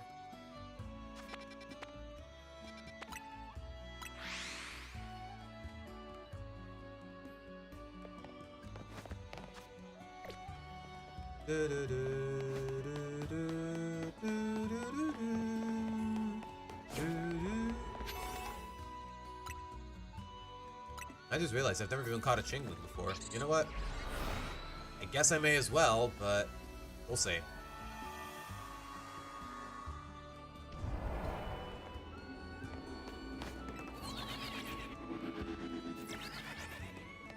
I hear the kitties already, and I hear the shiny sound. Still a male. Oh my goodness, man. Come on, man. It's a 50-50. Okay, just to double check. Yep, the shiny's male again.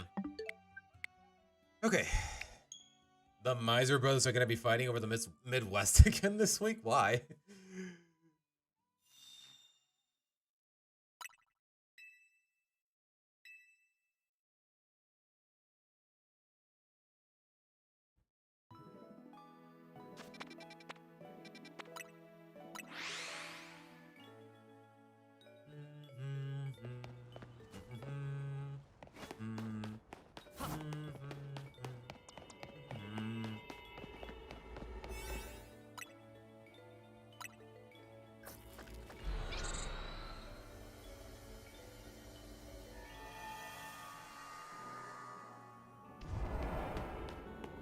Alright, back to square one. Temperature's gonna hit the 40s, it's gonna rain and melt the snow? Oh my gosh. I hear the shiny sound, but where is he? Oh, there it is, behind the benches. Okay. And it is female. Okay. Nice. The real question is, what Pokeball do I use, though? Okay, aesthetically, if this one's gonna be the Mega... Yeah, you know what? Heal Ball still fits. Alright, we got it. Let me just do the other quest and then I'm out of here. Alright, nice. Yeah, it was just easier to just reset the game, if I'm being honest. Alright. I guess the little brother and sister dynamic is happening.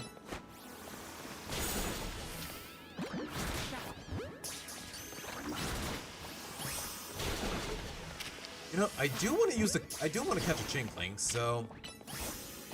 Thank you, Lucy. You know, I don't want to fight them. They're too nice. Unlike these Meditites. You know what? These Meditites gotta go. I'm not holding back. I'm not holding back with these bozos. Hold on.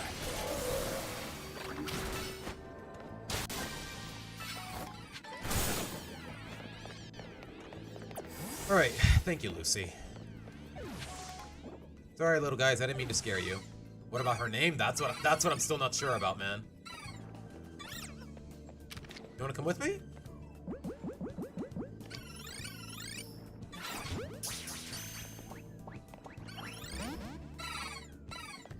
What now? Oh, okay. Now you want to fight? Bro, it's not my fault you didn't stay in the ball. Alright, Lucy, do your thing. Didn't have to be this way, man. But alright. Just break the balls and I'm off. You know what? I don't hate that swamp. I don't hate it.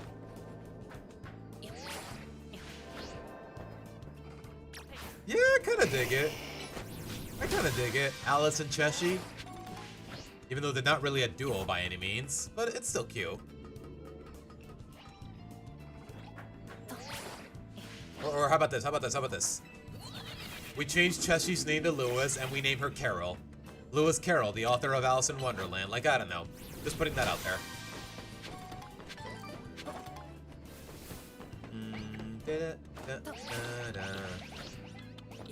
I swear, if I actually get another shiny Espurr here, I'll take it, but it's still gonna be annoying.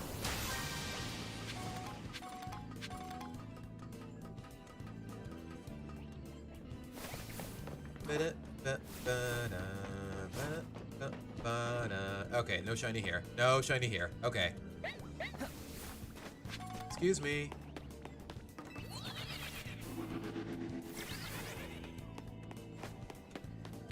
Yeah, they're mine at the end of the day. I can name them whatever I want. Still, though, it's nice to have input from chat every now and again.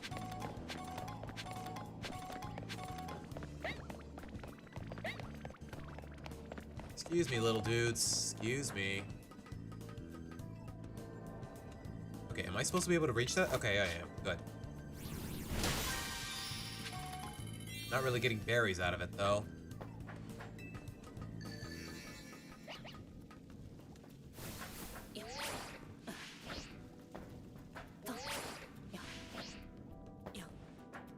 Well, I guess this camera's not gonna cooperate, so... Oh boy. Wait, does this take me to... Okay, never mind. There we go.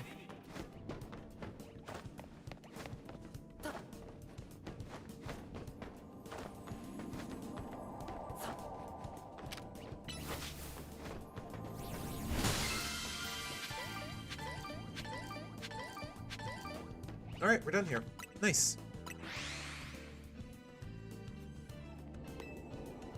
Alright. I really wish I could bring them out both at once, but... for whatever reason, the game won't let me. But alright, where is she?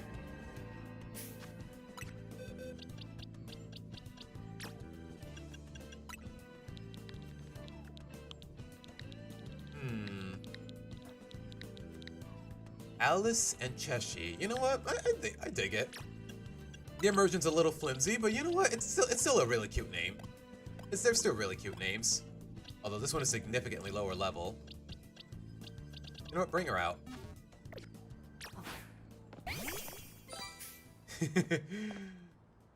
Now the real question is, camera not cooperating sounds like a yeah.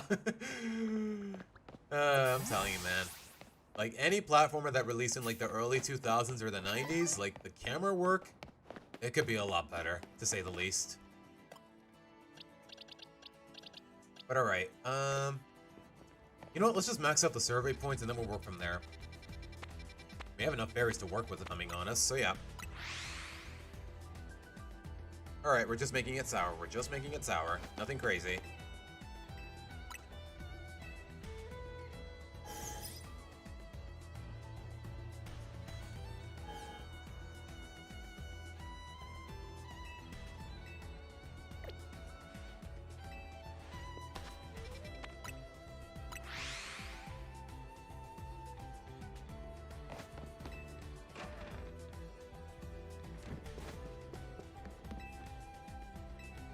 Yeah, go off, Slump. Go off. Alright. As sour as humanly possible. Berries and Bake Hall. Berries and Bake Hall. Pokeballs and Bake... Oops. Oh my gosh, this is what here I am with the hiccups again. Like, yeah, I can just tell. Alice and Isabella are gonna get along just fine.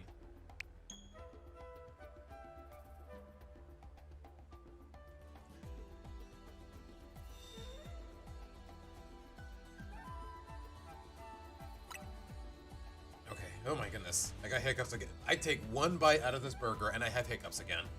Oh my goodness, man.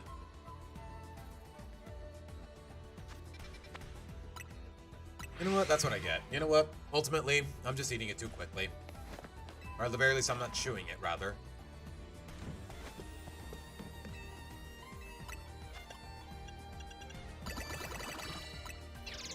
Alright, come on. Berries Bake Hall. Berries Bake Hall. That's all I'm asking.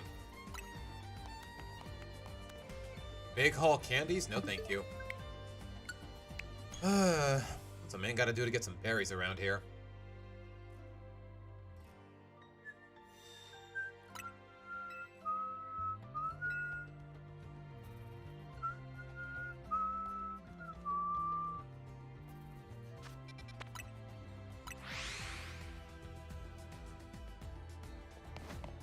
It's up to you, Swamp. I really don't know the nitty-gritty of what type of software you use, as long as it's cute. Which it usually is.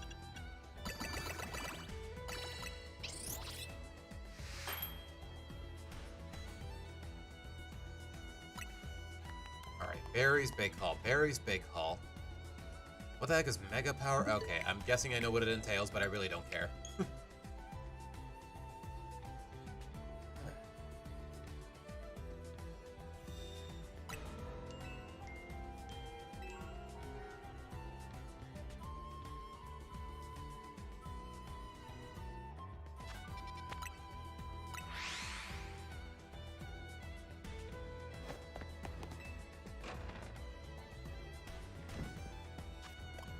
Okay, one minor little adjustment. Keep the babies in the front line. That's all I'm asking.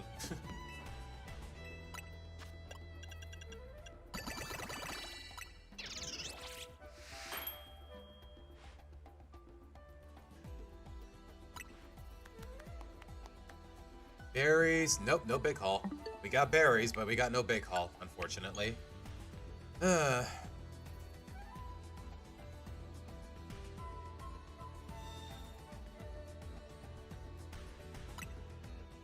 What do you mean, Swamp?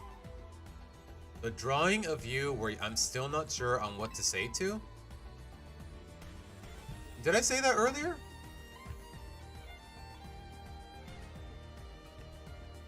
You know, hold on, Swamp. Let me check on Discord.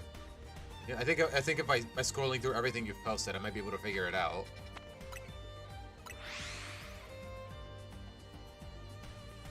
Because I'm pretty sure I've given my input on all of them.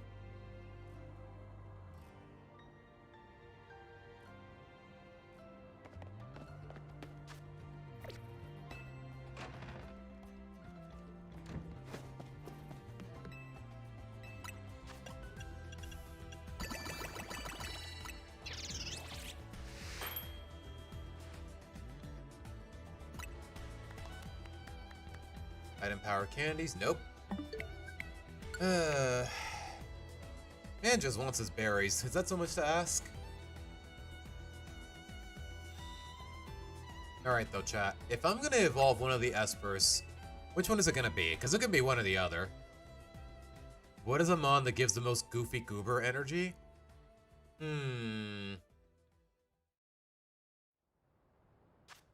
I'd need to think about it, because off the top, there's literally over 1,000 different species of Pokemon. I don't know.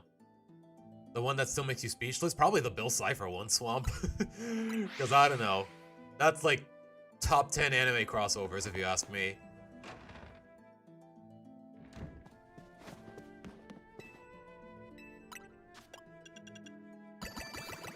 You want it to be Alice? I mean, I'm down for either, guys. Because Shiny Mega Meowstic looks the same no matter what, regardless of gender.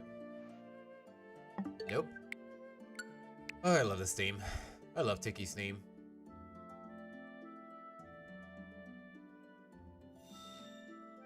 Oh my gosh, Boot, you're right. I already gave the stone to Cheshi. Like, if I just took it away and gave it to his sister, I feel like, realistically, if he was my kid, he would start crying. And you know what? Yeah, that wouldn't be fair to him. But maybe he'd be the kind of kid who would just get, I can't, Swamp. It just wouldn't sit. Like, imagine. Like, hey, Cheshi, I know you've been holding on to this, but I'm gonna give it to your sister now. Only she's gonna use it. Like, realistically, that kind of scenario would just make me sad.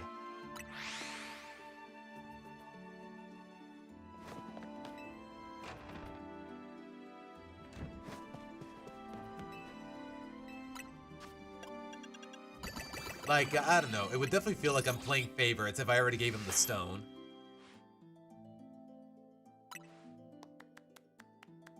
Big haul treasure? Nope. Big haul berries. Big haul berries. Big haul berries. I guess, Swamp. It's an Espurr. You can't tell what they're thinking most of the time. You guys should just leave it to a coin flip, just to avoid discriminating. I don't know, Cheshi got here first, that's why he got the stone.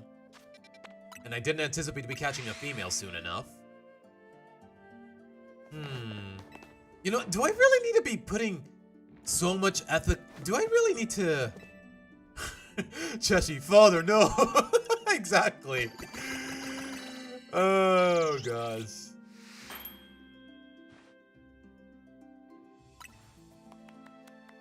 That's exactly how I'm envisioning it, Boo. Like, I don't know. It just wouldn't sit right with me.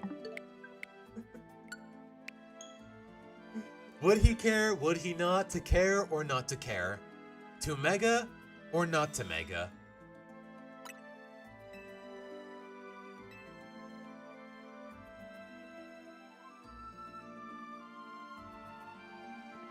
Although there is something I need to try before I evolve one or the other. But you know what? We'll save that for another time. For now, I just want to open another... What were they called? Special scans? Yeah, those. But first I want to farm berries, and for that... Okay.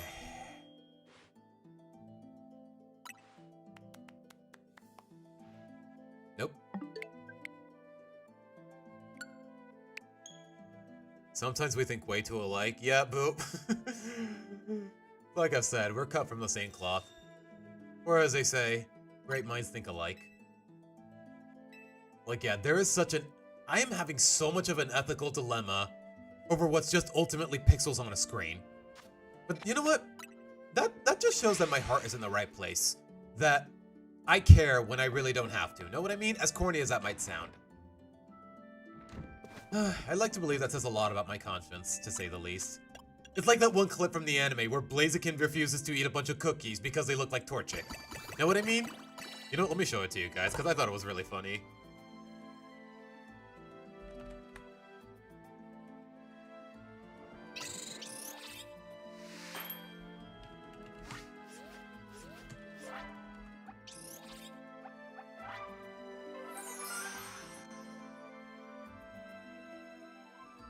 Seriously, guys, just this is basically me right now.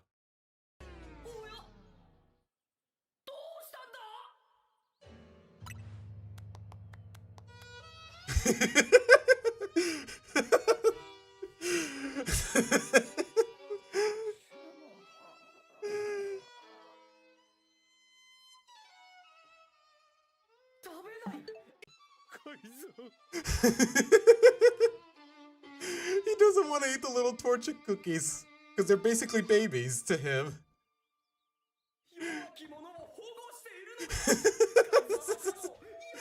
I'll be real with you guys, the anime doesn't really make me laugh nowadays, but...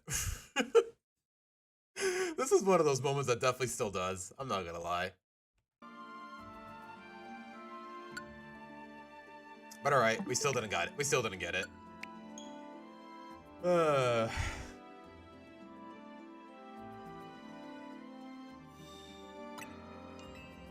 Yeah, that is so hilarious and so sad. Like, I don't know, the fact that Blaziken is so like, the fact that Blaziken just has so much affection or respect for his own species, in even in the simplest ways. When trying to decide, exactly, it makes me want to not evolve either of them. Or at the very least commit to evolving Cheshi. I mean, he was here first. Still not it.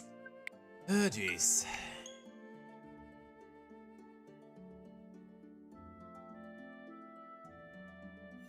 Okay, I don't know if the mic is picking it up, but some sort of drive-by by the building is selling tortillas? I can't hear them. I don't want to make out what they're saying. I really don't care. Point is, they're annoying. Like I'm telling you guys, I don't know how common it is in other countries, but for whatever reason here in Mexico, just a guy with a bullhorn attached to the roof of his car saying, "Come get your tortillas, your agua." Like, oh my gosh, it's legitimately annoying. Like, isn't there a more dignified way of advertising what you're selling, man? Seriously.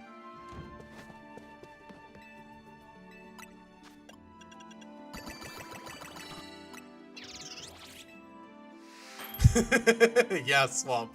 Yeah, I know what you're talking about. Berries, we got berries, but not no item haul.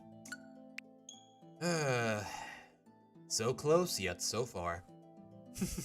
But yeah, Swamp, I know what you're referring to. For those of you that don't, though, let me see. SpongeBob. Yep, here it is. Yeah, this is me right now. Like, I don't know. I am at a bit of an ethical qualm, to say the least. Oops. And I didn't use my backup.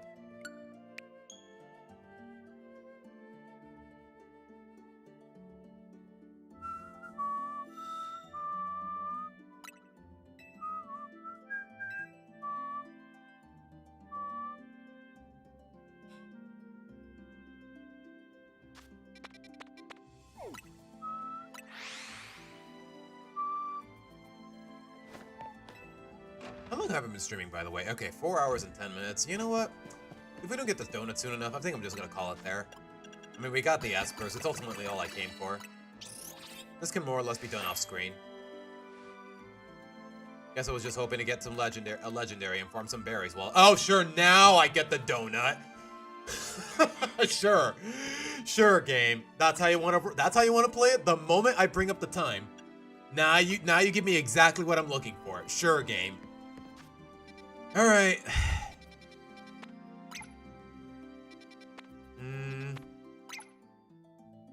Actually, it's not. This is not bad. You know what? Sure.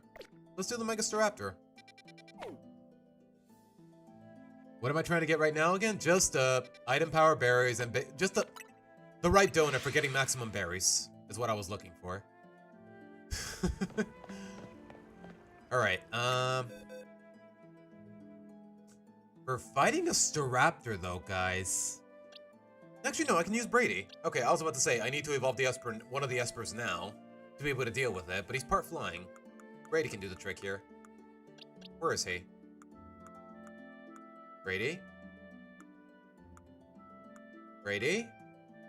Okay, there you are.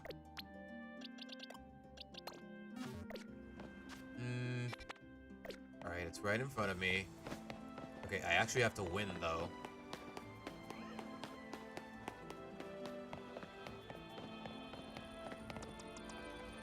Alright, he's got his Mega Stone. Doesn't really need Eerie Impulse.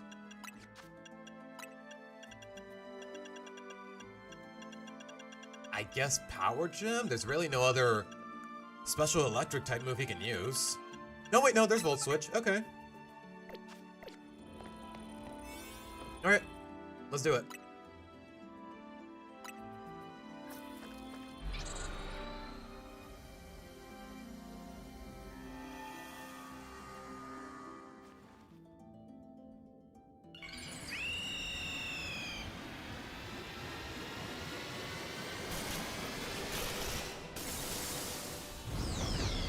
Still one of the best megas we got. Oh my gosh, look at him.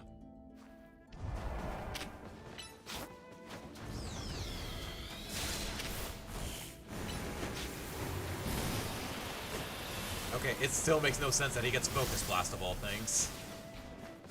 Oh my gosh, he moves so fast though.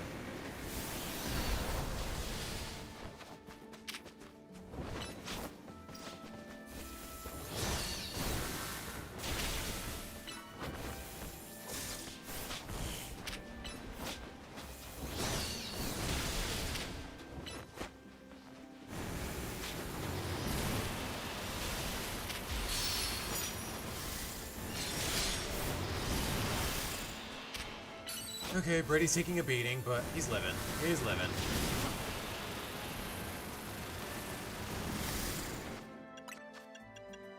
I just realized I'm out of max potions. Oh gosh. You know what? Full Restores will do the trick. Yeah, I don't know if we ever will again, Swamp, if I'm being honest, but only time will tell.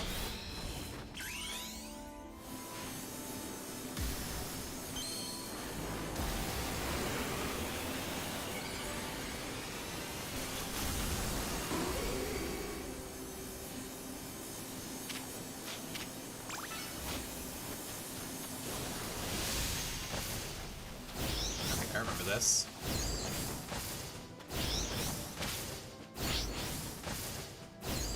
You done?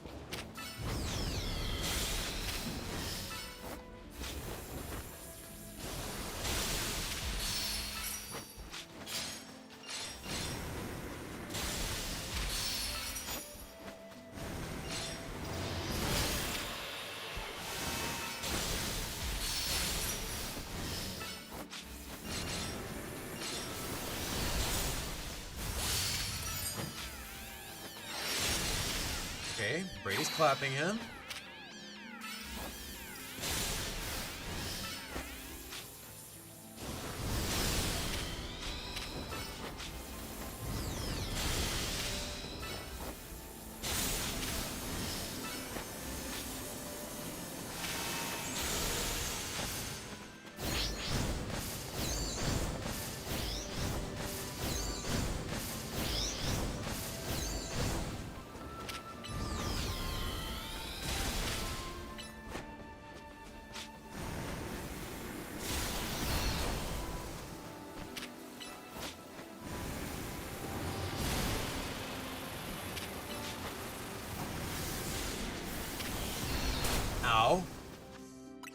doing good. Any ideas for a potential new mystery dungeon game? I don't know, Swamp. It's been a while since we last got another one, if you don't count the remake.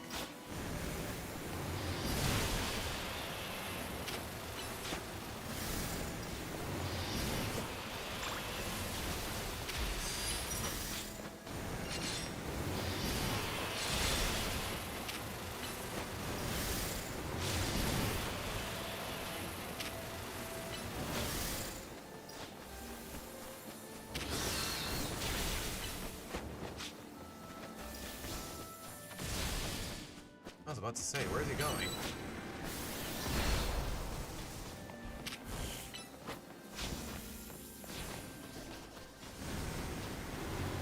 Okay, he's just focus blasting in the air. Keeps dodging all the attacks, though. Oh my goodness. Okay, there we go.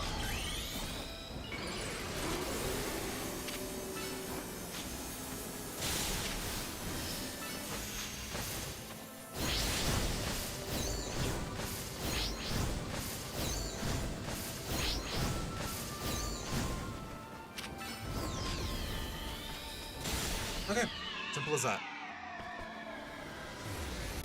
Alright, Tails, thanks for stopping by. Maybe you should look for a Baniri plush next time to go to a convention? Why Baniri? Is there a why do you want Baniri in particular, Boo? I mean, more power to you, I just want to know why.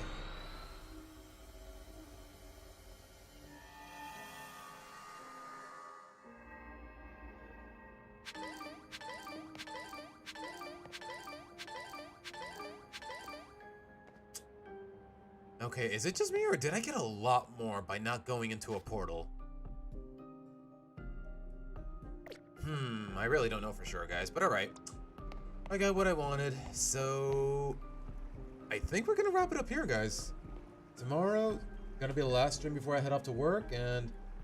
now that I think about it, yesterday's the last stream you guys are gonna get on a weekday for a while. So with that being said, guys, if I'm inspired, Swamp, like with the Espurr, I was inspired. The Mudkip, I was obviously inspired. So, we'll just have to wait and see. But yeah, tomorrow, typical reaction stuff, and probably just play some Mario Galaxy and try to relax a little.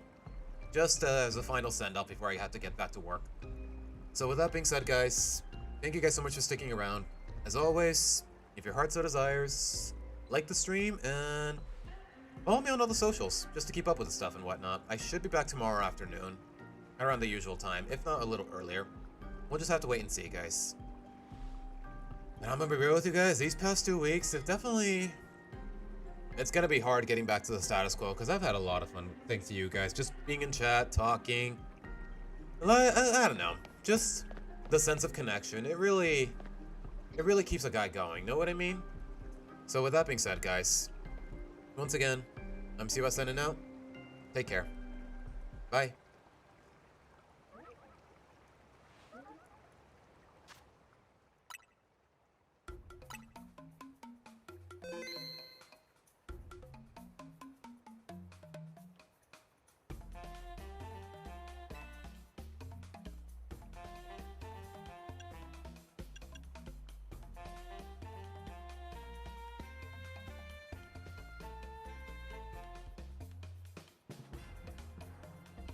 Little snow bunny. Okay, go off, Queen. Go off, Boo.